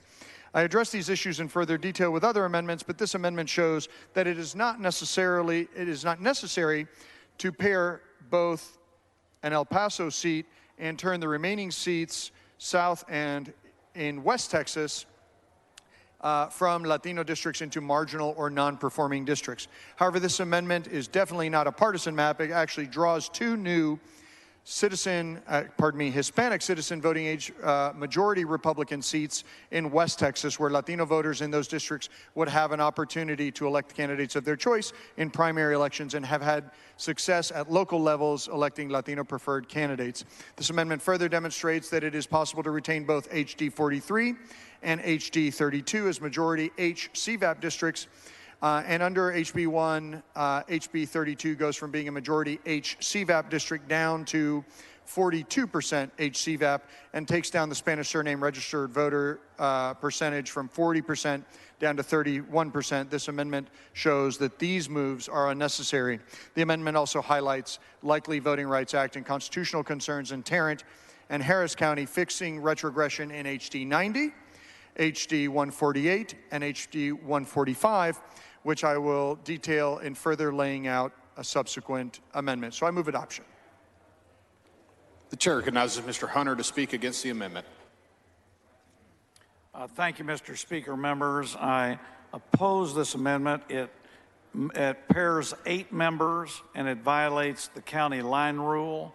And again, our goal was to not pair, and so we do oppose this particular amendment. Mr. Anchia, for what purpose? Thank you, Mr. Speaker. Will the gentleman yield for some questions? The gentleman yields for questions. Thank you, Mr. Chairman. So you are concerned about pairing members, and what was the second rationale? I apologize. I missed it. Violates county line rule. Violating the county line rule. Are there both pairings and violations of the county line rule in HB1? There are, as I've told you, 2 pairings. One I don't consider to be a real pairing. And I think we're, as you and I have already talked, as well as Chair Turner, on our view of the county line rule, but my comments still stand, yes. So no violation of the county line rule, even though you do break the county line in two directions in both Cameron and Brownsville. Pardon me. Cameron, which is Brownsville, and then Hidalgo County. I think we're legalese it. There's an intention to break county line rules. There are population pushes. There are legal basis. HB1 is not the goal to break the county line. But in yours, we have county line rule breaks. And if I only have 2, as you say, you have at least 8. Okay. And so there's a volumetric concern then related to county line rule breaks. 2 may be okay, 8 is not. That's not what I said. Okay. Is there is the county line rule in both the amendment and in the base map applied equally? In other words, uniformly? Well, I cannot answer on behalf of your amendment, but I believe we have applied it correctly in HB1. Okay, but you raised as an objection to my amendment that it broke the county line rule. I just wanted to understand if you saw an ununiform application of the county line rule in my amendment as you have reviewed it and objected to it, and the breaking of the county line rule in the underlying HB1. As I told you at the front, I believe the HB1 situation has a different legal implication than what's occurring. And as you said, these demonstration, which you did and I heard, these demonstration maps. Got it. And the objection, which I understand, is 8 breaks of the county line rule in this amendment and the pairings. Was there? Would you at least agree that citizen voting age population in HD 31, HD 80, HD 148, and HD 145 are lower under HB1 than they are in the amendment as proposed? In connection with your amendment, I'll just have to rely on what you say, but I cannot affirm that. Okay. Thank you very much, Mr. Chairman. Thank you, Chair. Mr. Speaker. Ms. Ortega, for what purpose? Will the gentleman yield for Yes. some questions? The gentleman yields for questions. Chairman Hunter, I'd like to ask you questions pertaining to El Paso because you've mentioned it several times when you've talked about pairing. Your proposed map, or HB1, does it pair Representative Ordaz Perez into House District 77? In other words, 2 Latinas are now paired against each other under HB1. Is that correct, sir? Under HB1, there was an El Paso pairing, and it involved you and Representative Ordaz Perez. And then I saw under the other amendment where there was an attempt to pair Representatives Fierro and Gonzalez. Yes, sir. And you were saying on how you don't like pairing incumbents. So why did you pair 2 Latinas in a border community against each other? Okay. First, I don't like pairings. Sir, I've said that since the beginning. Second, I laid out in the bill that was one of my goals.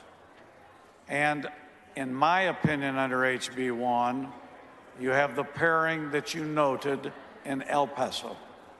There is another pairing which I kind of consider not a real pairing, but technically it can be considered that. If you look at West Texas, which you have, and you look at the Legislative Council, there is a population issue. As you heard, we have to write based on 194,300. We cannot get 5 folks in El Paso. Well, so what we did was take member submissions, we took data, we took input from folks who talked to us, yeah. and then we came up with the El Paso pairing. Did I look at you and the individual? No. Did I look at the data? The answer is yes. Chairman Hunter, you can go in accordance with prior case law. You can go on the lower end of the deviation, can you not? I couldn't hear the last. In accordance with case law, you can go on the lower end of the deviation. Isn't that correct, sir? Okay. I'm not really sure what you're saying, but at 194,300, you can go 5% down, and you can go 5% up, and then on the entire map, you're not supposed to go 10 or more. You are correct, sir, and that's what I was asking. I just couldn't hear you. In El Paso, we are at 4.5 if you went to the standard deviation of 194,000 plus. Is that correct, sir? Say it again. All right, I'll say it a little bit slower. Sometimes on the mic, I can't hear you if you're too close to the mic. Tell me where is the best position for me to be. There you go. All I can right, hear so you've got a standard number of 194,000 plus. Is that correct? That's your recommended That is correct. number. And if you go 5% on the acceptable deviation, what is that number, sir?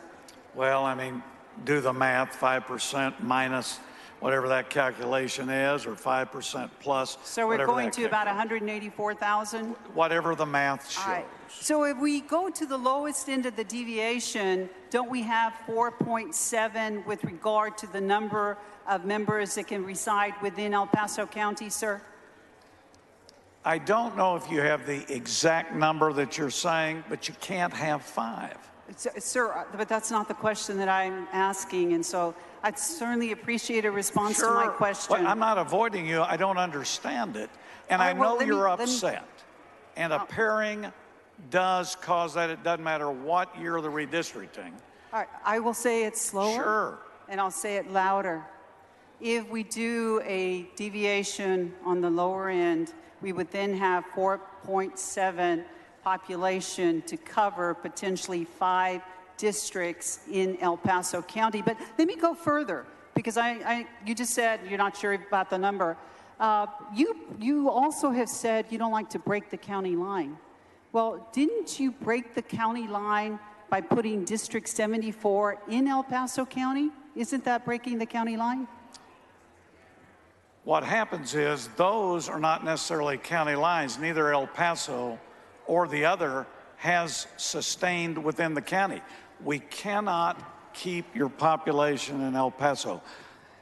You either are paired, which you are, and then a portion is drawn all into another area. And that's what occurred. I think you're referring to the district, referring to Representative Morales. Yes, sir. Chairman Hunter, will you please answer my question? What? Did you break the county line by putting... I did not break the county line under the legal So by putting deal. Representative Morales, who you just said, which is District 74, into El Paso, when he is not part of El Paso County, isn't that breaking the county line for the record? Legally, I do not agree with you. I'm sorry, say that again? Legally, I do not agree with you. Legally, you don't agree with me, but just looking at the county, did Representative Morales come into El Paso County? We're not talking about legalese now. You're calling it breaking the line. I'm not saying it's breaking the line. You had to be pushed out. And then here comes Mr. Morales. He has to be pushed. It's not it's semantics. Do you go outside the county? The answer is yes. You're calling it breaking. I don't agree with you on the legal side. Let's use your words then. Okay. Representative Morales had to go outside of his county and come into El Paso County. Is that correct, sir? Correct. All right. We now agree with that. Okay. I move Gentleman's time has expired. I move to extend the time.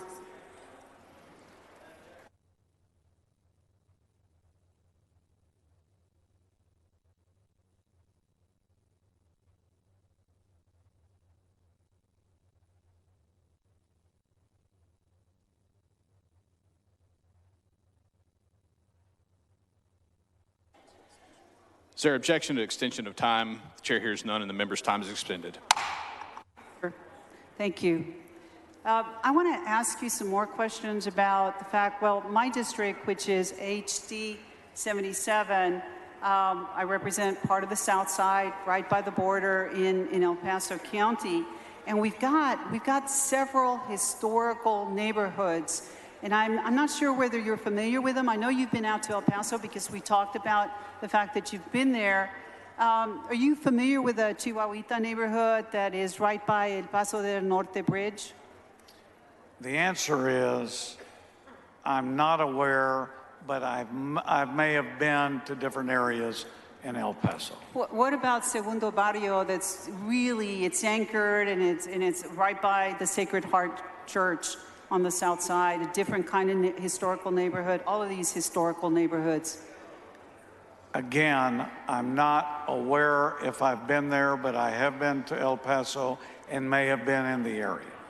And what about the Chamizal neighborhood that's by the second oldest high school in El Paso, Bowie High School, that's in my district, my current district? Are you familiar with Bowie? People call it La Bowie. Again, I've been to El Paso, don't know if I've been to the neighborhood.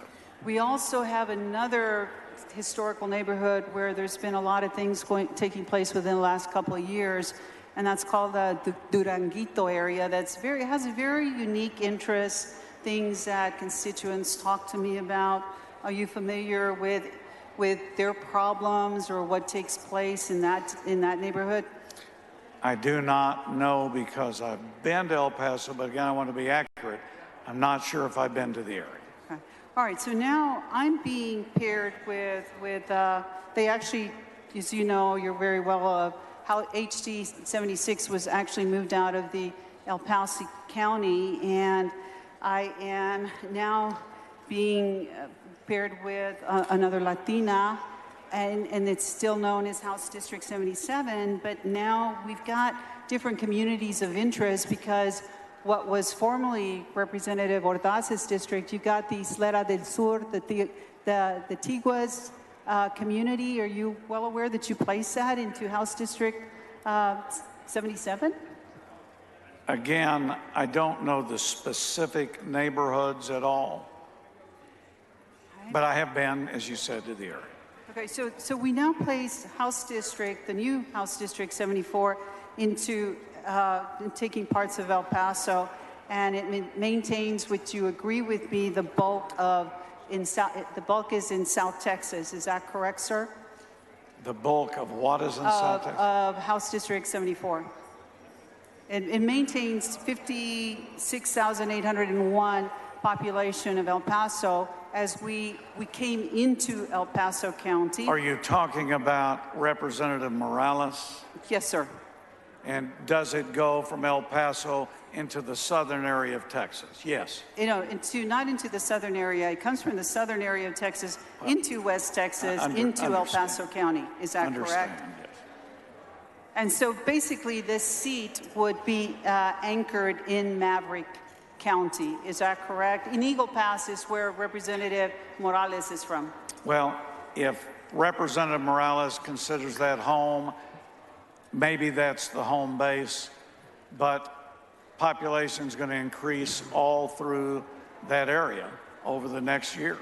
Well, apparently, first, would you agree that there are different communities of interest in El Paso, kind of like what I've talked about, versus communities of interest in South Texas? Do I believe they're different neighborhoods? Do I believe that they're different areas? The answer is yes, but as I've said, when you take the population census numbers, there's just population that cannot be made. Unfortunately for El Paso, you didn't have a population increase. Other areas of the state were high and were able to shed population. In your area, from El Paso even into the South Texas, we didn't have the population to avoid the pairing. That's what occurred. Chairman Hunter, going back to the question that I asked, do you believe that there are different communities of interest in El Paso versus And I answered South Texas? that. Was that a yes, sir? I answered you yes. Thank you. Thank you. That's what I was asking you. And let me give you an example. I was just talking to Representative Morales a little while ago, and I was asking him, how far is your area, Eagle Pass, from El Paso? I was under the impression that it was like 7 hours, but he basically said, no, it's going to take me 8 hours. It would take 8 hours for me to get to El Paso. So from his district office and getting to El Paso is going to be 8 hours. And that's the way that HB1 is. And so if you have a constituent, and I have several constituents that want to meet with me face to face in my office, they want to come and discuss an area of concern, you're asking a constituent, a voter in El Paso, to drive 8 hours all the way to Eagle Pass to meet with Representative Morales in order to address a concern. Do you think that that is protecting the voter or addressing their concerns when they need to meet with their own state representative? There are other districts which are large and spread out. Can you tell me any other one? Well, look at your West Texas district. No, tell me currently, is there I'm any... going to just give you general that I have. Okay. You have West Texas that historically has had a large number of counties. And you've had a large number of counties where they have to travel. Yes, you have a pairing in El Paso. And yes, you have Mr. Morales, Representative Morales, who is going from the southern area of Texas into El Paso. And again, I want to speak about specifics, and that's because that's what we're seeing with this map today. I want to know whether there is any other constituent that is going to have to drive 8 hours to meet face-to-face with their state representative if the map stays the way it is today. That I cannot answer. I don't know. Would it be fair to say there is no other situation like that? I cannot answer that. I can't. Okay. And obviously, Chairman Hunter, you're aware that Latinos in El Paso, which is the majority of our population, vote for Democratic candidates as opposed to certain parts of South Texas. Is that correct? Well, I think that El Paso and our performance numbers shows that El Paso has been voting Democrat. They've been voting Democrat for a while. In the state districts. And okay, and I was again asking about South Texas. Tell me about South Texas. Are they voting Democrat in the same numbers as El Paso County is? Well, I don't know all the election and how they're voting in all the counties, but South Texas is a pretty good, significant area. For example, Hidalgo County. Hidalgo County has primarily been state representative Democrat voting. Cameron and County, which is next door, has been historically Democrat state representative voting. You can see over into Webb County. Webb County has been historically Democrat voting. How some of the other counties have changed, they've changed. Voting more Republican, sir? Well, not all. Some have changed. Yes, there has been a trend of voting Republican in the last few elections, absolutely. But we haven't seen that in El Paso, have we? Well, I haven't seen a Republican state rep yet in the South Texas region. I believe J.M. Lozano and myself are the South Texas Republicans.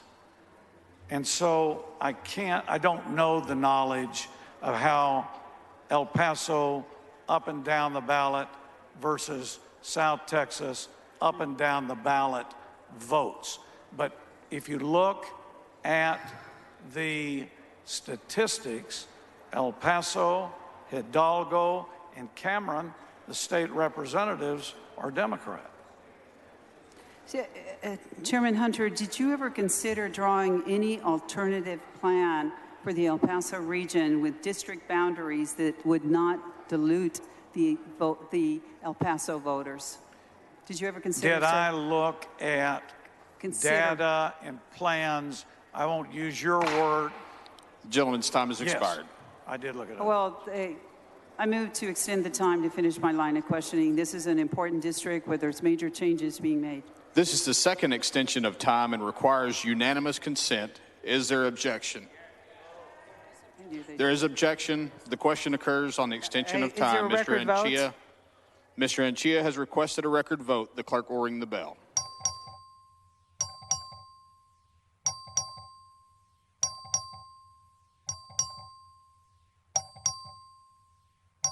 Have all voted?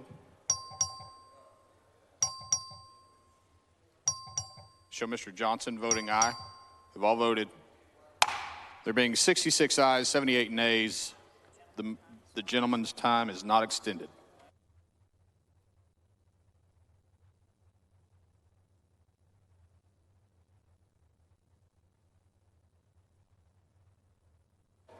The chair recognizes Mr. Anchia to close on the amendment.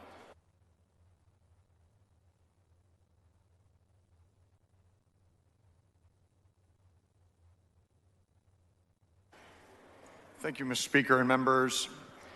And I appreciate the dialogue between the chairman and my desk mate, Representative Ortega, about the impacts of HB1 on El Paso. I know that there will be other amendments dealing with it, but this is a statewide demonstration map that really shows that within the confines of HB1, there is some low-hanging fruit where the Latino community can be kept together to elect the person of their choice, the candidate of their choice. And to use the Mexican-American Legislative Caucus as an example, we have members that are Latino, we have members that are Asian, we have members that are Anglo, and we have members that are African-American. Latino candidates do not, simply because communities of interest are kept together, does not mean that they're going to elect a Latino or a non-Latino. It doesn't mean they're going to elect a Republican or a Democrat. And what we have proposed today is a map that remedies many of the infirmities in House Bill 1 and at the same time keeps traditional Latino communities of interest together so that they can continue to elect a candidate of their choice, regardless of party, regardless of political performance, and regardless of outcome. Mr. Speaker? Ms. Morales-Shaw. Yes. Will the gentleman yield for a couple of questions? The gentleman yield for questions. Yes. The gentleman yields for questions. Chairman Anchia, you very well know that House District 148 is a Latino ability district in Harris County. Is that correct? That's right. Okay. The proposed HB1 map raises very serious concerns because it reduces the Hispanic citizen voting age population, HCVAP, and Spanish surnamed voter registration. These two statistics are factors that are considered by the federal court. Is that true? Yes. Okay. And these are specifically talked about in Shannon Perez et al. Versus Greg Abbott. In that case, it was addressing maps that were enacted in 2011. Using the 2020 general election as a benchmark, the current HD 148 has an HVAP of 45.5 and Hispanic surname voter registration of 36.1.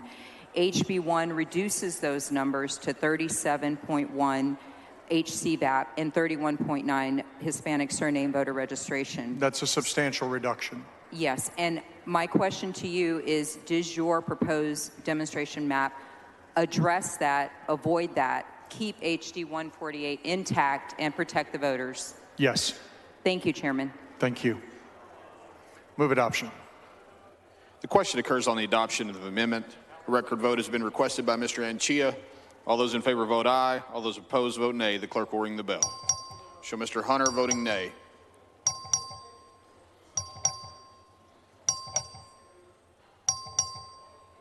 Have all voted? Have all voted? There being 64 ayes, 81 nays, the amendment fails.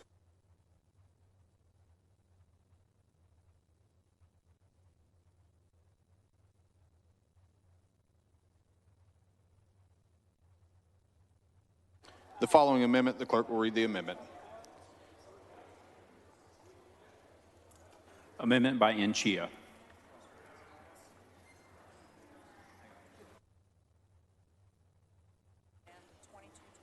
Members, this is Plan 2224. The chair recognizes Mr. Nchia to explain the amendment. Thank you, Mr. Speaker.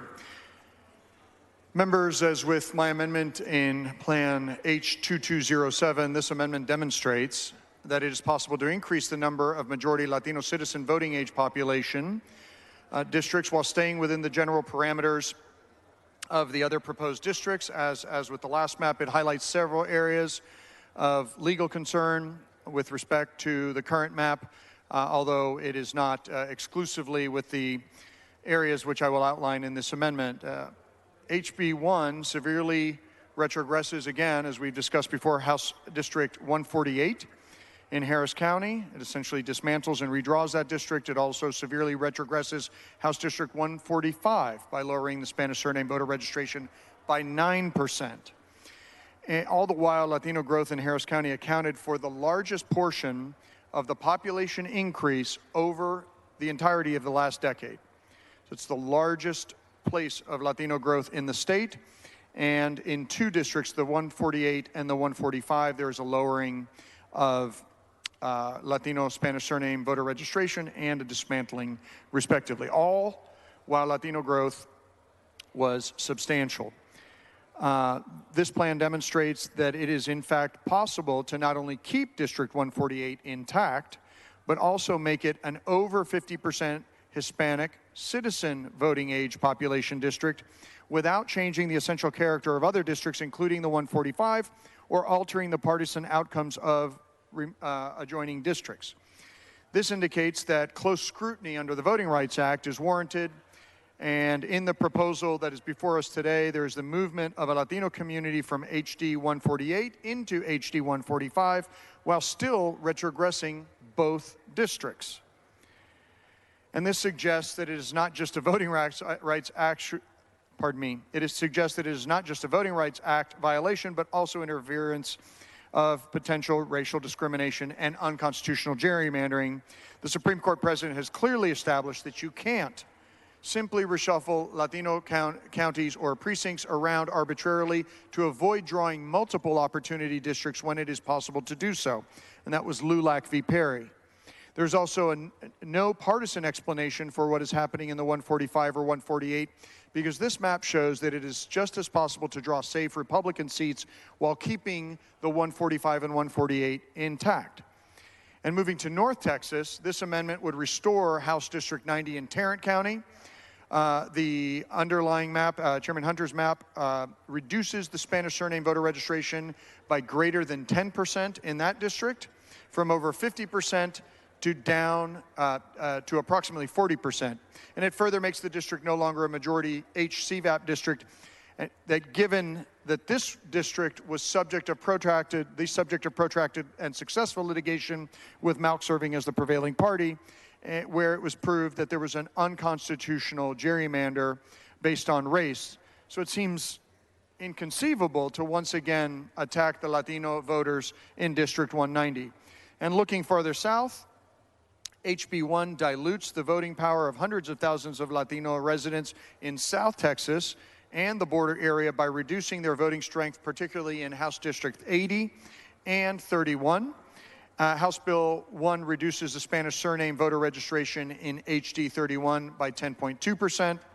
And a district anchored in the Rio Grande Valley is also reduced by 7.3% in SSVR, that's HD 80.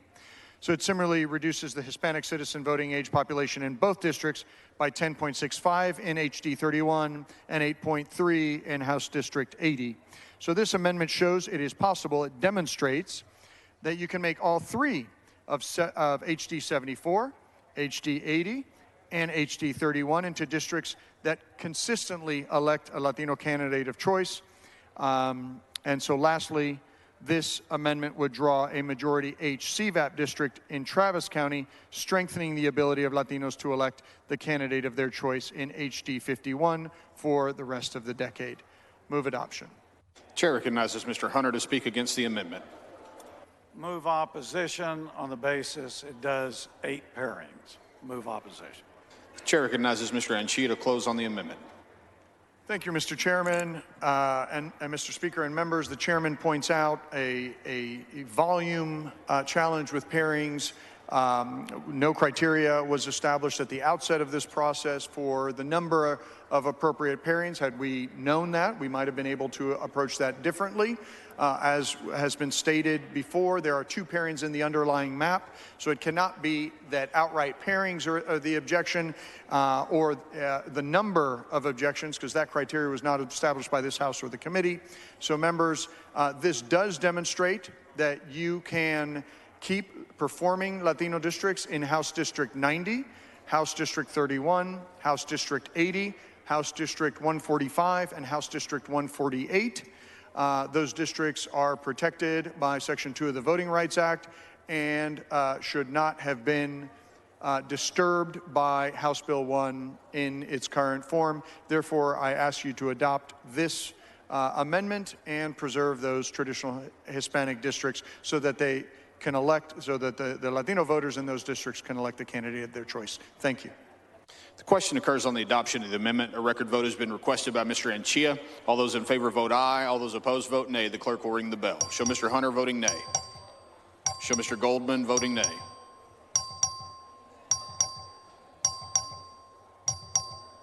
Have all voted? Show Mr. Parker voting nay. Have all voted? There being 63 ayes, 81 nays, the amendment fails.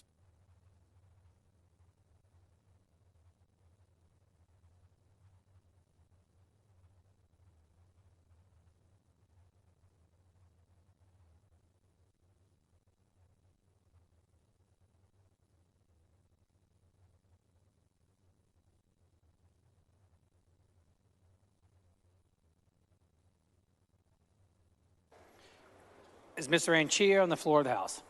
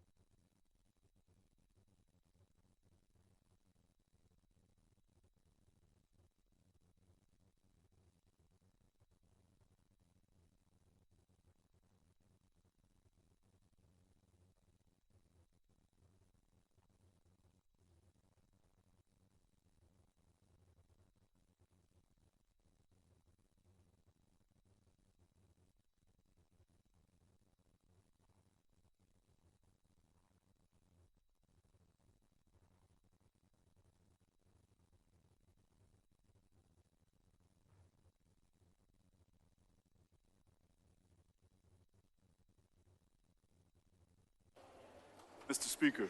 Mr. Doorkeeper. Mr. Speaker, I have a messenger from the Senate. I met the messenger. Thank you, Mr. Speaker. I'm directed by the Senate to inform the House that the Senate has taken the following action. The Senate has passed the following measures. SCR 6, Hughes, in memory of Maurice Denzal Wilson of Hawkins. SCR 7, Hughes, in memory of James W. Odom of Lawton, Oklahoma. Respectfully, Patsy Spall, Secretary of the Senate.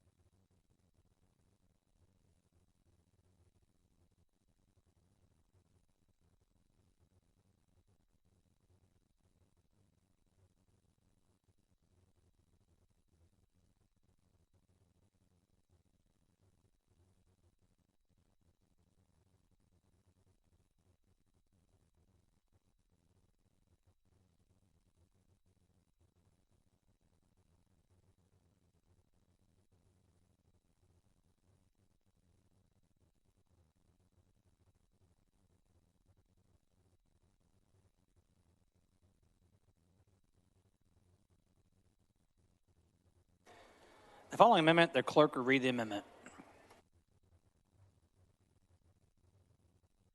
Amendment by Collier. Members, this is Plan 2223 by Collier.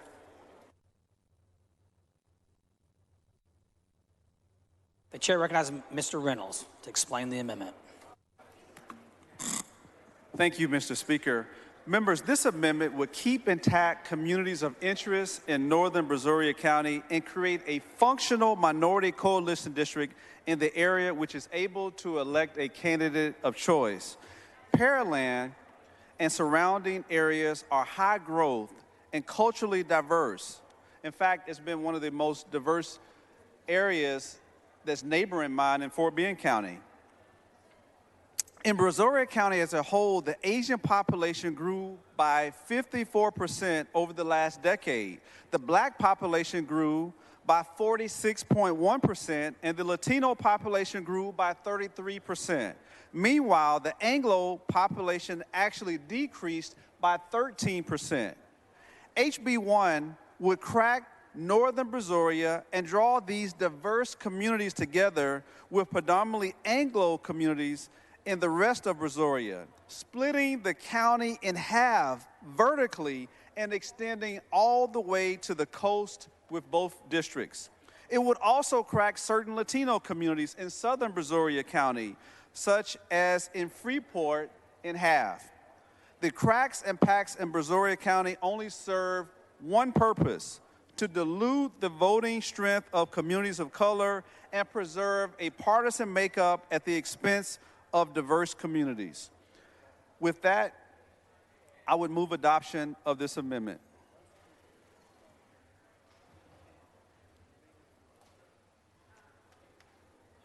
Pursuit for what purpose? Mr. Speaker, will the gentleman yield for a question? Gentleman yield for questions? Yes, I would. Gentleman yields. Thank you, Representative. As I understand, have you discussed this amendment prior to today with either myself or Representative Thompson? No, I have not. Okay. Are you familiar generally with the layout of northern Brazoria County? I'm vaguely familiar with it. I neighbor, actually, I represent part of Pearland that is in Fort Bend County, and the other part is in Brazoria County. So I would say that I'm familiar with it. I used to live in Brazoria County. I used to live in the city of Pearland. So I'm vaguely familiar with the area, not as intimately as you are because I don't live there currently, but I have a lot of familiarity with the city and with the county. Sure. Are you aware that the city of Alvin and the city of Manville share a chamber of commerce called the Alvin-Manville Chamber of Commerce? I believe I do understand that, yes. In your proposal, you're splitting Alvin from Manville. Is that right? That's correct. So those two communities that are aligned as far as their business interests are split in your proposal. Is that correct? That is correct. Okay. Are you familiar with the taxing jurisdiction of Alvin Community College? No, I'm not. Are you aware that Alvin Community College, their taxing jurisdiction runs north and south from Pearland to the coast? I'm not aware. I'm not advised about that, no. Are you familiar that Alvin Community College is located in the city of Alvin? Yes. Okay. But your map excludes the city of Alvin from District 29 such that Alvin Community College would not be in Representative Thompson's district. Is that correct? That's correct. Okay. Are you aware that the population growth that we have experienced in Brazoria County has primarily occurred on the northern end of the county? I believe so, yes. Okay. Your proposal is solely concentrated in the entire north end of the county, House District 29, is that right? Not entirely, but it predominantly, yes. Sure. So all of the growth that we have experienced and are going to experience in Brazoria County would be concentrated in House District 29 in your proposal, is that correct? Predominantly, yes. Okay. Are you familiar with the makeup of HD 25 and 29 in HB1? I've seen it. I've seen it under the proposed Hunter map. I have seen it, yes. Are you aware of the fact that HB1 creates a minority-majority coalition in House District 25 that previously did not exist? Are you aware of that fact? Yes. Okay. And your proposal here would eliminate the minority-majority coalition in House District 25. Is that correct? That's correct. All right. Thank you. No further questions. Mr. Speaker. Mr. Wally, for what purpose? But gentlemen, yield just for a few questions. Gentleman, yield for personal yes, questions. I will yield for questions. Gentleman, yield. Thank you, Representative Reynolds. Are you aware that Brazoria County, their population is what? Would you safely say it's about 380, 370,000? Yes, 372,031. Okay, and of that, the Hispanic population changed, just the change in numbers-wise was about 29,000 people. That is correct. And that would consist of a 33% change in Brazoria County, is that correct? Yes. Okay, and then the black population is about change, just want to clarify, 17,000 folks. Is that correct? Absolutely. It's my understanding that 17,415, that would be the exact number. Okay, and that would be a 46% change in population, Brazoria Yes. County. Okay, and then our Asian and Pacific Islander population is about 9,000, a little over 9,000. Is that correct? That is correct. 9,365. Okay, and that's a 54% change. Is that correct? That is correct. Okay, and then the Anglo population had a negative 29,184 people. Is that correct? That is correct. Okay, and that's a negative change of 13%. Is that correct? That is correct. Okay, and so as Brazoria gets a little bit more diverse, is this your amendment is trying to address the issues of those communities of interest that have moved into Brazoria County? Is that correct? That is precisely what my amendment does. Okay, thank you.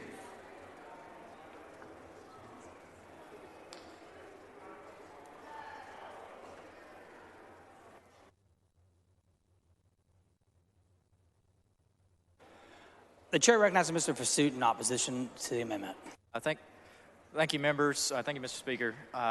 Members, as the representative for Southern Brazoria County, and I'm sure I speak for Representative Thompson as well, we oppose this amendment and urge you to oppose it. It was not discussed with us. This does not reflect the adequate alignment of communities of interest in Brazoria County, and we do not think it is best for the citizens of Brazoria County. And with that, I'll gladly yield for questions.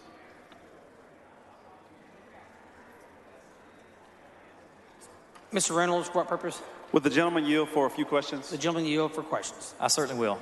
Thank you. Under the proposed map that you discussed with me when I was at the front mic, are you aware that the communities of Pearland, Manville, and others in the northern area of the county are split between two districts, HD 25 and 25, correct?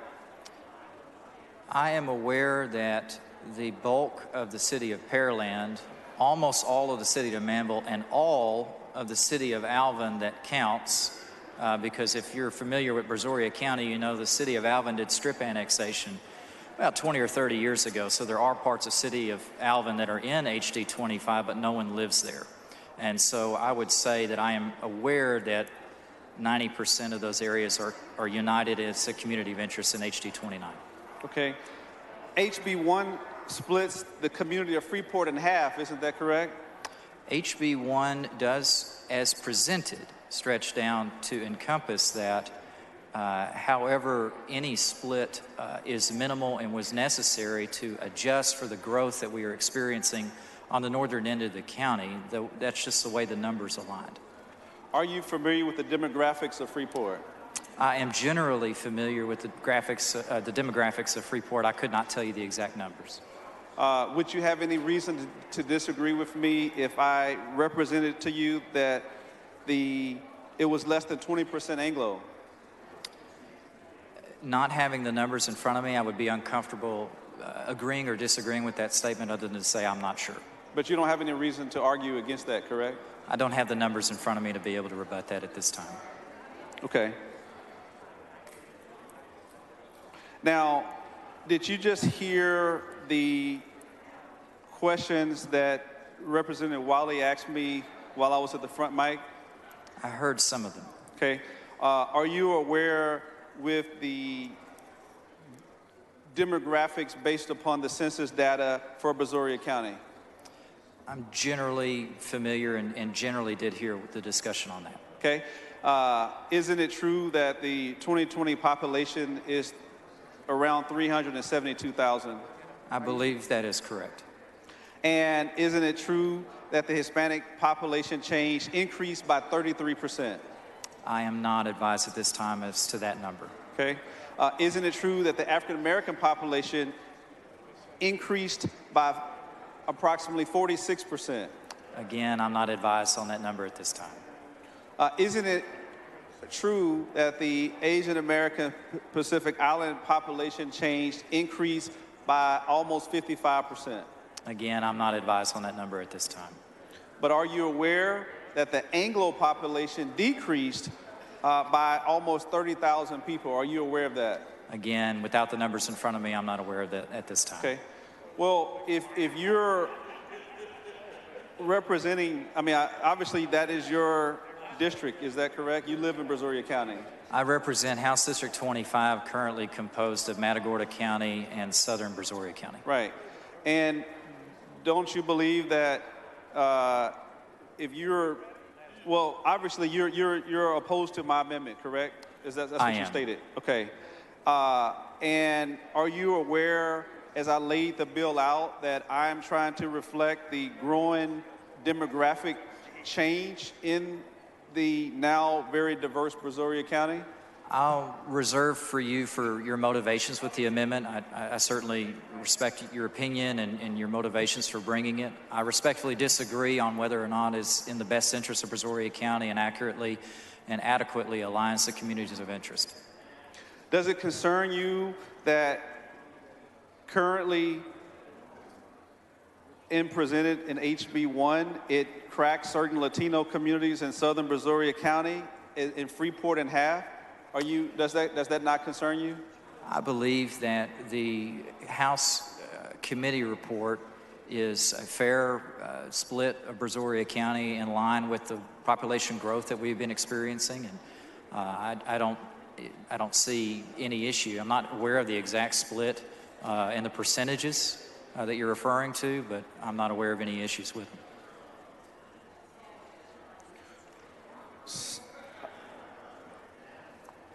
I could speak in the future and perhaps would speak to an amendment that would change that line in Southern Brazoria County to, I think, better align some communities of interest there, but that would not be germane to this discussion. Thank you. Thank you, sir. And with that, I would respectfully oppose the amendment. The chair recognizes Mr. Reynolds to close on the amendment. Thank you, Mr. Speaker. Members, it is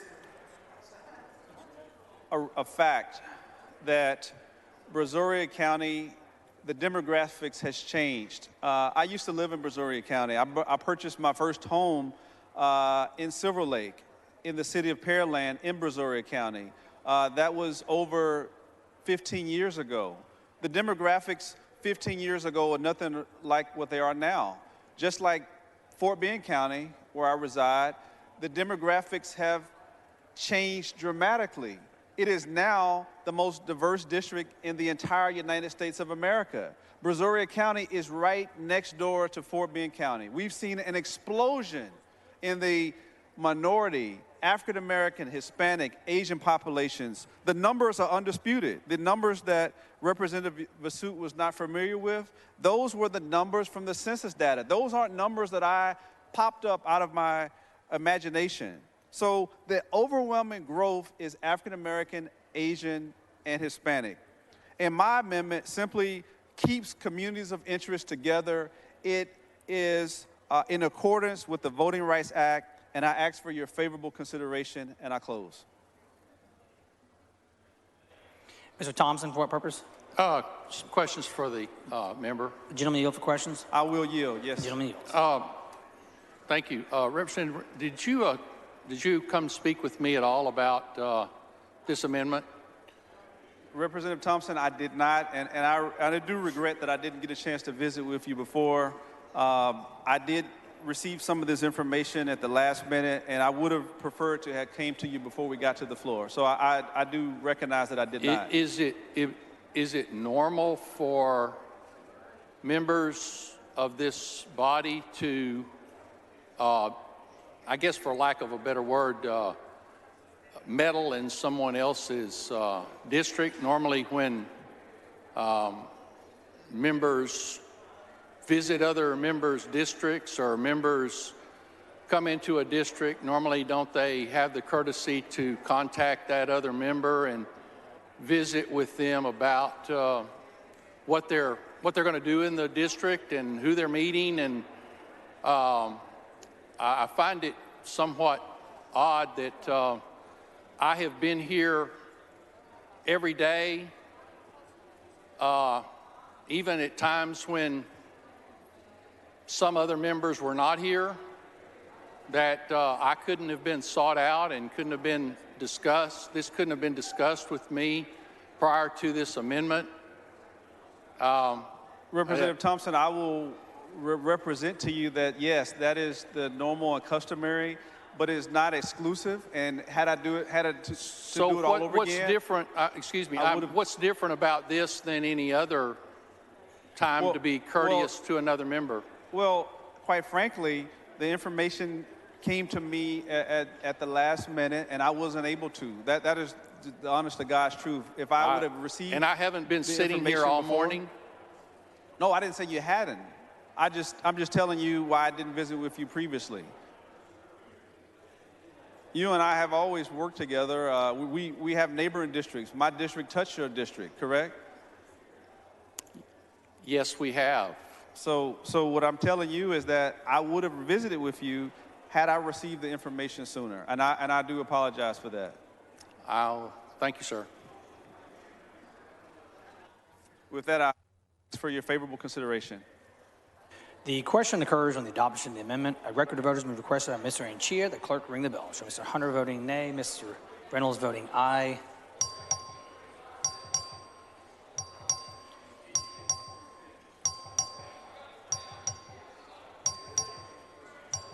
Have all members voted?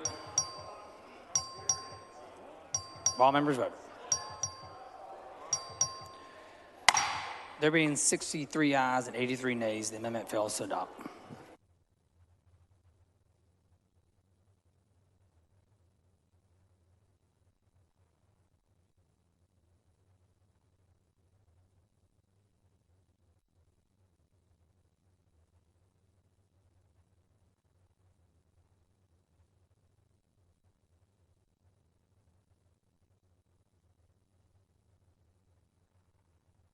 Mr. Thompson?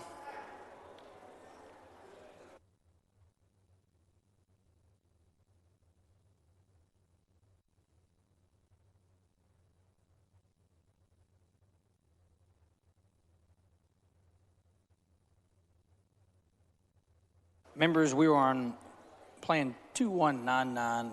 Mr. Thompson of Brazoria. The following amendment, the clerk read the amendment.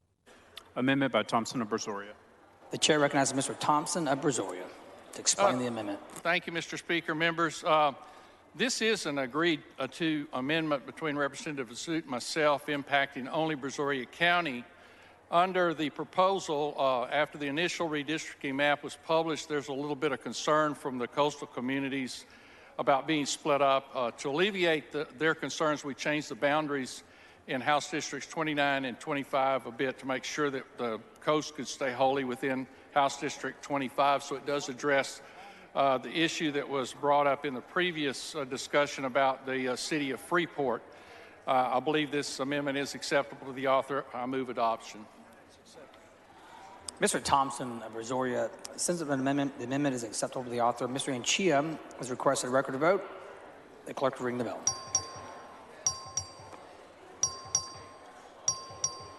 Mr. Goldman voting aye, Mr. Hunting voting aye, Mr. Wilson voting aye. Mr. White voting aye. All members voting. All members voting. There being 93 ayes and 52 nays, the amendment is adopted.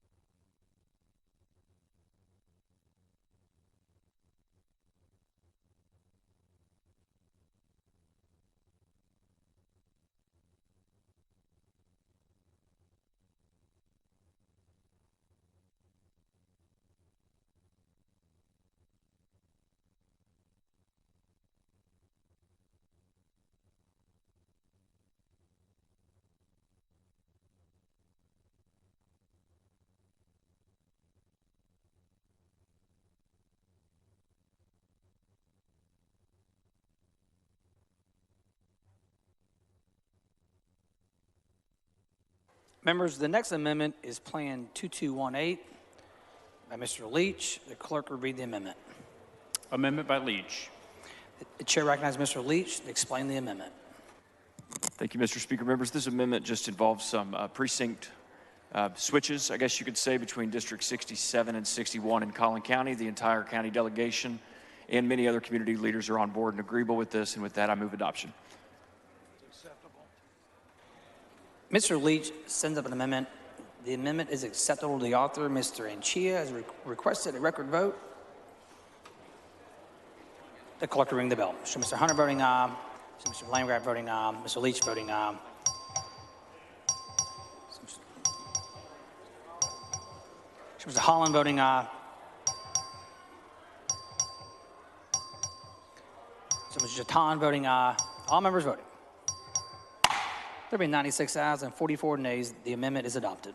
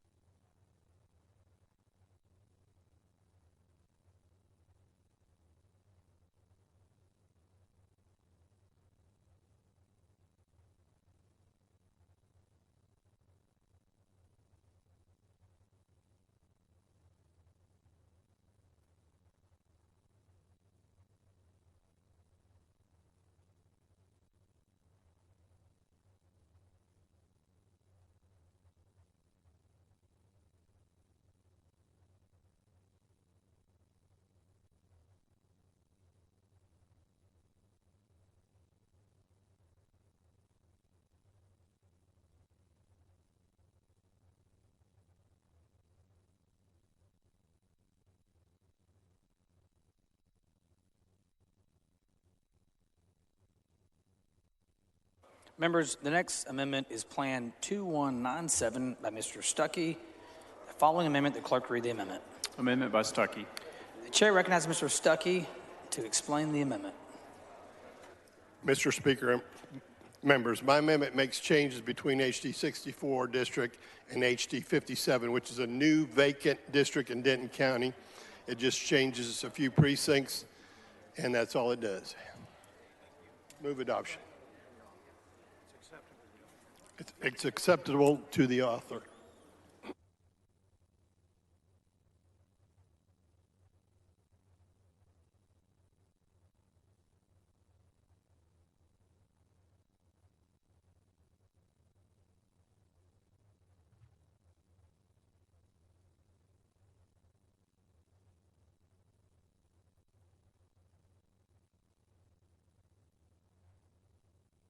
The following amendment to the amendment, the clerk will read the amendment.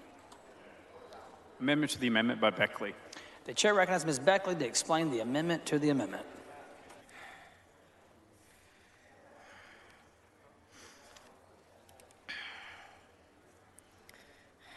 Thank you. Thank you, Mr. Speaker and members. The plan for Denton County House districts was drawn irrespective of voting precincts, communities, and cities. This plan splits Carrollton Farmers Branch ISD into 3 House districts. The cities of Denton, Louisville, Highland Village, and Carrollton are split into 2 districts. House District 65 has been a minority coalition district. By splitting up Louisville, Carrollton, and North Dallas, the proposed version of HD 65 is now negating the vote of communities of color in Denton County. This plan decreases the Black and Hispanic voting age population in District 65 by 8.5%. The AAPI and Hispanic vote in district is diluted by 7.1%, and the Anglo population is increased by 11.1%. The Black, Hispanic vote are diluted by packing the most Hispanic and Black voting precincts 2000, 2001, 2002 in a new district in the southeast corner with the whitest precincts 4034, 4048, and 4049 from one corner of the county to the other. Voters in HD 65 and Denton County should be able to elect candidates of their choice from their communities. My amendment keeps the communities and cities together. My plan creates a more equal district sizes by keeping the population deviations below 3.3% from current proposed plan to ensure the equitable distribution of voters in Denton County. My plan returns House districts in Denton County to what makes sense for voters of the county. I reached out to the Denton County delegation on September 13th and 23rd. On September 13th, Representative Stuckey's office did respond and said that we would try to meet the next week. Representative Patterson's office never responded, and Representative Parker's office called back via phone that he would not be participating in district discussions. On September 23rd, 10 days after my office initially reached out, no other office besides the original response from Lynn Stuckey responded.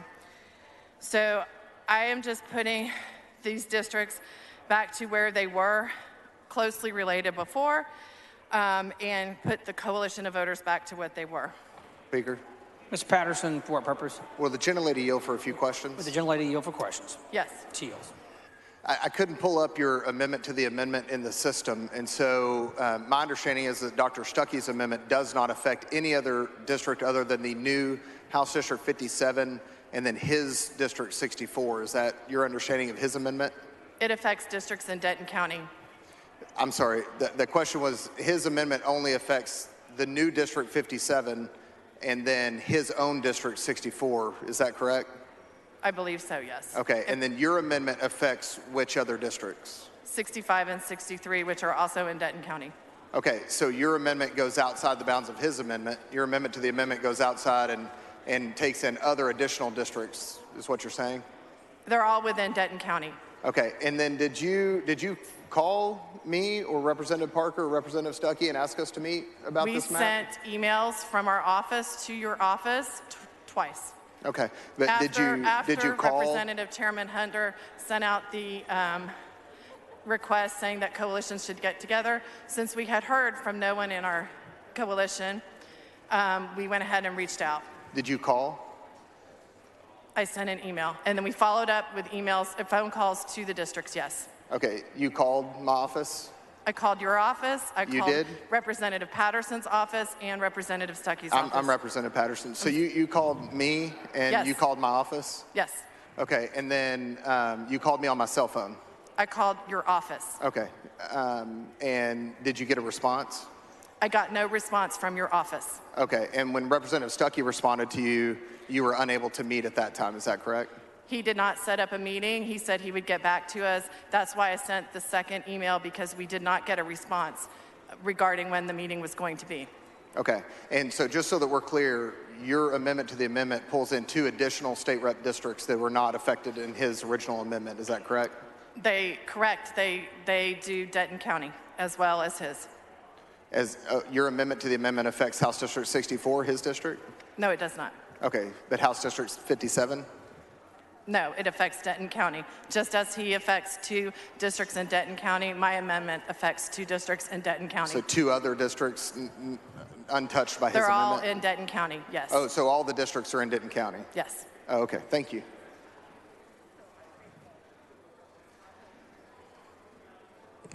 Mr. Speaker. Mr. Turner, for what purpose? Would the gentlelady yield for a question? The gentlelady yield for questions. She yields. Thank you, Representative Beckley. So your amendment essentially would restore communities of interest in House District 65, which is in the benchmark plan, or the current boundaries, is a majority-minority district and has performed as an effective coalition district over the last several elections. Is that what the purpose of your amendment? That is the purpose of my amendment, is to restore the communities that have been voting together. And as Representative Hunter said, keeping the districts as compact as possible, this amendment does that as well. It does almost everything that Representative Hunter said he wanted to do with our districts. That's great. Well, that is certainly a key redistricting principle to try to achieve compactness wherever possible. So you're to be commended for that. And I just, Thank you for your amendment. As you recall earlier today, I proposed an amendment with a list of protected districts that should not be retrogressed under the Voting Rights Act. District 65 is one of them because it is a majority-minority district and has been performing as an effective coalition district. And your amendment would appear to restore its boundaries so it can continue to perform as an effective coalition district. So Yes, I hope correct. the amendment is acceptable to the author. Thank you.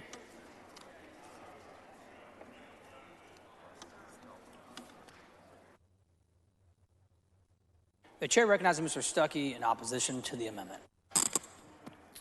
Speaker, members, my amendment only affects District 64 and District 57, which is a new district, and no incumbent in that district. It does not affect 65 or 63 or any of the other districts that she's talking about. It only affects my district and the new District 57. With that, I move adoption on mine. The chair recognizes Ms. Beckley to close on her amendment to the amendment. Thank you. I request your favorable vote. I close. Ms. Beckley sends an amendment to the amendment. The amendment to the amendment is not acceptable to the author. Mr. Anchia has requested a record vote. The clerk will ring the bell. Show Ms. Beckley voting aye, Mr. Honey voting nay, Dr. Stuckey voting nay, Mr. Goldman voting nay. Show Mr. King of Hemphill voting nay. Have all members voted? There being 58 ayes and 84 nays, the amendment to the amendment fails to adopt. The chair recognizes Mr. Stuckey, Dr. Stuckey, to close on his amendment. I move adoption. The question occurs on adoption of the amendment. A record of vote has been requested by Mr. Anchia. The clerk will ring the bell. Show Mr. Hunter voting aye, Dr. Stuckey voting aye, Show Mr. Tinderholt voting aye, Show Mr. Goldman voting aye.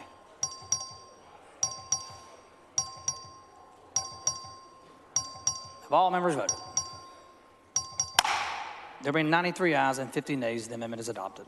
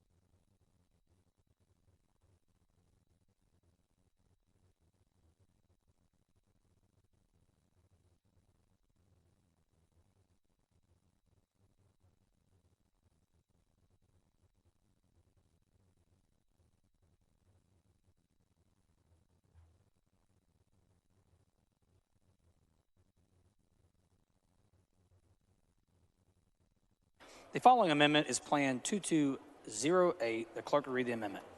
Amendment by Frullo. The chair recognizes Mr. Frullo to explain the amendment. Thank you, Mr. Speaker. I have an amendment.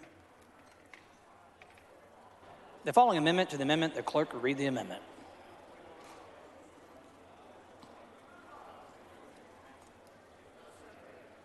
Amendment to the amendment by Frullo.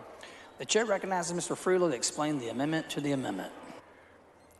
Thank you, Mr. Speaker. The amendment makes a few changes to restore parts of HD and is acceptable to the author.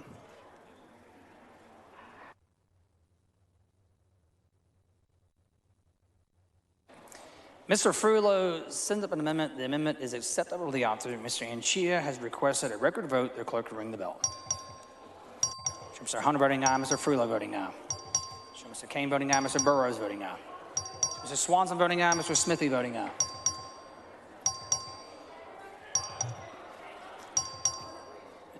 Ms. Nyabe voting nay. All members voting. There have been 113 ayes, 24 nays. The amendment to the amendment is adopted. The chair recognizes Mr. Frullo to close on the amendment as amended. Thank you, Mr. Speaker. I move adoption of the amendment. Mr. Frullo moves adoption of the amendment as amendment. The amendment is acceptable to the author. Mr. Anchia has requested a record vote. The clerk will ring the bell. Mr. Hunter voting aye. Mr. Kane voting aye. Mr. Frullo voting aye. Ms. Swanson voting aye. All members voting. There have been 127 ayes, 14 nays. The amendment as amendment is adopted.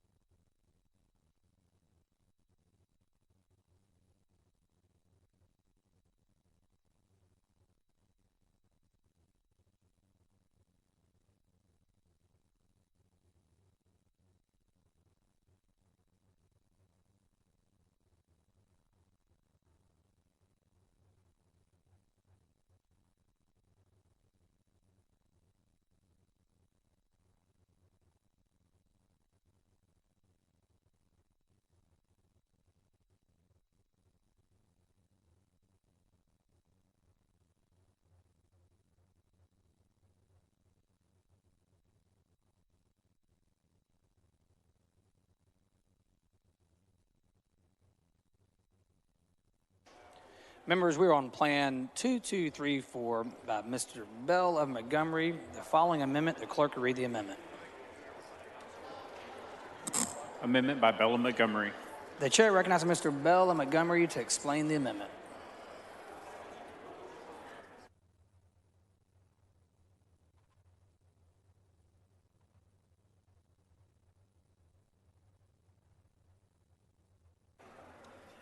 Thank you, Mr. Speaker. The amendment, House Bill 2234, basically makes changes within Montgomery County between House District 3 and House District 16.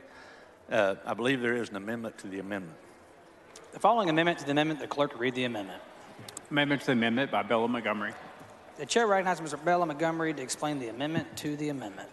The amendment to the amendment moves one precinct, Precinct 90, from the map the state has into House District 3, moves one district out of House District 15 into House District 3, and moves one precinct, not district, one precinct 54 into House District 18. I believe all four individuals that are involved, members involved, are in agreement on this, and I move passage of the amendment to the amendment. Mr. Bell sends up an amendment to the amendment. The amendment is acceptable to the author. Mr. Inchia has requested a record vote. The clerk will ring the bell. Mr. Metcalf voting aye, Mr. Bell of Montgomery voting aye, Mr. Toth voting aye, Mr. Hunter voting aye. Mr. Tinderholt voting aye. Mr. Romero voting aye. Have all members voted? Have all members voted? There have been 136 ayes and 5 nays. The amendment to the amendment is adopted. The chair recognizes Mr. Bell of Montgomery to explain the amendment. Move adoption. Mr. Bell of Montgomery moves adoption of the amendment as amended. A record of vote has been requested by Mr. Anchia. The clerk will ring the bell. Mr. Toth voting aye, Mr. Bell of Montgomery voting aye, Mr. Hunter voting aye, Mr. Metcalf voting aye. All members voted. There have been 142 ayes and 4 nays. The amendment as amended is adopted.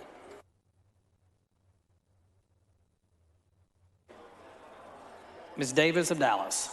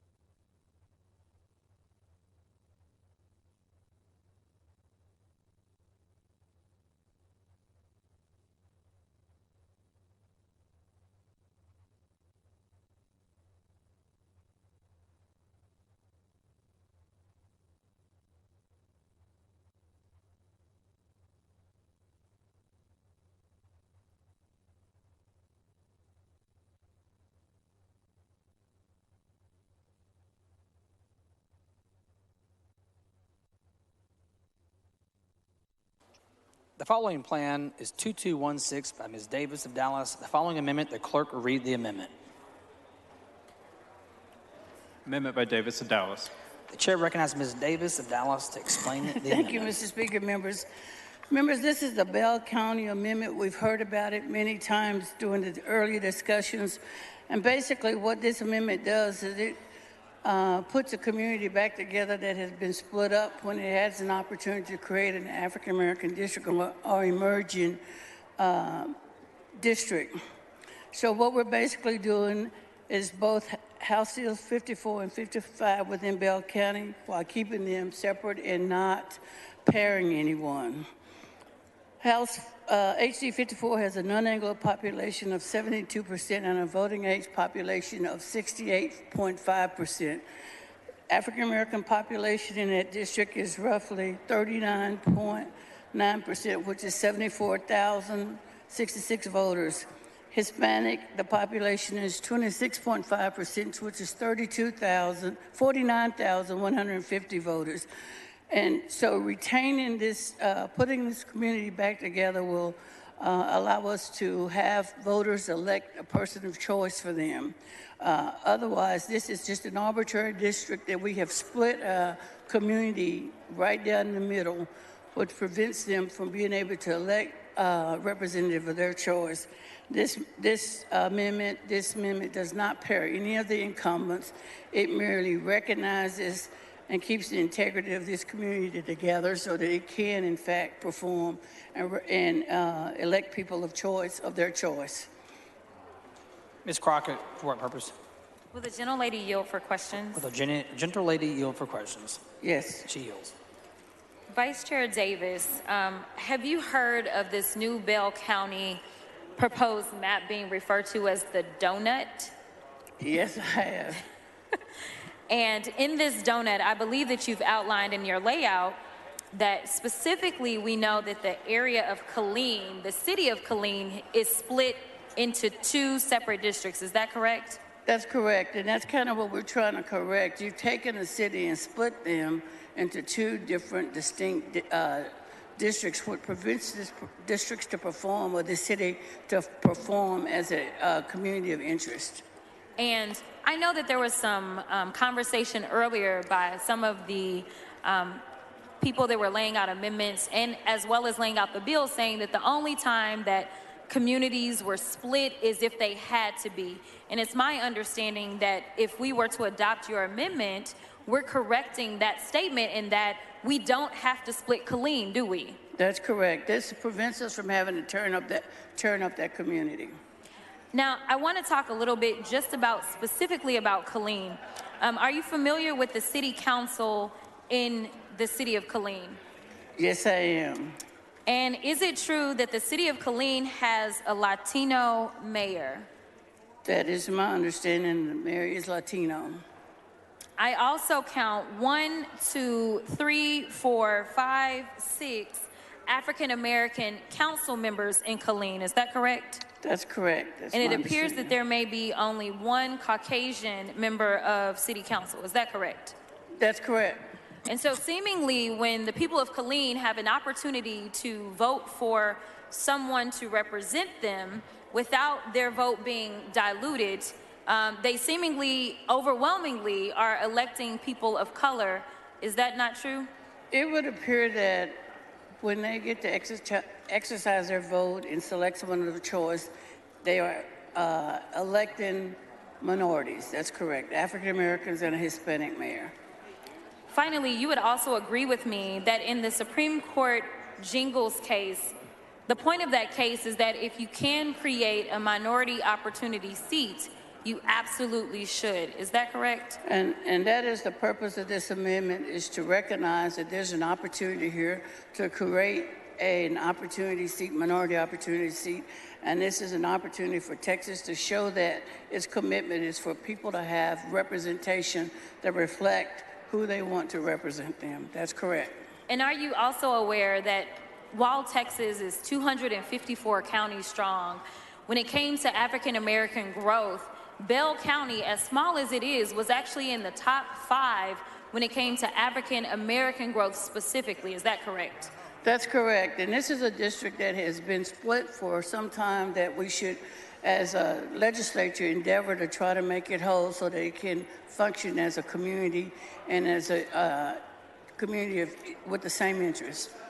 And while our colleagues may not have understood that at the time, we are making the entire House aware of the fact that there is an issue with cracking or splitting a community, a specific city, as well as a community of common interest, as well as a minority area. You're just simply presenting this body with an opportunity to show that we don't want to be intentionally discriminatory in the state of Texas, and we want to do right under the Voting Rights Act. Is that right? That's correct. I think it's important that we send a message to all Texans that we think they all deserve representation of their choice. And when we have an opportunity to draw this kind of district, we should do that so that we can, in fact, ensure folks that they have adequate representation based on who they select and not who's gerrymandered to represent them. Thank you. I think it's a great amendment. Mr. Speaker, I move adoption.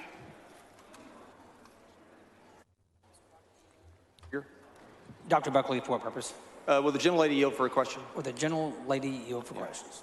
I will. She yields. Ms. Davis, have you reached out to either myself or my colleague of Bell County concerning the district boundaries? Dr. Buckley, this is an amendment I've worked on for several years, so whoever's represented that area, I've not spoken with you directly, but I have spoken with the folks over the years trying to recognize that this community had been split, and they've asked on several occasions if they would like to have an opportunity to run in a district where they can make a selection based on their choices. And so while I haven't spoken with you directly, I have over the years spoken with members who represent this district or have been in this area. Is it customary to visit with members concerning important issues in their district if you're from outside the area? No, it has. In the past, it would be, but we were working on, I guess, a lot of different rules, and so sometimes it has been. I think it depends on whether there's relationships. I think that I've seen that not happen as much as I'd like to see it happen. So it's not something that is honored all the time. Sure. Would you say it's important for a representative to be involved in a community that they represent? I would think that under most issues, that's true, but when it comes to redistricting and minority representation, I've found time and time again, the only people who care about creating minority districts have been minorities. Okay. So we've not been able to rely on any of our colleagues to recognize that these districts have a right to have representation that reflects their community. And so while I understand what you're saying, what I know is in the past, and today it's been witnessed as well, I've not seen anybody who's indicated an interest in creating minority districts other than those of us who are minority. And so it is customary that for us, as members of the legislature, that people come to us and ask us to help them on these issues because members that we serve with won't help them. So that is the notion and the history of why this is being presented by myself, because we've not had any colleagues here who said, you know what, this district shouldn't be split. We shouldn't tear up this community. We should respect the wishes and encourage us to help you do this. But instead, we've got to encourage you to help us do what you ought to do for your constituents. So we're talking about a community of interest, and there are minorities there. Do you know where I went to high school? Do you know where my kids went to high school? Do you know where my wife works? Do you know where my business is? And it has nothing to do with whether or not I have a right to look at how do we draw districts for African Americans in communities where they're being slighted. And so, no, I don't know where they are, but I will just tell you that this community has been split, and for at least 2 redistricting cycles, I've offered amendments trying to put it back together. And to date, I haven't had anyone come and tell me that they want to do it because it's the right thing to do for their district. When it comes to the African American issues and communities of interest and Hispanics, we find that those of us who look like us are the ones who are offering those amendments. And so that's what we continue to do, because we have a responsibility greater than just one person or one district, but it's for people and for the state. And at this point, the state needs to recognize these communities that don't enjoy an African American representative because they're not in an urban center. But they have a right to have representation so that they can vote for a candidate of their choice. That's why you have a city council in Killeen that's predominantly minorities. That speaks to how they will vote if they have an opportunity to vote. But do you know for certain that's who folks in Killeen would vote for? I don't have an idea because they don't have a district they're running, and I can tell you that simply because of someone's minority status how they'll vote. The gentlelady's time's expired.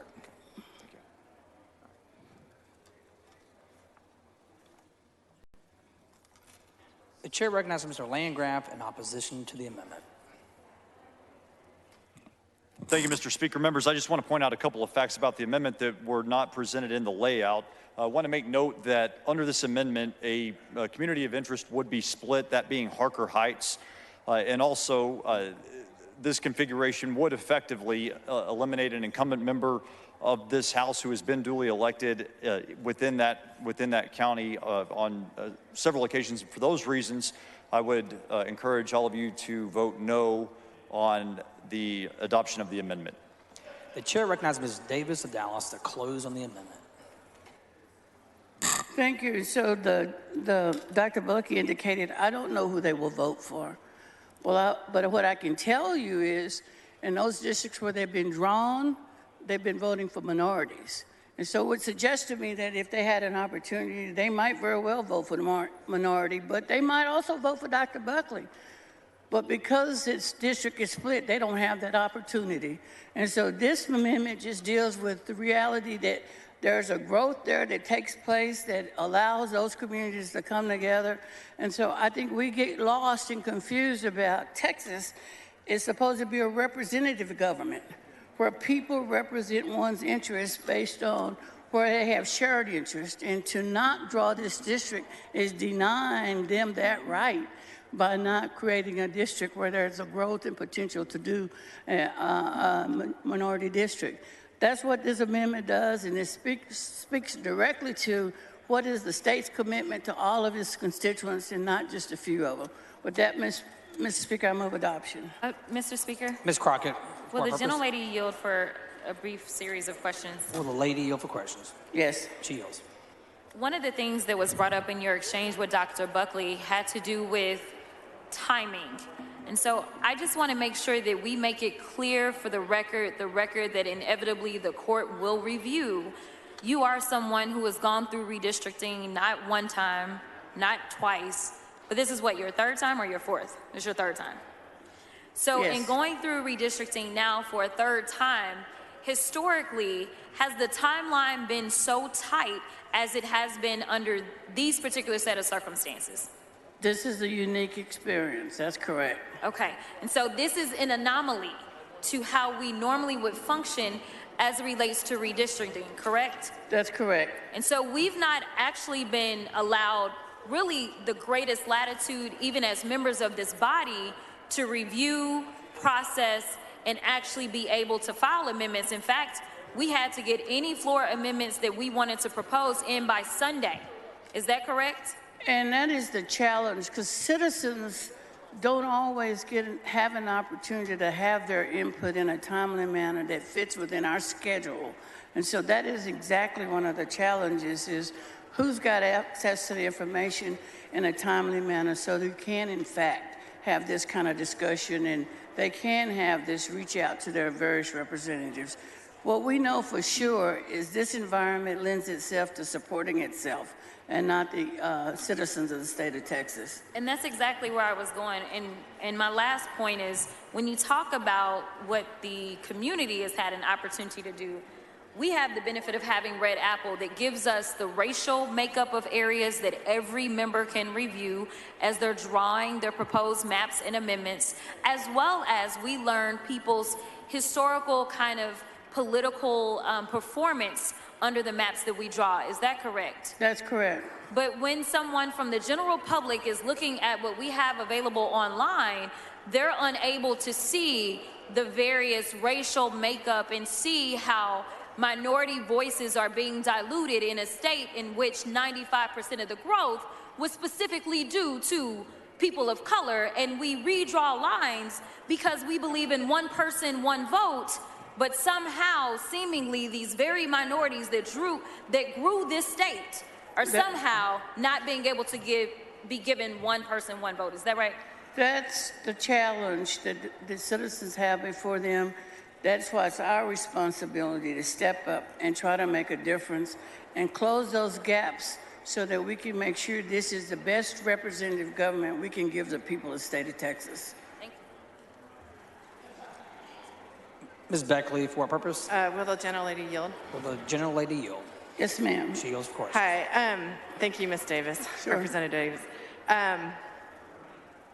So I was listening to the line of questioning, and it seemed like the previous member was upset because nobody had spoken to him about what was going on in his district, and implying that his business was there and everything else. Well, the same thing happened in District 65 under HB 1. And so it seems like there's implications of double standards in this building. Would you agree? I think that it is so different now that it is difficult to define what's the practice there. I think it's moving. And so, yes, I think it's hard for us to determine what the practice is. I would have liked for them to have brought this amendment to say we recognize the growth in our community and we think this community needs to be put together. We think we ought to create this district, but it just didn't happen.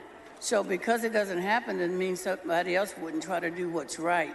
And I think it's unfortunate that we created an environment here that doesn't lend itself to people working together.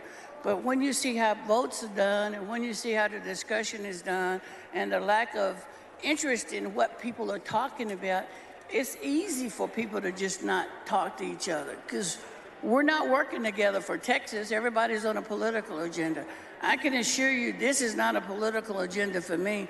This is a right agenda when we start talking about creating representative districts for minorities and minority communities.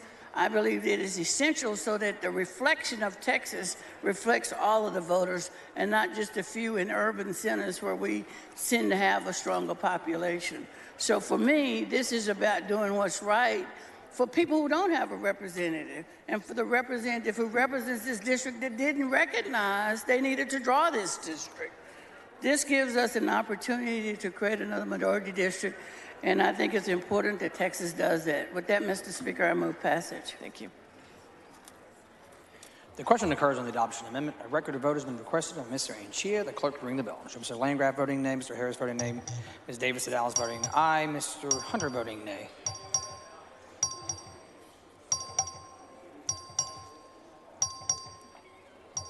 Have all members voted?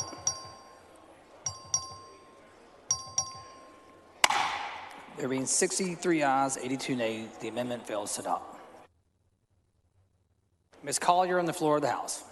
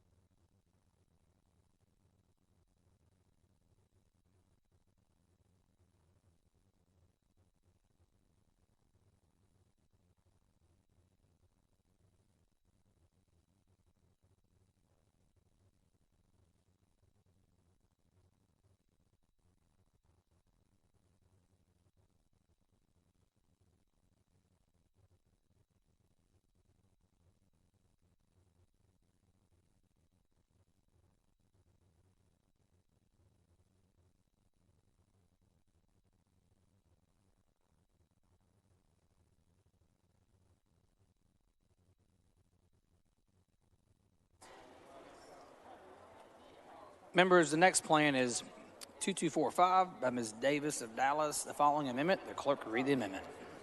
Amendment by Davis. The chair recognizes Ms. Davis of Dallas to explain the amendment. I didn't deal with your feelings. Thank you, Mr. Speaker. Members, this amendment creates a 55.6% minority district by combining parts of the city of Tyler and Gregg County. The district has a minority voting age population of 51.1%. African American population is 50,623. Hispanic is 53,357, which is a total of 50.1%. This amendment does not split any additional counties. Wood County to balance the population does split Wood County to balance the population for HD 5, 6, and 7.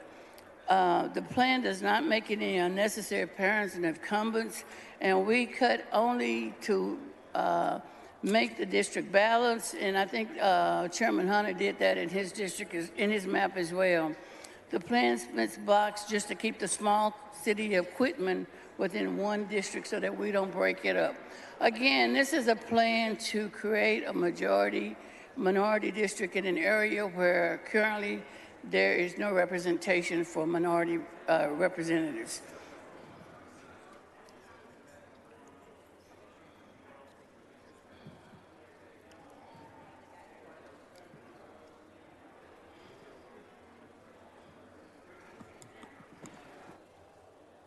The chair recognizes Mr. Hefner to speak in opposition to the amendment. Thank you, Mr. Speaker. Members, I'm here to speak against this amendment. It affects my district and a couple others in East Texas. First of all, it breaks the county line rule. It splits several communities of interest in the city of Tyler, Tyler ISD. It takes what would be my district from east to Waukene, 130 miles east, over to Wascom, which is close to Shreveport, Louisiana. Splits several communities of interest in Wood County, schools, cities, and Wood County is its actual own community of interest. And it puts counties in different COG regions. So lots of reasons here to oppose this. Appreciate y'all opposing it. Thanks.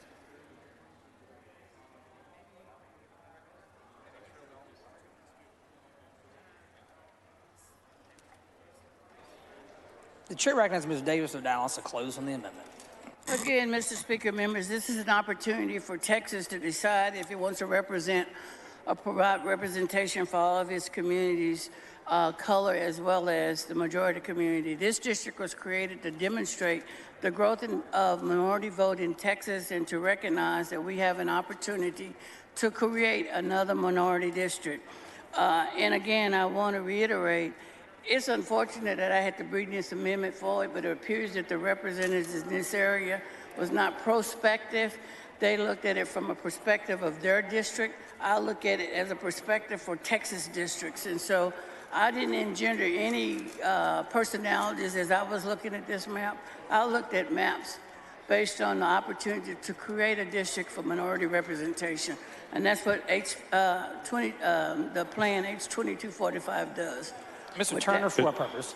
Mr. Speaker, would the gentlelady yield for a question? Will the gentlelady yield for questions? Yes. She yields for questions. Thank you, Representative Davis. And so, just so we're all clear, your amendment here simply is uniting the very sizable minority communities in this part of East Texas into one district. Is that right? That's my attempt, so that we can maximize representation across the state. Again, if you heard my earlier argument, one of the challenges is to find ways to grow representation where people can vote and select a person of their choice. When we don't grow these districts, you limit the opportunities for representation for minorities across the state.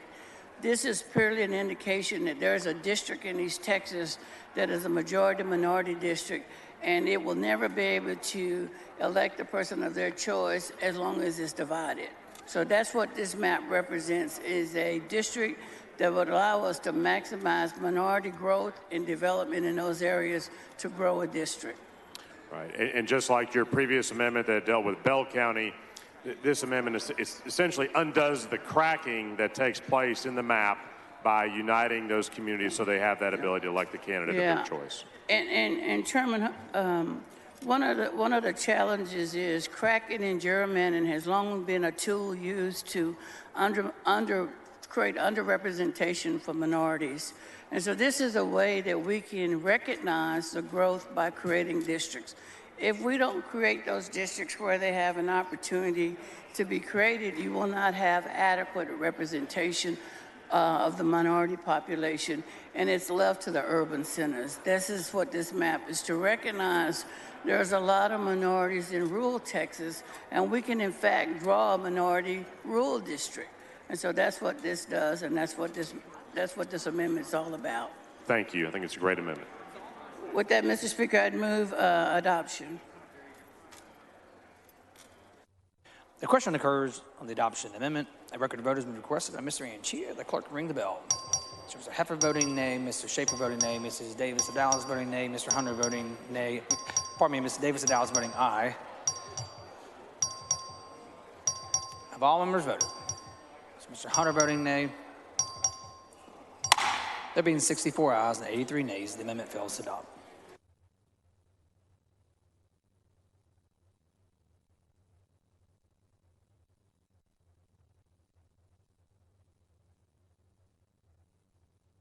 The chair recognizes Mr. Paul for an announcement. Thank you, Mr. Speaker. As members, I just wanted to tell all y'all that the Houston Astros just won their game 10-1 today and are now in the and now we'll be going to the ALCS and be the third team in history to ever do five years in a row. So go Astros. Thank you, Mr. Speaker.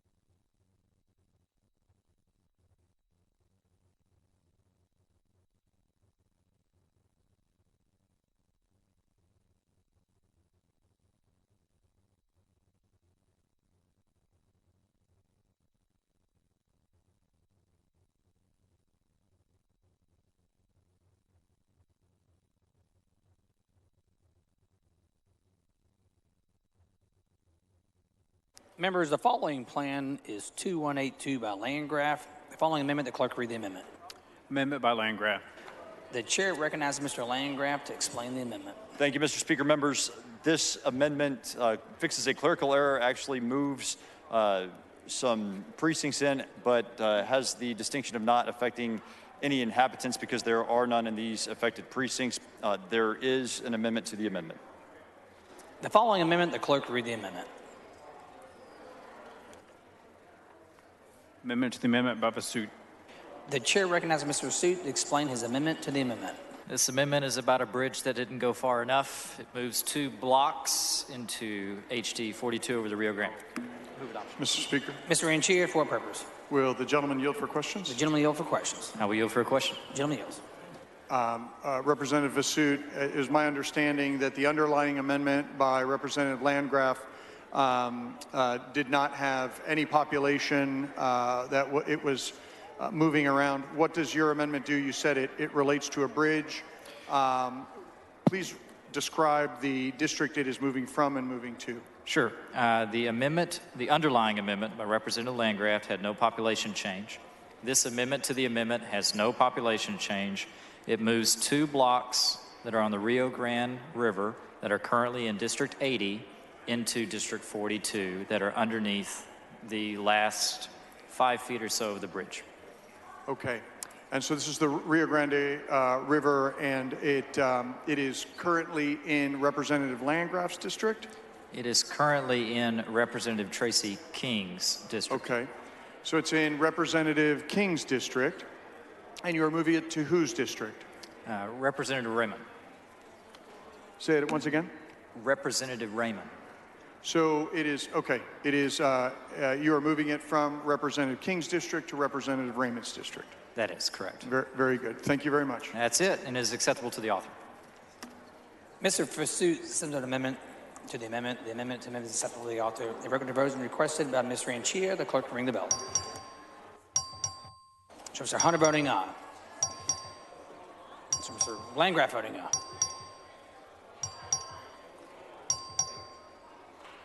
Have all members voted? There being 140 ayes and 6 nays, the amendment to the amendment is adopted. The chair recognizes Mr. Landgraf to close on the amendment as amended.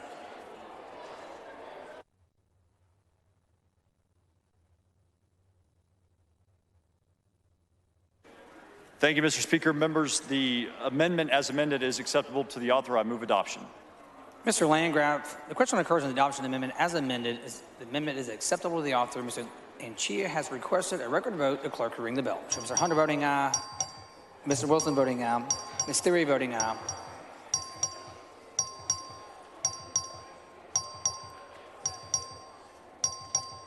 Have all members voted?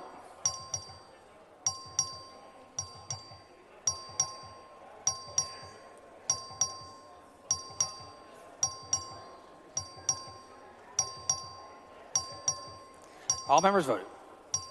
There have been 141 ayes and 5 nays. The amendment as amended is adopted.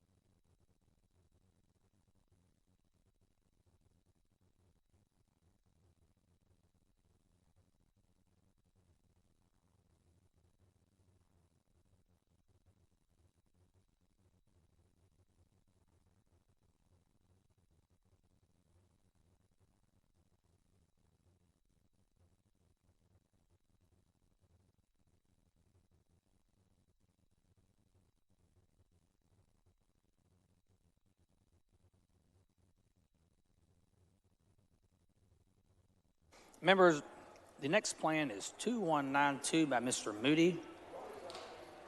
The following amendment, the clerk will read the amendment. Amendment by Moody.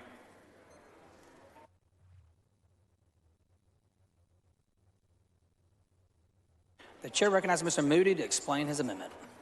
Thank you, Mr. Speaker and members. I'm going to go through this in a little bit of detail as it's a larger amendment that impacts 27 districts. But I want to be very clear from the beginning. The intent of this amendment, the goal of this amendment is to restore the maximum amount of voting participation by the voters of El Paso County. So first of all, I want to go through some statistics that we went through in the redistricting committee to kind of lay the foundation for why this amendment's being offered. We know that the ideal population for a House district under the current census numbers is 194,303 people. The census count came back for El Paso County at 865,657 people. It's been discussed at length today. The issues that we had with the census has also been discussed at length today, that communities like mine, like ours in El Paso, are historically hard to count. And I do believe that our community was undercounted. But that being what it is, these are the numbers we have in front of us. So if you take, right now we have 5 districts wholly contained within the county of El Paso.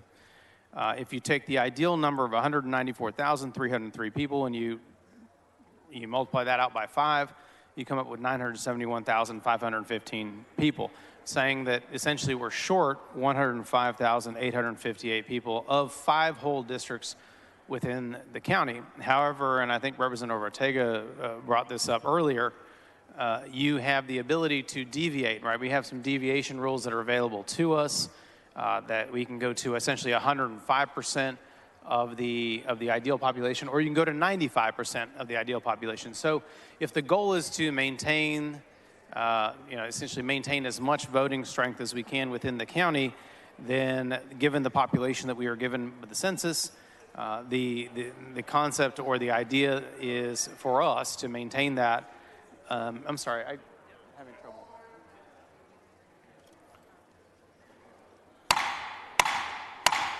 Members, please take your conversation outside the rails. Thank you, Mr. Speaker and members, and I apologize. I mean, obviously, there's a lot of numbers and statistics and data that we're going to go into, but it is important. I think it informs our decisions, and these are all choices that we make. We make choices, and I'm going to talk about choices in a little bit. And so if you go with a maximum deviation down to the 95%, then you actually can build districts at 184,588 people.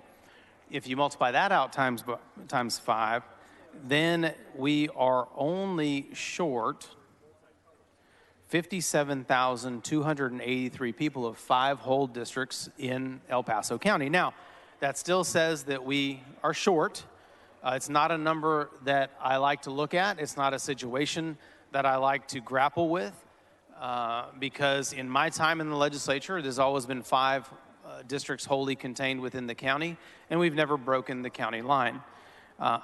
If we deviated down the max deviation, we would be roughly 29% short of the 5th whole district.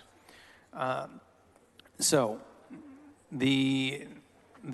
want to go over the population issues along the border, and I know that the chairman has talked about those, and we've talked about them in committee and also here on the floor. There was a population issue along the border that had to be resolved in one way, shape, or form. We had HD 75, my colleague Dr. Mary Gonzalez represents, that actually had 226,395 folks in it. So actually looking at 16.5% over the ideal population size. HD 76, which is currently represented by my colleague, Representative Ordaz Pettis, which came in at 146,284, which was 24.7% under the ideal population. HD 77, represented currently by Representative Ortega at 148,049, comes in at 23.81%. under the ideal population. HD 78, which is the district I'm honored to represent, was 181,367 in population, which is under the ideal population by negative by 6.66%. And HD 79, which is currently represented by Representative Fierro, was populated at 163,562 people, which is under the ideal population 15.82%. So what I did was I looked at the districts that then flow from there outside of the county down into, across the Trans-Pecos area and down into South Texas. Those districts that I looked at were House District 74, House District 80, House District 31, and House District 42. There are only 4 districts there. If you look at the population in those 4 and combine them, and you look at the same ideal population number that we talked about before, 194,303, you have an average shortage in those districts of roughly 24,000. And if we looked at that same shortage and average it across the districts that are contained within El Paso County currently, it's 21,000. So we have a population shift is clear. We have a population shortage that is clear, but it exists elsewhere according to these numbers. And so I will go to the amendment now. Now the amendment impacts 27 total districts. As I said before, the 5 districts that this amendment is aimed at are the 5 that are currently wholly contained within El Paso County, those being 75, 76, 77, 78, and 79. Mr. And I want to Speaker? quickly... Ms. Gonzalez, for what purpose? Representative Moody, do you want to continue your layout, or are you want to take questions? I do want to, because this impacts other districts, I just want to lay out geographically why. That's fine. If you don't mind, Yes, not of at this course. time. Okay, so first and foremost, this restores House District 76 in El Paso County. We have 4 whole districts within the county, and it does break the county line going out west, going out to West Texas rather than under the Committee Substitute House Bill 1, which breaks the county line coming in to El Paso County. What this amendment does is that House District 75, currently represented by Dr. Gonzalez, breaks the county line and adds multiple new counties: Hudspeth, Culberson, Reeves, Jeff Davis, Presidio, Brewster, Terrell, and Valverde. Going then east of that, House District 80 absorbs the remainder of House District 74. Now, I have talked to both Representative Eddie Morales and Representative Tracy King. This map does necessarily pair those 2 members in a new House District 80. That new House District 80 contains Kinney, Maverick, Uvalde, Zavala, Dimmitt, and Frio. House District 80 maintains its portion of Webb County, and HD 42 in this map changes in a very slight way, adding a small piece of geography on the south end of the district as it's drawn in the Committee Substitute House Bill 1. Going then further from there, you have House District 31, currently represented by Representative Guillen. So Wilson and Carnes are removed from that version of HD 31. The district adds Willacy County, and the other counties include Starr, Zapata, Jim Hogg, Brooks, Kennedy, Duval, LaSalle, McMullen, and Live Oak. Going from there, because you necessarily have taken Willacy County, you have to shift. You then have changes in the Rio Grande Valley and Cameron and Hidalgo County. Cameron County now only has 1 county line break under this amendment, with HD 35 coming from Hidalgo County into Cameron County, and that required a redraw of both HD 37 and HD 38, which are now wholly contained within Cameron County. Those changes then, of course, necessitated changes within Hidalgo County, and the changes in Cameron ripple through Hidalgo County. HD 36, HD 39, HD 40, HD 41 all shift within Hidalgo County. HD 30 absorbs 2 new counties as a function of that, and that were previously housed in HD 31 under Committee Substitute House Bill 1. Those counties are Wilson and Carnes. It necessarily needs to then shed population based on that addition, and that is done by removing Jackson and Matagorda counties. From there, you move to HD 17, which maintains Caldwell and Bastrop counties. It does lose Lee, Berkson, and Milam counties. Burleson and Milam counties. It adds Fayette, Colorado, and Jackson counties to balance out those losses. From there, you move to House District 85, which adds Matagorda and Grimes counties. It loses Fayette and Colorado counties, and the portion of Fort Bend contained within HD 85 also changes by adding a portion of Northwest Fort Bend that had previously been in House District 28. Fort Bend County then has to have necessary shifts based on that new population in House District 85.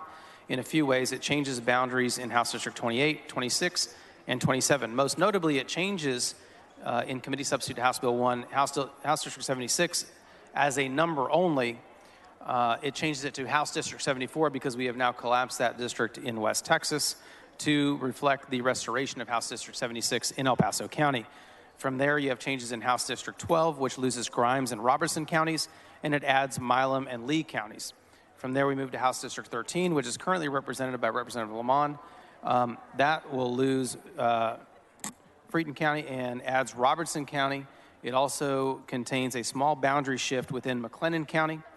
If we move to that shift in House District 56, you add new population within McLennan County to House District 56. And the last two shifts occur in House District 8 and House District 4. House District 8 adds Freestone County as the link between Anderson and Navarro counties. This was done to solve a contiguity issue that was created by the amendment, which changed the portion of Henderson County that was contained in House District 8. House District 8, under the amendment, has less of a footprint in Henderson County, and that portion is the south and east portion of the county. This leads to House District 4 absorbing more of Henderson County, and that ends the shifts that occur based on the restoration of the El Paso districts. Mr. Speaker. Dr. Gonzalez, for purpose. Does the gentleman yield for a couple of questions? The gentleman yield for a couple of questions. Yes, sir. Thank you, Representative Moody. So let's go back to last redistricting. What happened during the last redistricting? Well, there was certainly a conversation around El Paso potentially losing its 5 seats contained within El Paso County. And the same concerns existed then that exist now, which was we were going to be undercounted based on the census. We have a traditionally difficult community to count, and we did believe that the census undercounted our population. I think what happened in the last census was that we max deviated down to the smallest districts possible to be able to maintain the 5 districts wholly within El Paso County, then pushing this issue out into the future. So 10 years ago, we were already at a population problem. We used a max deviation to the bottom to keep 5 seats. And then in between then, we had another census. Like you mentioned, we are a difficult community to count. And so did our state invest in a complete count? And was there implications of that decision to El Paso and the whole borderland area? No, I certainly don't believe this is an accident. There were efforts to create a complete count across the state. Those were not taken up. We did not fund it. I do want to commend leadership in El Paso County who did their best, given a very difficult situation, to count our population the best that we could. I think we could have done better. And quite honestly, if we had done a complete count around the entire state, we probably would have had another congressional district, or maybe 2 congressional districts. And I think we could have done better for the state as a whole, but unfortunately that was not a choice that we made. So what your map is doing is really addressing not just the situation now, but a decade of problems that have now led us to the point that we're at. And so you're advocating for El Paso to maintain its 5 seats, which has already been difficult for a decade, and also made more complex through the lack of a complete count. And you're saying keep the 5 seats, but have it come out of the county, but that creates a domino effect. Is that accurate? No, and we understand that. And it is your district, well, I'll put it this way. It is the voters that you serve in House District 75, because this is about the voters, it's not about us. The voters of House District 75 would have a representative that also would then necessarily represent under the map as the amendment draws it, Hudspeth, Culberson, Reeves, Jeff Davis, Presidio, Brewster, Terrell, and Valverde. Now, I do I do know a little bit about the area that you're privileged to represent. There are a lot of rural issues. There are a lot of agricultural issues. So I do believe there is some synergies between the portions of El Paso County that are maintained within the amendment in House District 75 and those that are without it. So, you know, even though there are some very fast growth areas in House District 75 currently, that would still be in this district as well. And so, look, these are choices, as I said before. There is an issue that we have to resolve. It has to be resolved somewhere. In Committee Substitute to House Bill 1, that issue is resolved by pairing 2 members in El Paso County. In the amendment that I have before the body right now, it is resolved by pairing the current representatives in House District 74 and House District 80. Well, I know that for El Paso and for everybody, it's important to us to try to keep the 5 seats, and I appreciate your leadership in trying to do that towards impossible odds of having less of a population and having to really deal with the outcomes of not having a complete count and also dealing with the population reality. So thank you. I appreciate it, and I do want to be clear because I think it's important to be transparent with the body. I think part of the reason why this impacts multiple districts is because of the compounding of the issue over the last decade that Representative Gonzalez mentioned. I cannot reflect to this body that all 27 members that are impacted by this amendment have agreed to it. In fact, that is not the case, and I would not try to say otherwise. But here's the thing. I will tell you that the 27 members that were impacted by this also probably don't agree with the map as it came to the floor today. So this is about choices and the choices we make. And so, you know, I would ask that you, at this point, I'd ask to adopt the amendment.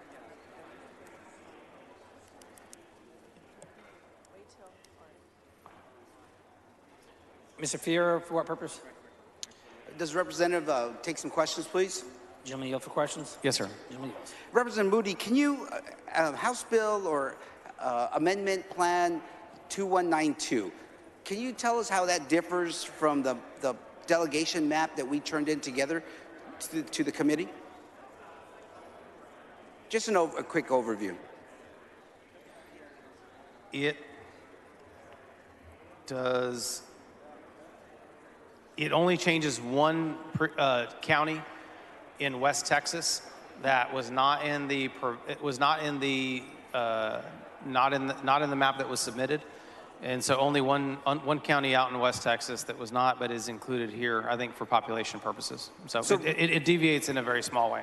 And Representative, you'd say that the delegation map that we turned in is very similar to the one that you submitted. It's almost identical, minus one county. Yes, sir. Do you feel that, Representative, do you feel that by pairing 2 incumbents, removing a district from our county and moving it to South Texas dilutes the voting power of El Paso County as a whole? Well, and as I laid out in my introduction to this is a population issue. And if we deviate down like we did in the past, El Paso would house nearly essentially 4.7 districts worth of population. And so if we necessarily remove that 0.7 and move the other direction into the county, then yes, I think that's the net effect. And again, like as I've said time and again during this layout, when we have population issues like we have in and along the border, and these aren't a mystery. I mean, I've served on redistricting for the last 2 sessions, and these issues were cropping up every time we took testimony, every time we talked to the state demographer, every time we talked, these issues were coming. And so then it was a matter of how do we reflect those population shifts in the best way possible to respect the population and the candidates of their choice. And I think the better way to do that is the way that's reflected in the amendment. Yeah, Representative, because of the uniqueness of where we are geographically in Texas, we're even in a separate time zone. Don't you think it's vital that we continue with 4.7 or 5 full members for El Paso County? Look, I'm obviously very biased in our approach to things. We're very unique. I do think we're geographically isolated. And for the first time ever, we'd be breaking the county line. let me be clear. The first time since I've been here, we'd be breaking the county line. I don't want to speak to the past if I'm incorrect on that, because I know in the past at least Senate districts had come in and had broken the county line, but I don't know if that's true of House maps. But if you look at, again, if you look at the geography to the west of us and to the south of us, House District 74 already has multi-counties, has already broken the county line multiple times. House District 80, the same thing. House District 31, the same thing. House District 42, while contained within Webb County, is in Webb County, which then has its own county line broken by House District 80. So we're the newcomer to this party. And the bottom line is we would prefer to have as much representation as possible from the folks in El Paso. Then if we're going to break the line coming in, we'd rather go out. Gentleman's time's expired. The chair recognizes Mr. Hunter to speak in opposition to the amendment. Thank you, Mr. Speaker, members. And I've already visited about the El Paso. The Moody map underpopulates South Texas districts.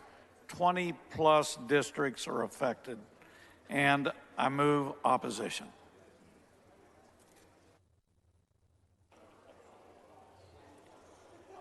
The chair recognizes Mr. Moody to close on the amendment. Thank you, Mr. Speaker and members, and thank you, Chairman. And as I said in my layout, I do not ever come to this front microphone to tell you something that's inaccurate, whether it's good, bad, or ugly for me and my community. Necessarily, when we hit the first domino in House District 75, it creates a tip into West Texas, into the Rio Grande Valley, into Southeast Texas, and all the way up into East Texas to adjust for those population shifts. And so the members and the districts that I mentioned before, some like this and some don't. Some approve and some don't. And